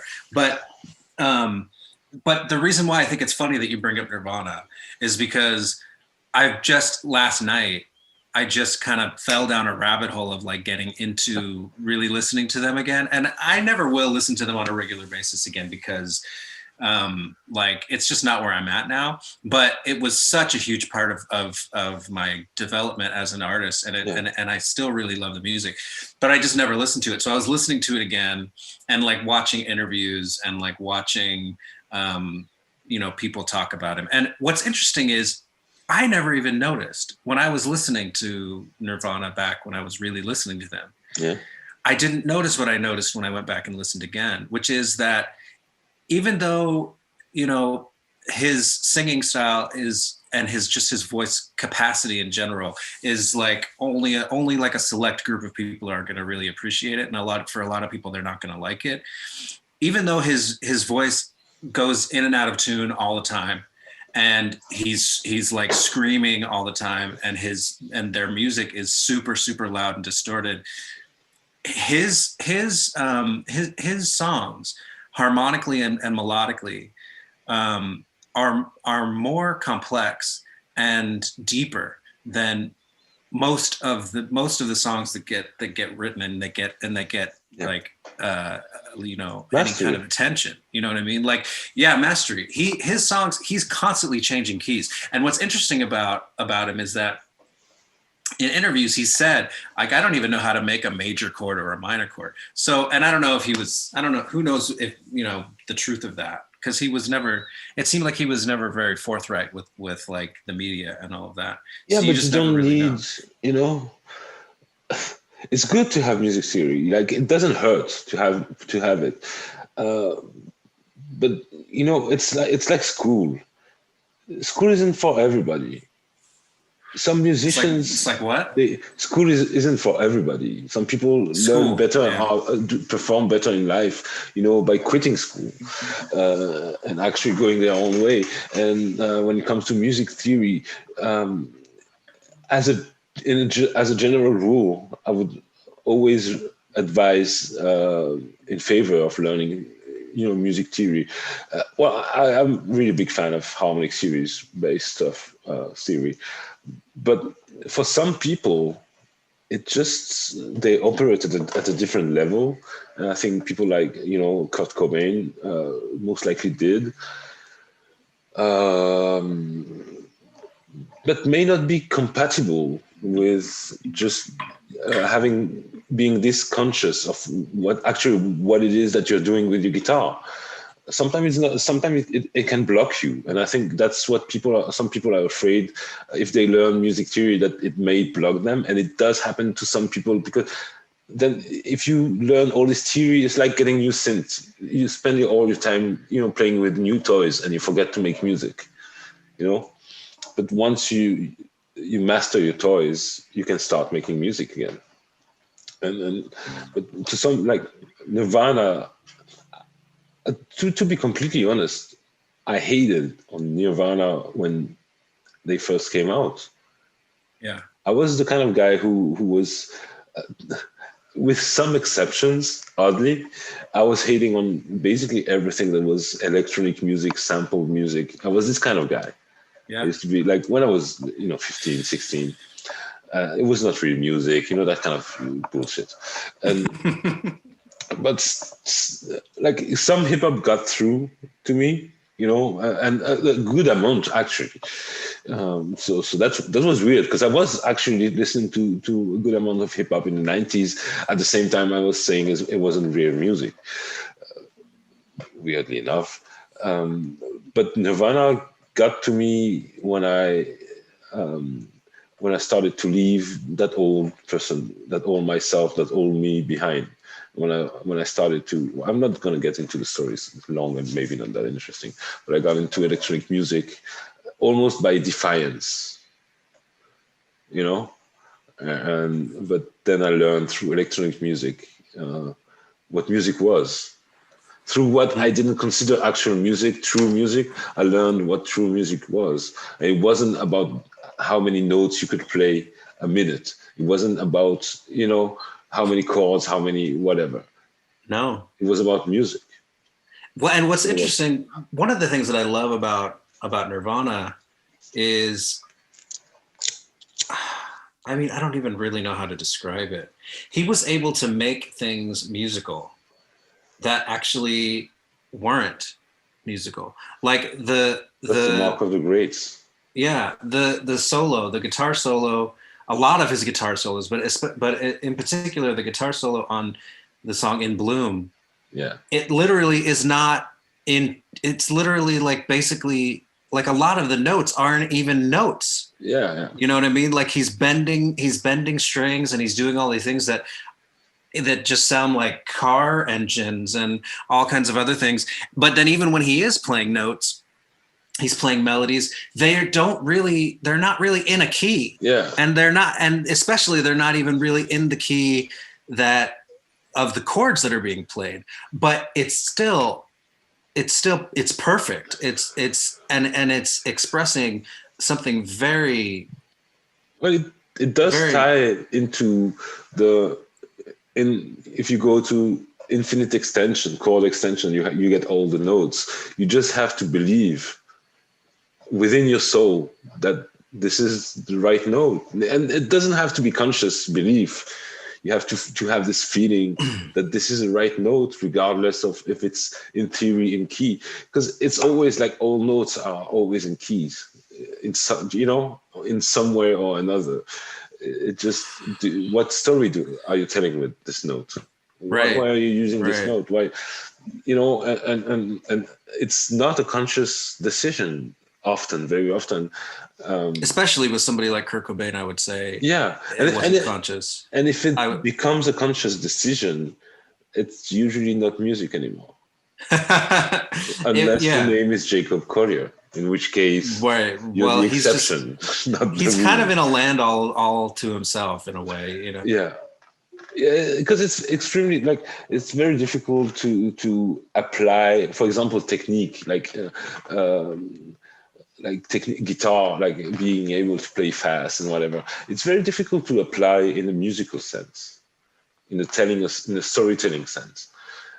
Well, it depends on what kind of music you're talking about, actually, because I would say that in some, like, you're right. It's especially in terms of modern music, but a lot of traditional music plays really fast, like the traditional music of Ravel, what's that? Liszt, Ravel, right? Chopin, but even musics that are, I would say, more traditional maybe than like Western classical music, which is more of a society tradition. It's not as much rooted in like a culture of the people in a sense. It's more society, whereas music's like the traditional music of Ireland, for example, it's not on this classical level. It's not really about society. It's actually it's a folk tradition, and but that doesn't. But being a folk tradition doesn't at all actually mean that it's less proficient in any way. The musicians that play that music are extremely extremely skilled, and I only know this because I got into, I'm into a lot of different kinds of music. It's easy to overlook their skill. Especially if you're skilled yourself, and especially proficient in some kind of spectacular way, and because the modern world, the musicality, for sure, and I would say also because the modern world, like before, it was very nothing complicated and just masterful. Which song? From the Japanese guy. Oh yeah, listened before. For sure. There's nothing it's very basic harmony and melody, extremely basic. But at the same time, I know some people who they will just listen to. Oh, it's not complicated. It's not good music. It's very simple harmony. It's not extended chords or whatever. It's not good music.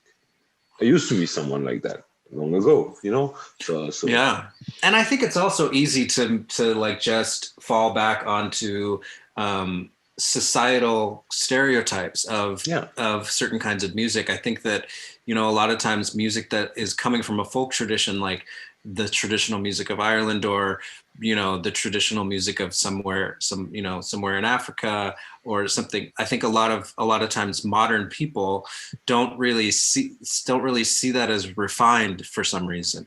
But so it's easy to kind of with that perception, not take it seriously enough to be able to look close enough to see what actually is very refined about it. And actually what's interesting about traditional Irish music is that they actually used a lot of extended chords as well. There are a lot of the chords that they end up putting behind their melodies make their melodies hit notes that are in that would be considered like major sevenths, or you know what I mean? Yeah. And so it's really interesting. And their music, I have a mandolin, and I've learned a couple of reels. I've learned a reel and a slip jig.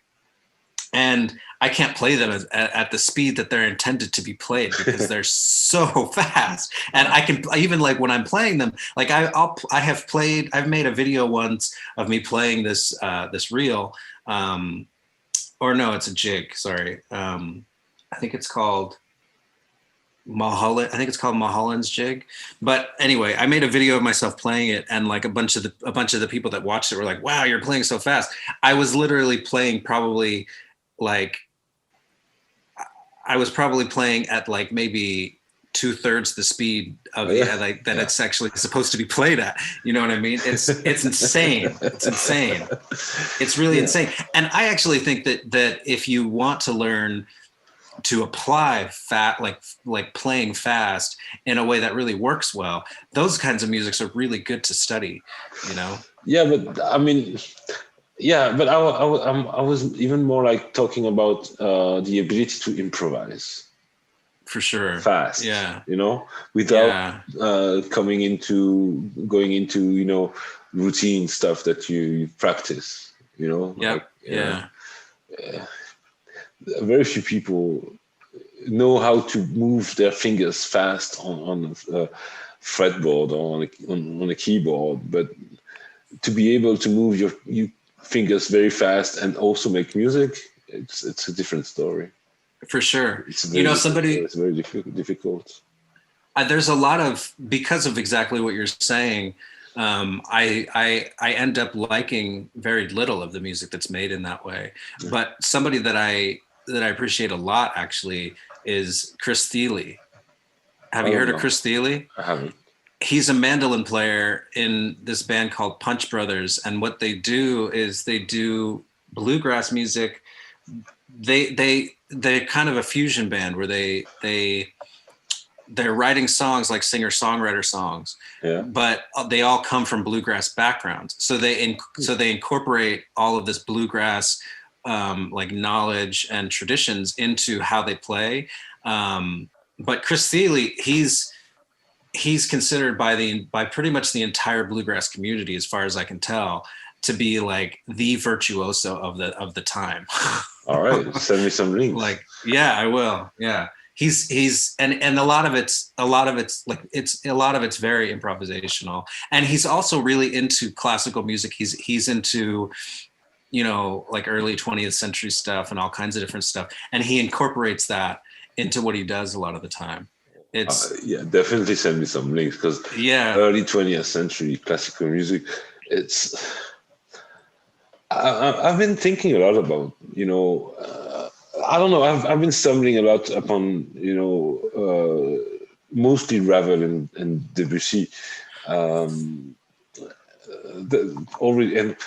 Rachmaninoff a little bit also. I really like Rachmaninoff actually, but I need to listen more. And it's kind of a sweet spot when it comes to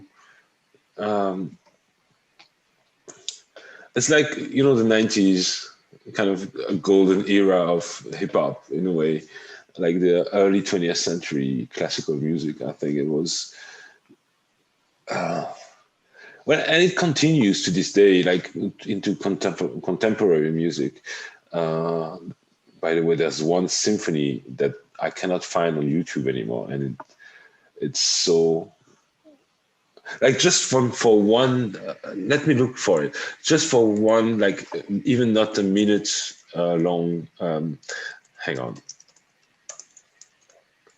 It's from a composer called Arvo Pärt. It's Estonian. I don't know. So it's Los Angeles.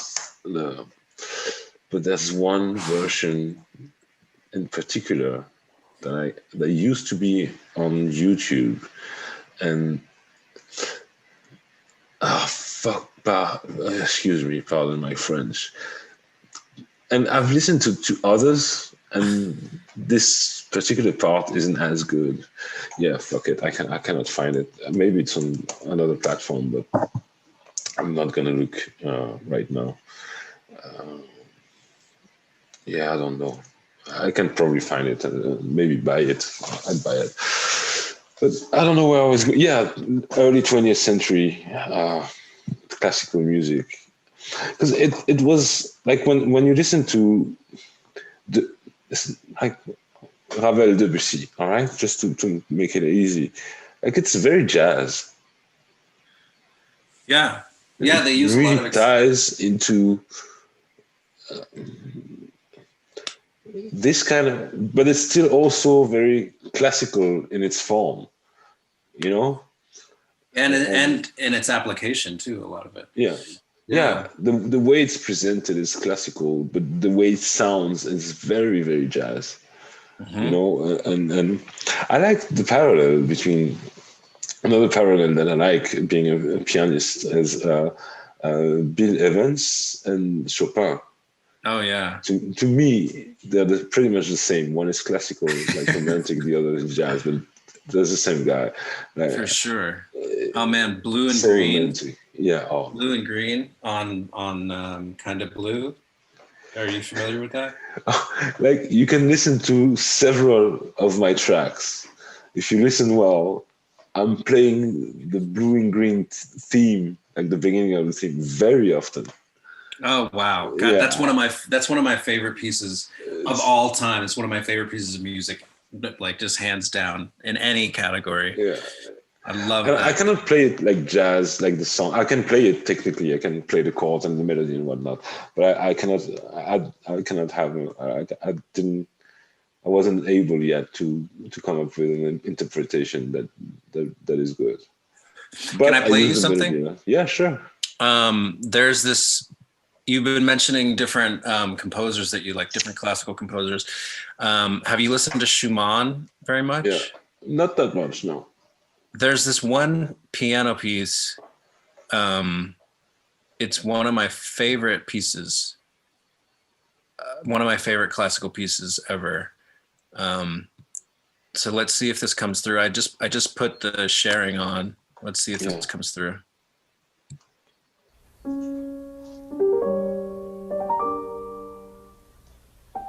Does. Oh yeah.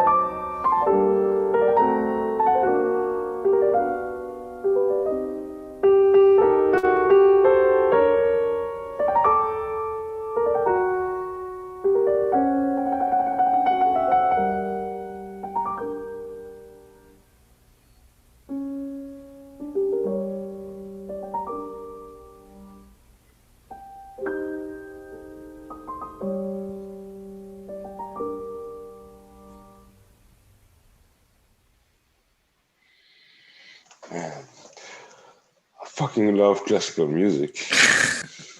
This is music. This is just pure, it's, you can analyze and dissect and, oh, this is what's happening. But I guarantee you, like, nobody here making this music ever thought, oh, I'm going to put a major seventh. Like, this is just music. This is just pure intent, and drama. This is also why I love, late 19th century is so dramatic. It's all about drama, like Chopin, Wagner, Mahler. It's all about drama, and I love it. And this is the same. It's very dramatic. It's engaging in that sense that keeps you on your toes, and you have this middle part that's more like, oh, now I'm safe, and then you get the melody again, the bam, bam, and it's kind of unsettling but funny, and all these emotions together. It has a very dark tone to it also.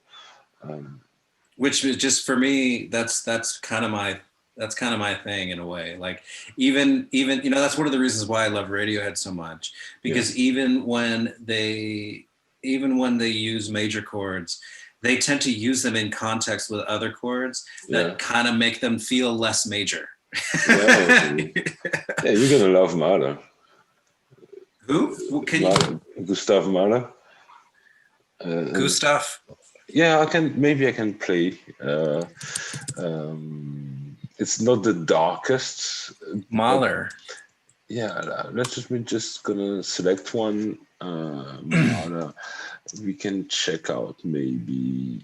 And I think Schumann, he came right before the era that you're talking about. Like, Schumann he died 1856. So he was the first Romantics. Yeah, he was right around there. All right, let's check this one. All right, I'm just gonna make sure I'm sharing the sound. We're not gonna listen to the whole piece. It's a movement. It's definitely not the darkest, but it's very dramatic. I'm thinking, is it the best? Or should we go to the really dark stuff? No. Let's just check out the Ninth Symphony first. So we were talking about the last. We're just going to check out the first. Okay. Ninth first. All right. It's half an hour, so we're not going to listen to the whole thing.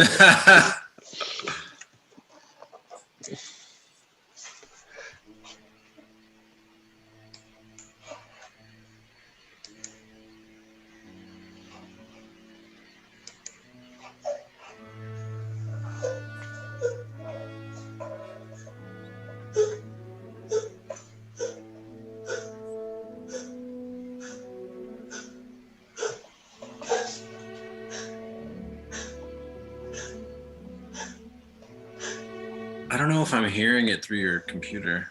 Yeah, it's very quiet. It's classical music. That's one thing with classic. Oh, are you sharing also? Am I still I didn't think I was. Let me. On top of your screen, you should have a stop share if you're still sharing. Yeah, no, it's not. It's not sharing. I'm not sharing. I think it's too quiet. It's just too quiet as a music. So maybe let's try Kinder Toten, the Song of the Dead Children. So that's the name of the piece. Just to set the tone. Oh God, I want to cry already, just from hearing that.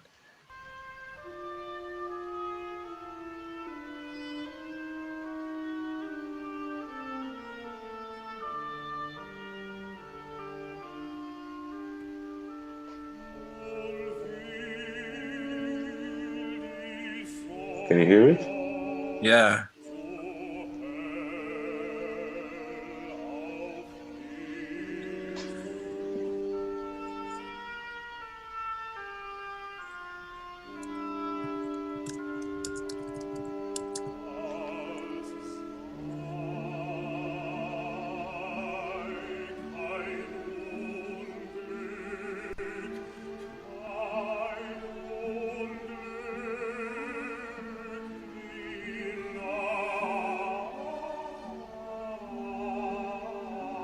It's so dramatic.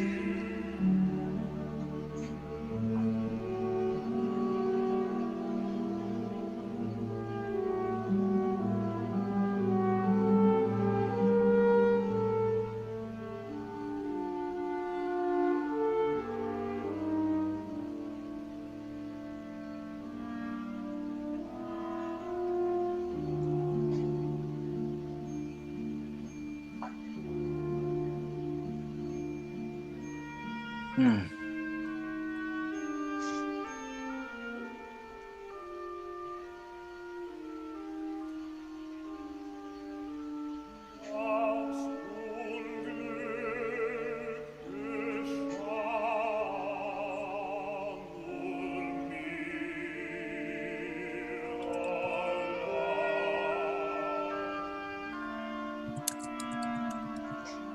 It's and as you go through, his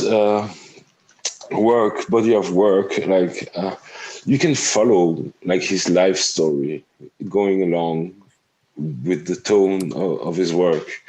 But it's always like he always has this really like alpine kind of vibe. I don't Mm-hmm. know if you know what it means. And very folk, like German, Austrian, kind Mm. of vibe from this era. And at the same time, it's extremely intimate for, as a music.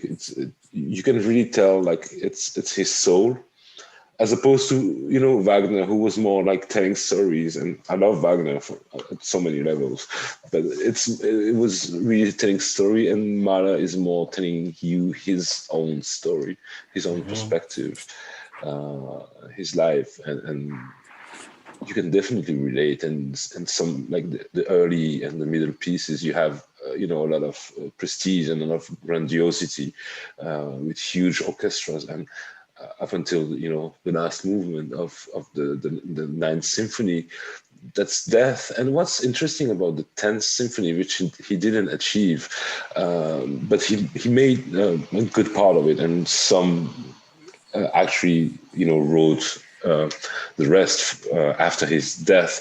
And one thing that is striking in his 10th symphony is it feels as though it was written from the grave, Mm. because it's extremely, like, it's very different than the rest of his work. And it's much more like in the rooted like in the 20th century kind of vibe. It's very different and quite challenging, and also beautiful. But it feels as it was written by him as a ghost. Mm. It doesn't feel like music that's written by. It's so bizarre. It's a difficult piece to appreciate. you know, and I actually happened to appreciate, but I was like, I had mushrooms that day, so it kind of helps. For sure. Because I for me it's not that much of a stretch. I mean, I can definitely appreciate. I've never listened to that piece before, but to me, it's really not that much of a stretch. no, it's. I mean, I if love if that you're kind of stuff. familiar, and it's really fairly complicated music. Yeah, yeah. Harmonically and stuff, but it's also extremely musical, and Oh it's yeah. never about the technique. It's never about the mastery of music theory. It's always just about the music. I wanna play you something else. Yeah, sure. You're right. This is gonna be a very long. All right. Okay, I think you're still sharing. Oh, I am. And I'm probably gonna have to log out at some point. For sure. Yeah, for sure. I mean, I'm actually like right now I'm in a time where I don't really have anything to do until for the next 2.5 hours or so. Yeah. But yeah, we've already been talking for like 4 hours. Was it for? I don't know if it was so long, that long, but at least 3. Yeah. Well, I think we started talking before 3 o'clock my time, and it's now 6:30 my time. But yeah, it's nearly 4 hours. so this is Bartok. All right. Yeah. Have you listened to much Bartok? Probably not as much as I should have, but I've listened to some. This is probably my favorite piece of his. Maybe, I mean, it's very short. It's less than 2 minutes long, but he did a lot of stuff where he would do variations on folk themes. He would go and he would find like folk songs around in various places, and he would do his own sort of version of it. And like my remix of Nicki Minaj. Mm-hmm. Wait, say that again. Like what? Like my remix of Nicki Minaj. You did a remix of a Nicki Minaj track? Yeah. That's awesome. We can listen to it after. Yeah, sure. It's fun. I did it a while ago, but it's fun. Sure, yeah.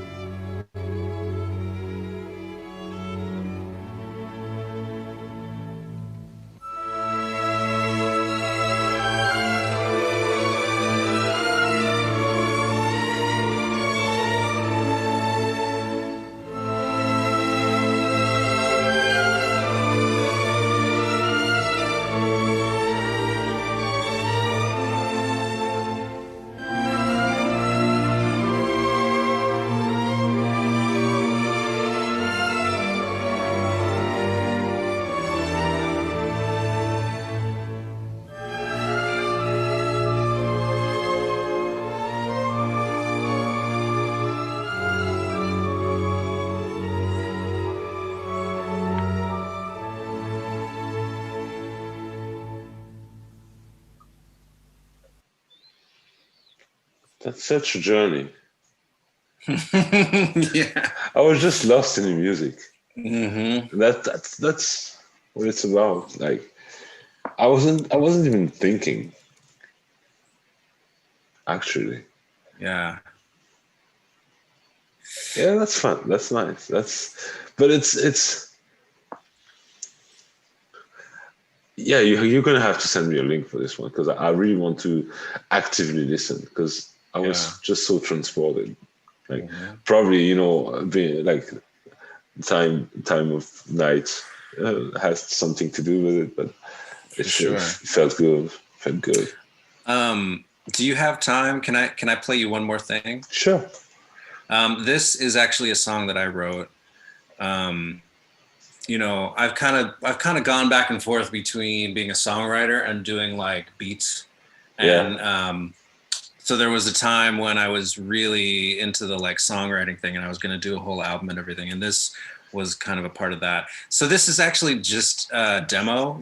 I think I recorded this with iMovie. It's just like, really, really a lo-fi recording and my voice isn't super great in it, but this is the sort of the harmonic structure and the melody and that whole thing. It really is probably the best example of something that has been influenced by classical music for me. Yeah. So I wanted to All right. share that with you. Little traveler, led by no one, what awaits you in the wild? On the banks of hungry river, you will find your heart.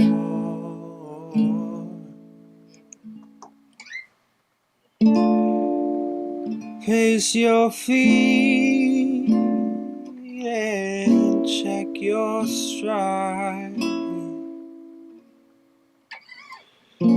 It's a long way out from here. Little soldier, finger to the wind. Are you sure you came to fight?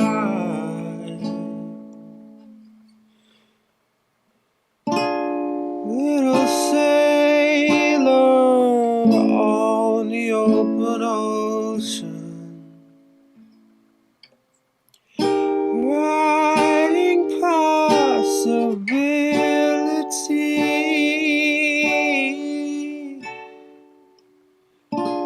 We are coming to bring home all that you have lost.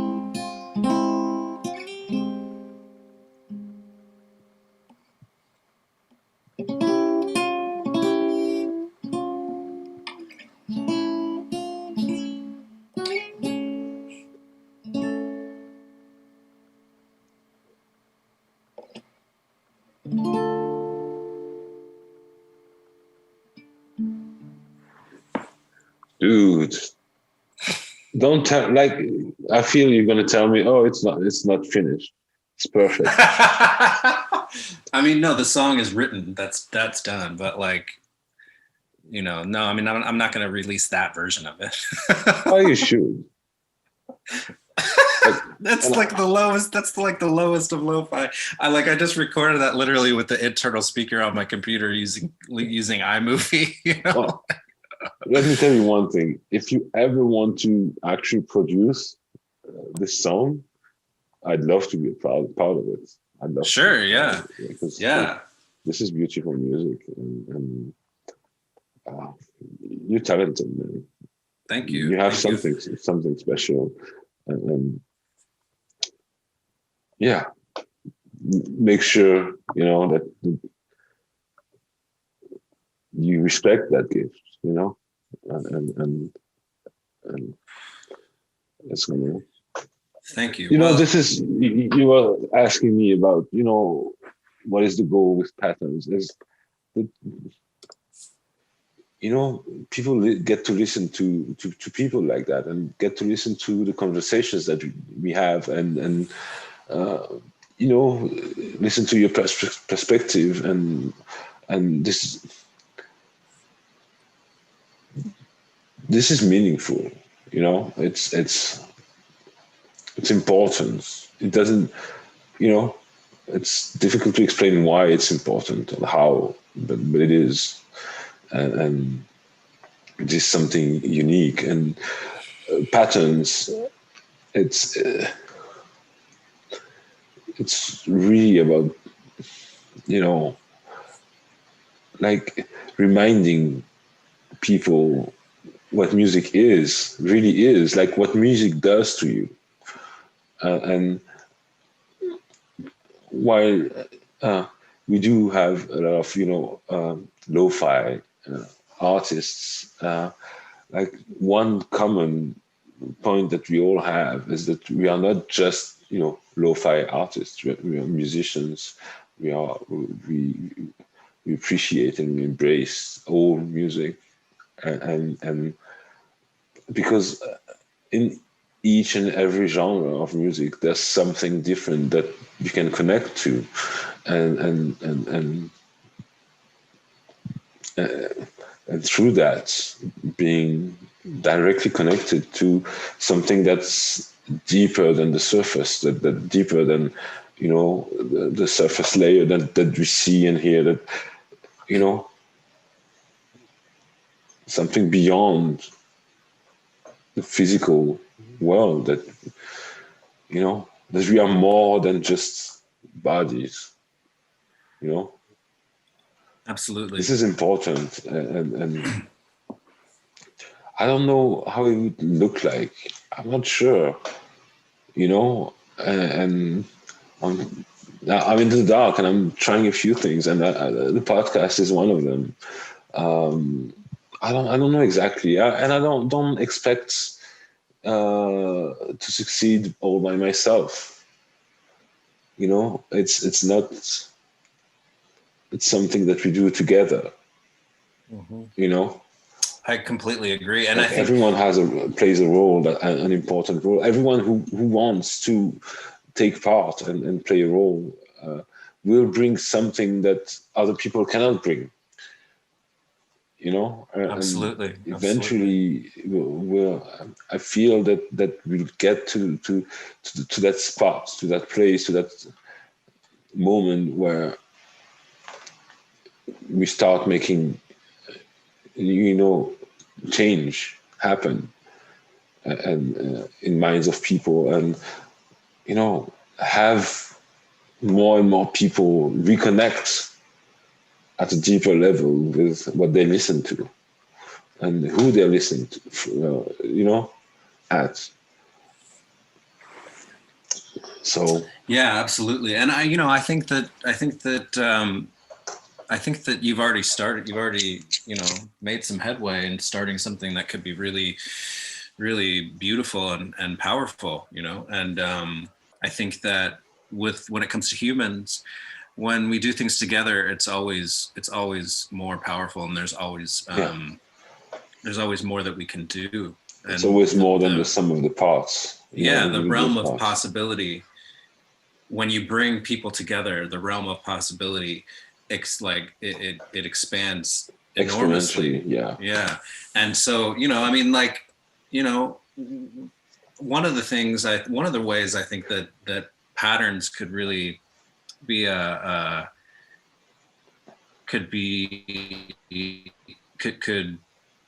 and one of the things I think it could really, I think it could do, and people could benefit from it, at least in terms of the artists who are participating in it, is, we all do something different.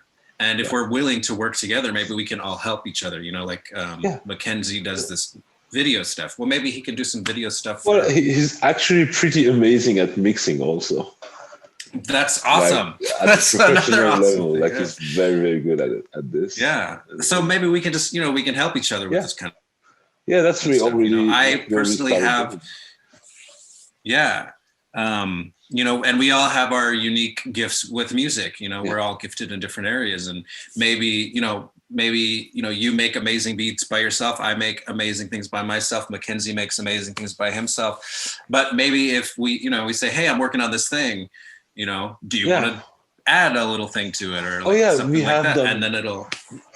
we definitely already have done some collaborative work, not as much as I would like to, but we're getting there.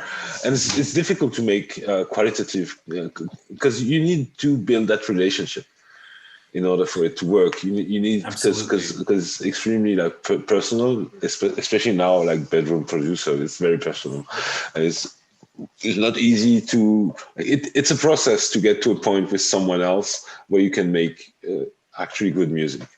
Well, you have to make less good music before, you know, and you have to learn. It's a new process. It's it's like any other relationship. Yeah. Like you don't meet somebody. I mean, like you don't, if you're like trying to get into a romantic relationship, you have the first few months where everything is magical and sparkly, and and then then reality sets in, and you start to really learn who each other is, and then you realize, oh, like this person is all of these other ways that I didn't realize, and I don't really like all these things. Like, and even themselves, and you have to like. It's extremely difficult. Like, it takes a lifetime to figure out who you are yourself. Yeah. Sometimes you get surprised by things that you say or do, and you need to deal with stuff, that you don't necessarily realize at first that you have inside you. That takes a lifetime. So when you bring in other people who also have their own struggle, their own internal, stuff that happens, it can be messy sometimes. Oh yeah. But through communication and I'm going to sound cliche, but actual love and care for other people, you can make things work. I completely agree. And I think it's a really important thing to keep that in mind, that it takes a lifetime, because one of the things I think that makes sharing your music with other people, especially other musicians, so vulnerable is, I'll give you an example. I'll use something that Jay-Z said, actually. I was watching an interview with Mos Def, and he quoted Jay-Z. He said that in an interview, somebody asked Jay-Z, like, how long did it take you to make Reasonable Doubt?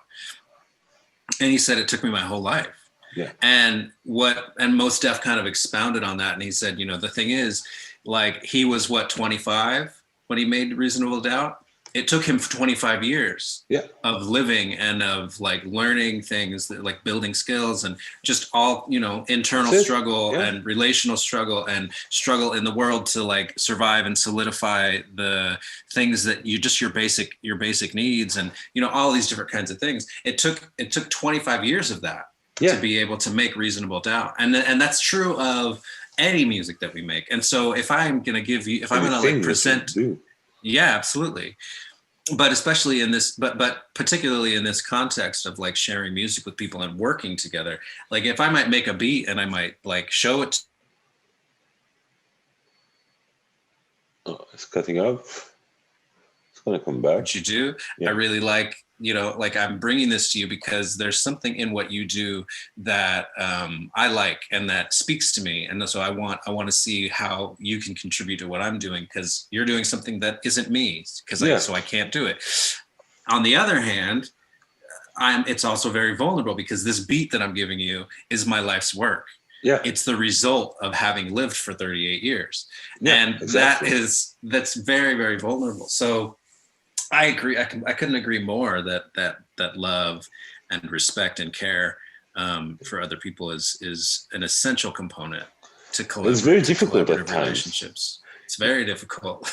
Like, especially like I'm divorced, so I have a girlfriend now. It's been 8 years actually, and sometimes you need to remind yourself, like actively remind yourself that you care about these people. It's easy to take them for granted.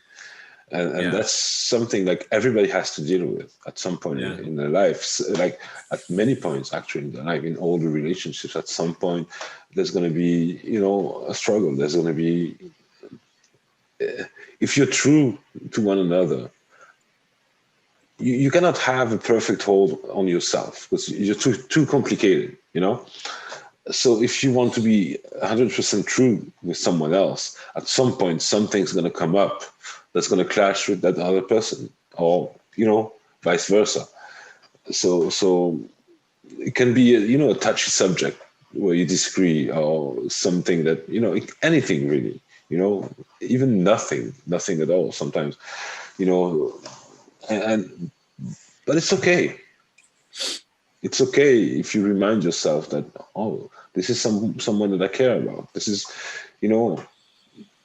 right or wrong, it doesn't really matter as long as you realize that nobody holds the truth. We're just, poking around in the dark and trying to figure out what's what. And ultimately, everybody fails to understand, what's life about, really.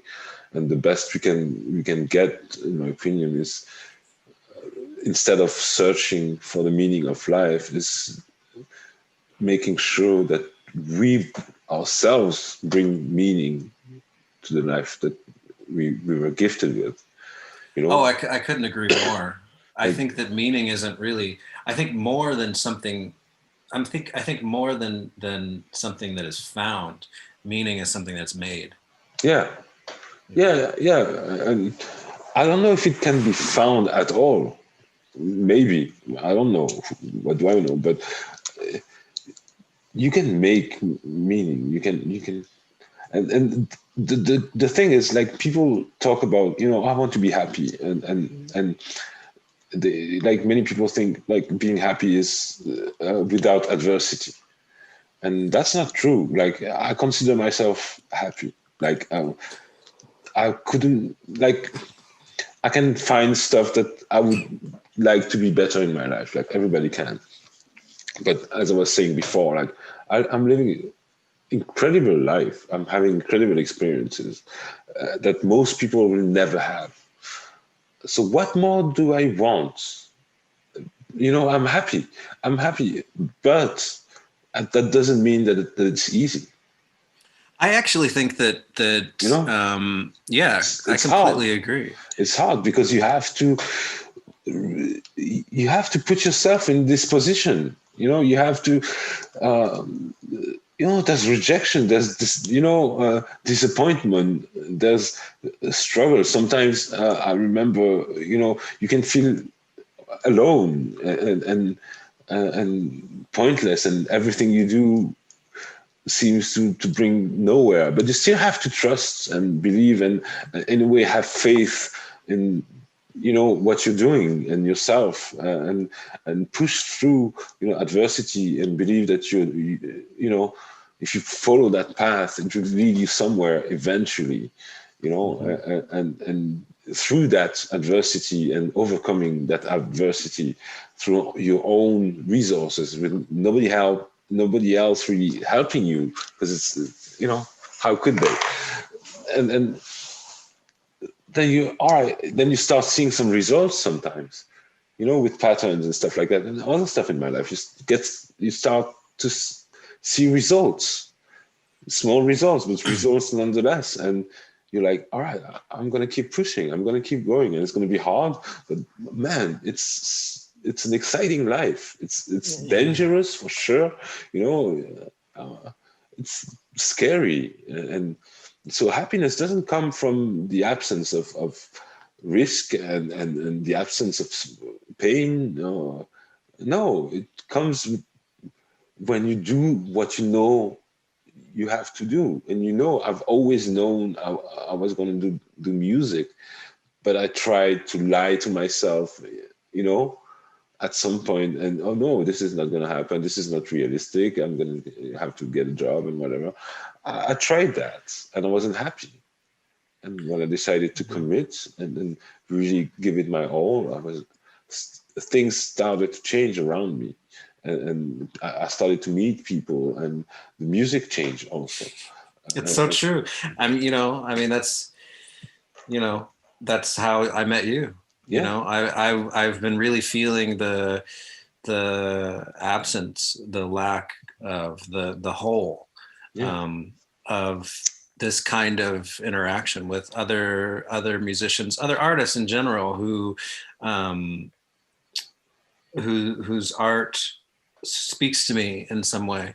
I've really been missing the absence of, or feeling the absence of those kinds of relationships with other artists. And then, I'm also in the middle of like really getting to the point where I'm really going to be able to really start making music again. Right. I've got my tools like pretty close to being well built up again, and I'm starting to re-enter that. And and then I run into you. And you know, I couldn't agree more. I don't think happiness can actually really truly exist without struggle and loss and things like that. You know, that's actually what my name is about, Threnody and Myrth.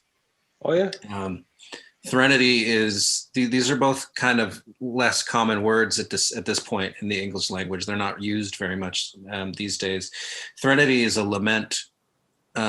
It's an expression of grief through music, and mirth is the definition of it in the dictionary anyway is like amusement, especially when expressed through laughter. So it's kind of, you know, boisterousness, like joy, that kind of thing. And to me, they're inseparable. I think that, you know, I've had a lot of different experiences, you know, even when I was like 13, I remember having like a birthday party, and, you know, my mother's family was over, and I felt like really disconnected. There wasn't really a sense of joy. There wasn't a sense of celebration.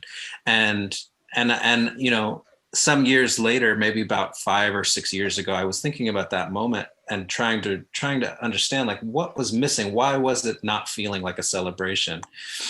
And I think that the reason is that in so many relational contexts in the modern life, people really want to avoid the presence of grief and the presence of loss and the presence of what they consider to be something negative. And I think you can't actually celebrate without those things present, because it's the loss of something that you love, and it's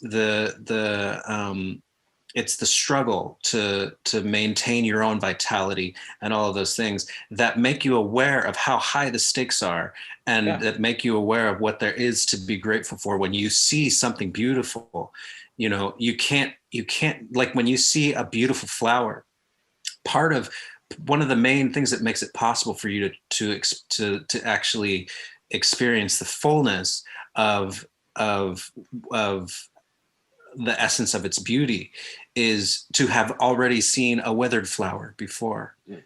If you see a flower that's dead, then you see a flower that's in full bloom, and it's so beautiful. You know that eventually that flower is going to be you know that eventually that flower is going to be withered. It's eventually going to die. And that's part of what makes it so beautiful. You know, is that you in have the this center moment, of you know, this balance between the faded flower and the beautiful flower, and you are the experience. You are experiencing both, and through both, the experience of both, you create something meaningful. And when it comes to pain and suffering, you can either, like, it's there, it's going to be part of your life. You can either endure it and be a victim of it, or you can embrace it and turn it, like, through your own actions and through your own, you know, mind and soul, you can create balance against it, and through this balance create meaning and do meaningful things. It's and if you don't want pain, you're gonna have, not gonna be this oscillation. There's not going to be this wave between chaos and order. It's not going to be any motion. It's not going to be any sound, really, any movement. You know, it's just going to be nothing. You know, you have to embrace it. Like, life, the existence, the universe can throw infinite amounts of chaos to you, and you can muster infinite amounts of order and knowledge and competence, you know, through you know, practicing, getting better, you know, enduring pain. And, you know, I was practicing piano, classical piano, and I physically hurt myself, and it was difficult, and it wasn't funny every day, you know, it was a lot of frustration. But through that, my music got better, a lot better, you know, and I had the chance to actually get deep into extremely interesting and deep music, you know, and so I got that, and now it's mine, and I can use it just as I want, and what I do, and it makes everything better because I didn't shy away from the pain, from the effort, from the frustration. You know, it's gonna be there, and if you don't go towards it to grow, it's gonna go towards you, and it's better to choose your own, you know, carry your own cross. If it's better because then you decide, you can at least decide where you want to go. Completely agree. Completely agree. If you don't want to go anywhere because something's gonna happen at some point. Someone's gonna die, someone's gonna get sick, you're gonna lose your job, something's gonna happen that's gonna mess things up, and you're gonna suffer regardless. Everybody suffers at some point, and it's either something that you choose or something that you just something that just happens to you and you have no control over. You have a job and you buy a house, and then you lose your job and you lose your house. You thought it was going to be easy to just get a job and buy a house. It's going to be safe, it's going to be secure, but it's not. Like right now with the crisis, like how many people have been working at their job for the last 10, 20 years are going to lose their job? They were secure, they were but no, it's an illusion. Shit's going to happen to you. You're not going to be happy whenever nothing bad happens to you, because that's not going to happen. So you're never going to be happy. Shit will happen to you, but you can decide what kind of shit, you can decide your path. When I decided, all right, this is what I'm going to do, I knew what kind of stuff was going to happen to me to some extent. Mm-hmm. And I decided beforehand, all right, I'm going to decide to take it and prevail or die trying. Yeah. That's it. And that's a meaningful life. That's a happy life. That's when interesting things happen. It's this, like, I don't know who said that, but life, if you ever play, poker, life is an all-in game, and you might as well play it like that. Mm-hmm. Yes, you only get one. You only get one shot, and it's very easy to screw. Like the consequence can, people who fucked up. I know people who fucked up. I know a kid, he's 26, he's in jail, and it's probably he tried. He did his best, but it wasn't enough. And now, it's gonna get tough.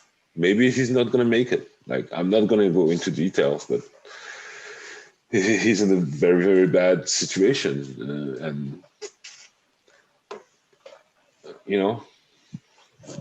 that's tough. And I feel for him. Like, I was rooting for him for the last 6-7 years, and I really thought he was gonna prevail, but shit happens. Like, bad shit happens to you in life. It happens to everyone, and be ready. Be ready, and make sure that if you die tomorrow, that your last thoughts, your last are not going to be, what if I really tried? What if I really, because that's hell. Yeah. I've seen it. I've seen it. I've actually seen it in my father. And that changed a lot of things for me. Like, he was a musician. He was, the situation were different, but now with the internet and stuff, like, I feel like there's no excuse not to be successful, whatever that means. There's no excuse, really. Yeah, everybody has struggles, and yeah, I've certainly known there's some, I've certainly, I come from a family actually that's, my uncle played the organ for the Catholic Church when he was like 12. Oh yeah. That's how good he was at playing the organ and playing piano instruments.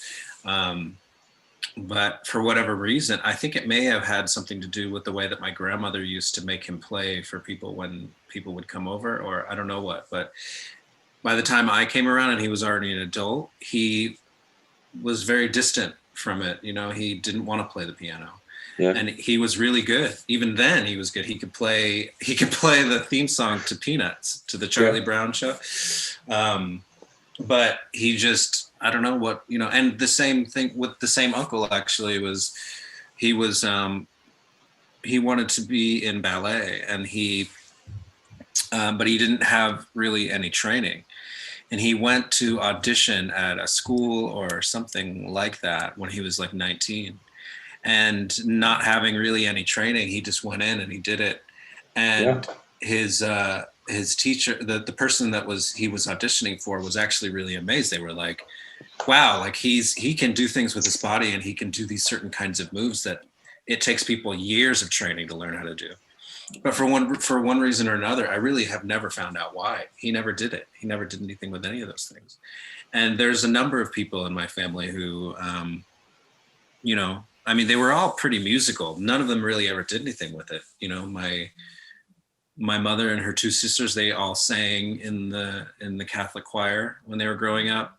One of my uncles played the drums, another one played the guitar, and for some reason, none of them did anything. The one uncle who has done something ended up being a carpenter. He's a woodworker. He makes, he's kind of retired now. He might be coming out of retirement. I'm not sure, but he had for a number of years, for like, I think maybe 20 years or something, he had his own business where he made custom furniture for people and other kinds of custom woodworking. So and before that, he did he made the Dumbo sign at the Dumbo ride in Disneyland. Like he's done like that kind of stuff.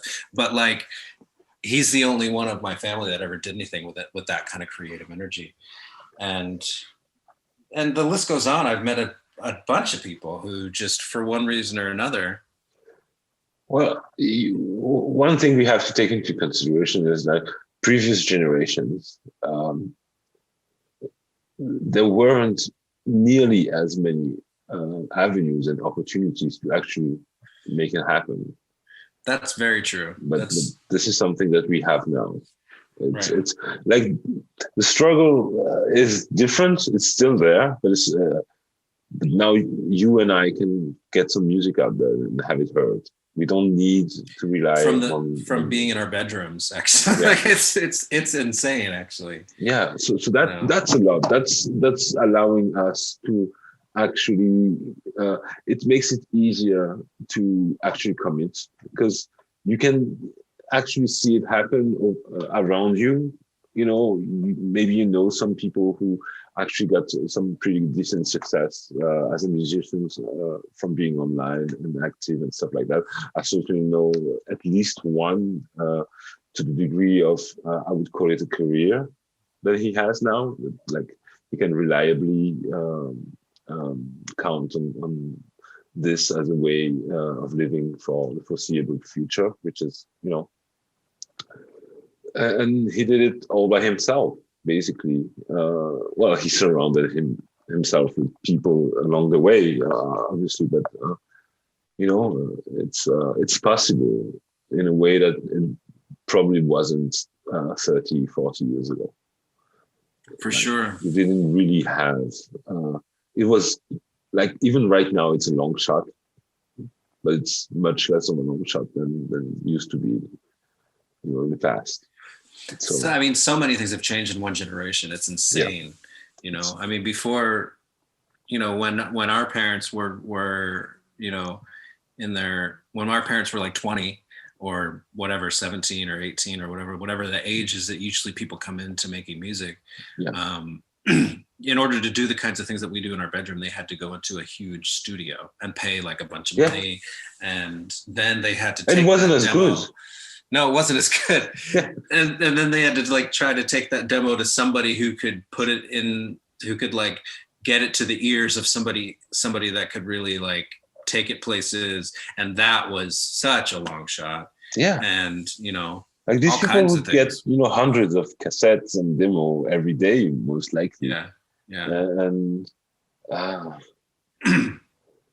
guess in a way, if you really wanted it, you would move to a bigger city and get to know people. There was still a possibility, but it was much more of a risk and much more going into the unknown. Like even me moving to Toulouse right now, internet really made it possible at all, you know, just being able to connect and look online for, you know, a venue, apartments, you know, being able to travel easily. Things that weren't necessarily the case 30, 40 years ago. Now, we take all this technology for granted, and that's why it's, again, easy to focus on something that, you know, things that suck around us and say, oh, the world is not really nice, a nice place, but we have all the tools to make it one. So yeah, we do. Let's use the tool. Let's use internet. Let's use to actually make a difference. And music, you know, is as good, I mean, as any to actually make a difference in people's heart and soul. So let's, you know, it's a journey, and I don't know what it's going to be. You know, there's a plan, somewhat of a plan, but you know, the journey itself feels worthwhile and meaningful. And it's difficult, but it's cool. It's nice. It's a good thing to, you know, to pursue. Yeah, I'm losing my English. Yeah. So it's going to be over 4 hours. Yeah, you might want to edit it. But yeah, maybe I'll leave that do up to 2 you. parts. Maybe I was thinking 2 parts episode. Sure, yeah. I'm just going to upload everything in 1 part. Yeah. It'll be 4 hours. You know, I don't know. We'll see. I'm probably going to have to edit out, you know, music, some of the music, and sure. things in the description. So I'm just going to close like the podcast and hit the stop record button, because then it's going to have to process before I go to bed. I want to be here when it's processed, and it's 2 a.m. Yeah. 2 a.m. So. Oh my, yeah. Okay. All right. Well, you know, we didn't get to listen to that remix that you wanted to. That's it's a funny one. I'd really love to listen to it, but maybe it's for another time. It's 2 o'clock in the morning, so. Yeah. But if you're up for it now, I'm up for it now too. Yeah, I'm always up for it. It's a little bit old. It doesn't sound as like it sounds now, but it's fun track. We always have to do that, don't we? We always have to give it, to qualify it. Well, this is old, or you know. Yeah, but it is. I don't want people to believe that, oh, this is the music that I'm making. Like this was like, it was good, but it's still fun to listen to. Like I still listen to stuff that I recorded in 2005, you know, and yeah, enjoy it. It's a silly thing, and I think I did a decent job. So all right, I like him there.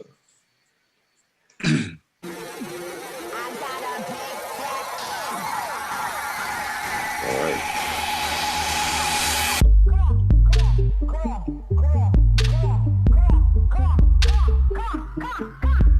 Boy, toy named Troy used to live in Detroit. Big dope till the money, he was getting some coins. Wasn't shootouts with the law, but he lived in a palace. Bought me Alexander McQueen, he was keeping me stylish. Now that's real, real, real. Gun in my purse, bitch, I came dressed to kill. Who wanna go first? I had him pushing daffodils. I'm high as hell, I only took a half a pill. I'm on some dumb shit. By the way, what he say? He can tell with his grills. He keep telling me to chill. He keep telling me it's real that he love my sex appeal. He said he don't like I'm bony. He wants something he can grab. So I pull up in a jag and I hit him with a jab like dun dun dun dun dun dun dun dun.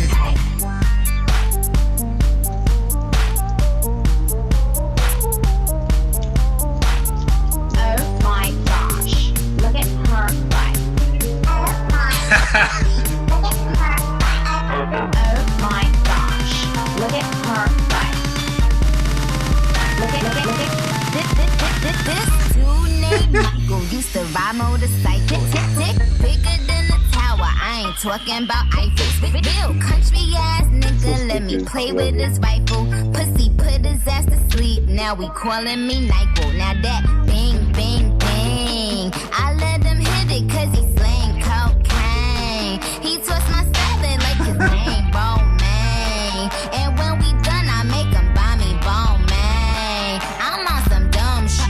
By the way, what he say? He can tell I ain't missing no meals. Come through and fuck him in my automobile. Let him eat it with his grills. He keep telling me to chill. He keep telling me it's real that he love my sex appeal. He said he don't like I'm bony. He wants something he can grab. So I pull up in the jag, made weather with the jab like dun dun dun dun dun dun dun dun.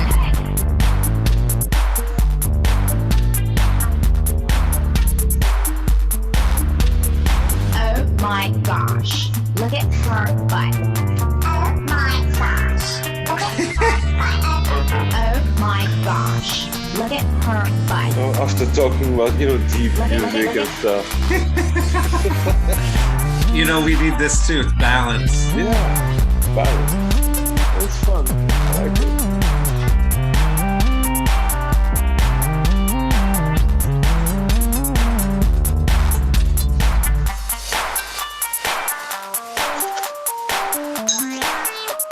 Yeah. Actually, what happened? I'm just gonna fade it out. I never heard the original.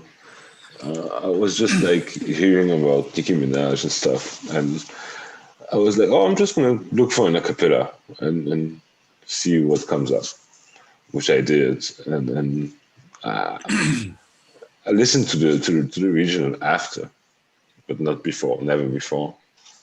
Like I think maybe just if I need to know where the one is, I listen to the first bar, or whatever, but I don't listen to the whole thing. What's your method for getting an acapella to be on beat? Because a lot of people, there's so many acapellas online, and a lot of people do remixes, and that's completely not on. Like the tempo's wrong, that where the vocal comes in is wrong, like everything. And I mean, I have my method. I will not ever make a remix where it's wrong. But I wonder what's your method. Like actually, I have intentionally. I don't remember who he was, but it was a kind of semi-famous rapper, and he actually commented on my remix and said it was whack because it was like I put the 1 on the 3, which I intentionally did, but whatever. And he commented on YouTube, but it's not on YouTube anymore because I think I was copyright strike or whatever. Yeah, it's whack. You suck and whatever. I wasn't happy. I thought it was pretty cool, but I can respect, that's his stuff, and I can respect that. Whatever, That's gotta hurt though a little bit. That's kind of yeah, it does, but not for long, and like that's fine. At the same, like, you have to realize that if the guy is commenting on your YouTube video, maybe you shouldn't listen to what he says. Like he's not that further ahead of you. I don't know. It's whatever. But still, like, I don't know the guy. Maybe he's cool and he was in a bad mood that day. Who knows? Who cares? I wish him well. And I'm sorry for the whack beat. I kind of liked it though. I mean, I think that's all that matters as long as you like it. I mean, I don't know. I guess it depends on what you're doing. Sometimes you just want to make something for yourself and to enjoy it. And that's always necessary, I think. anything you make, Yeah. you should enjoy it. If you're not enjoying it, then stop. Stop Yeah, making that yeah. and move on to something else. But as Yeah. long as you enjoyed it.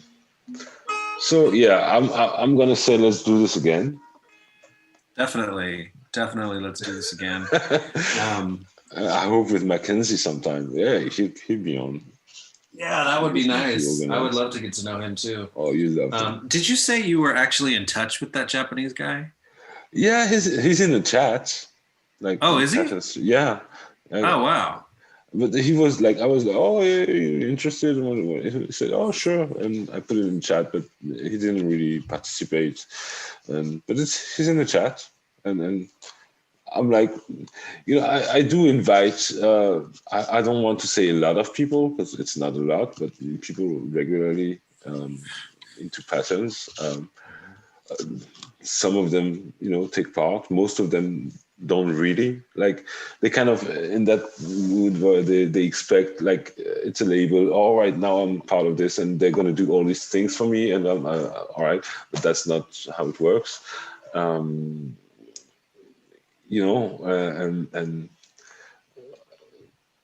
they don't necessarily want to participate at building something. Mm-hmm. They just want to be the beneficiaries. And I'm not saying this in a judgmental way, like to each their own. And I can definitely understand. Like, at this point, we're not in a position where it's clear for everyone what patterns can do for you. It's just, we have this idea and it feels meaningful, it feels important, and let's work towards making something happen for all of us. Mm-hmm. We've had some results, but the kind of results that aren't necessarily easy to see from the outside, like at the individual levels, like we all have moved forward quite a bit ever since we started this project. But it's still going to take time, and I can understand that, someone like Kenji, maybe he's very talented. I think he's on the label, and some people probably are taking care of him, at some level. So he doesn't really need patterns in that sense. And many people believe they might not need,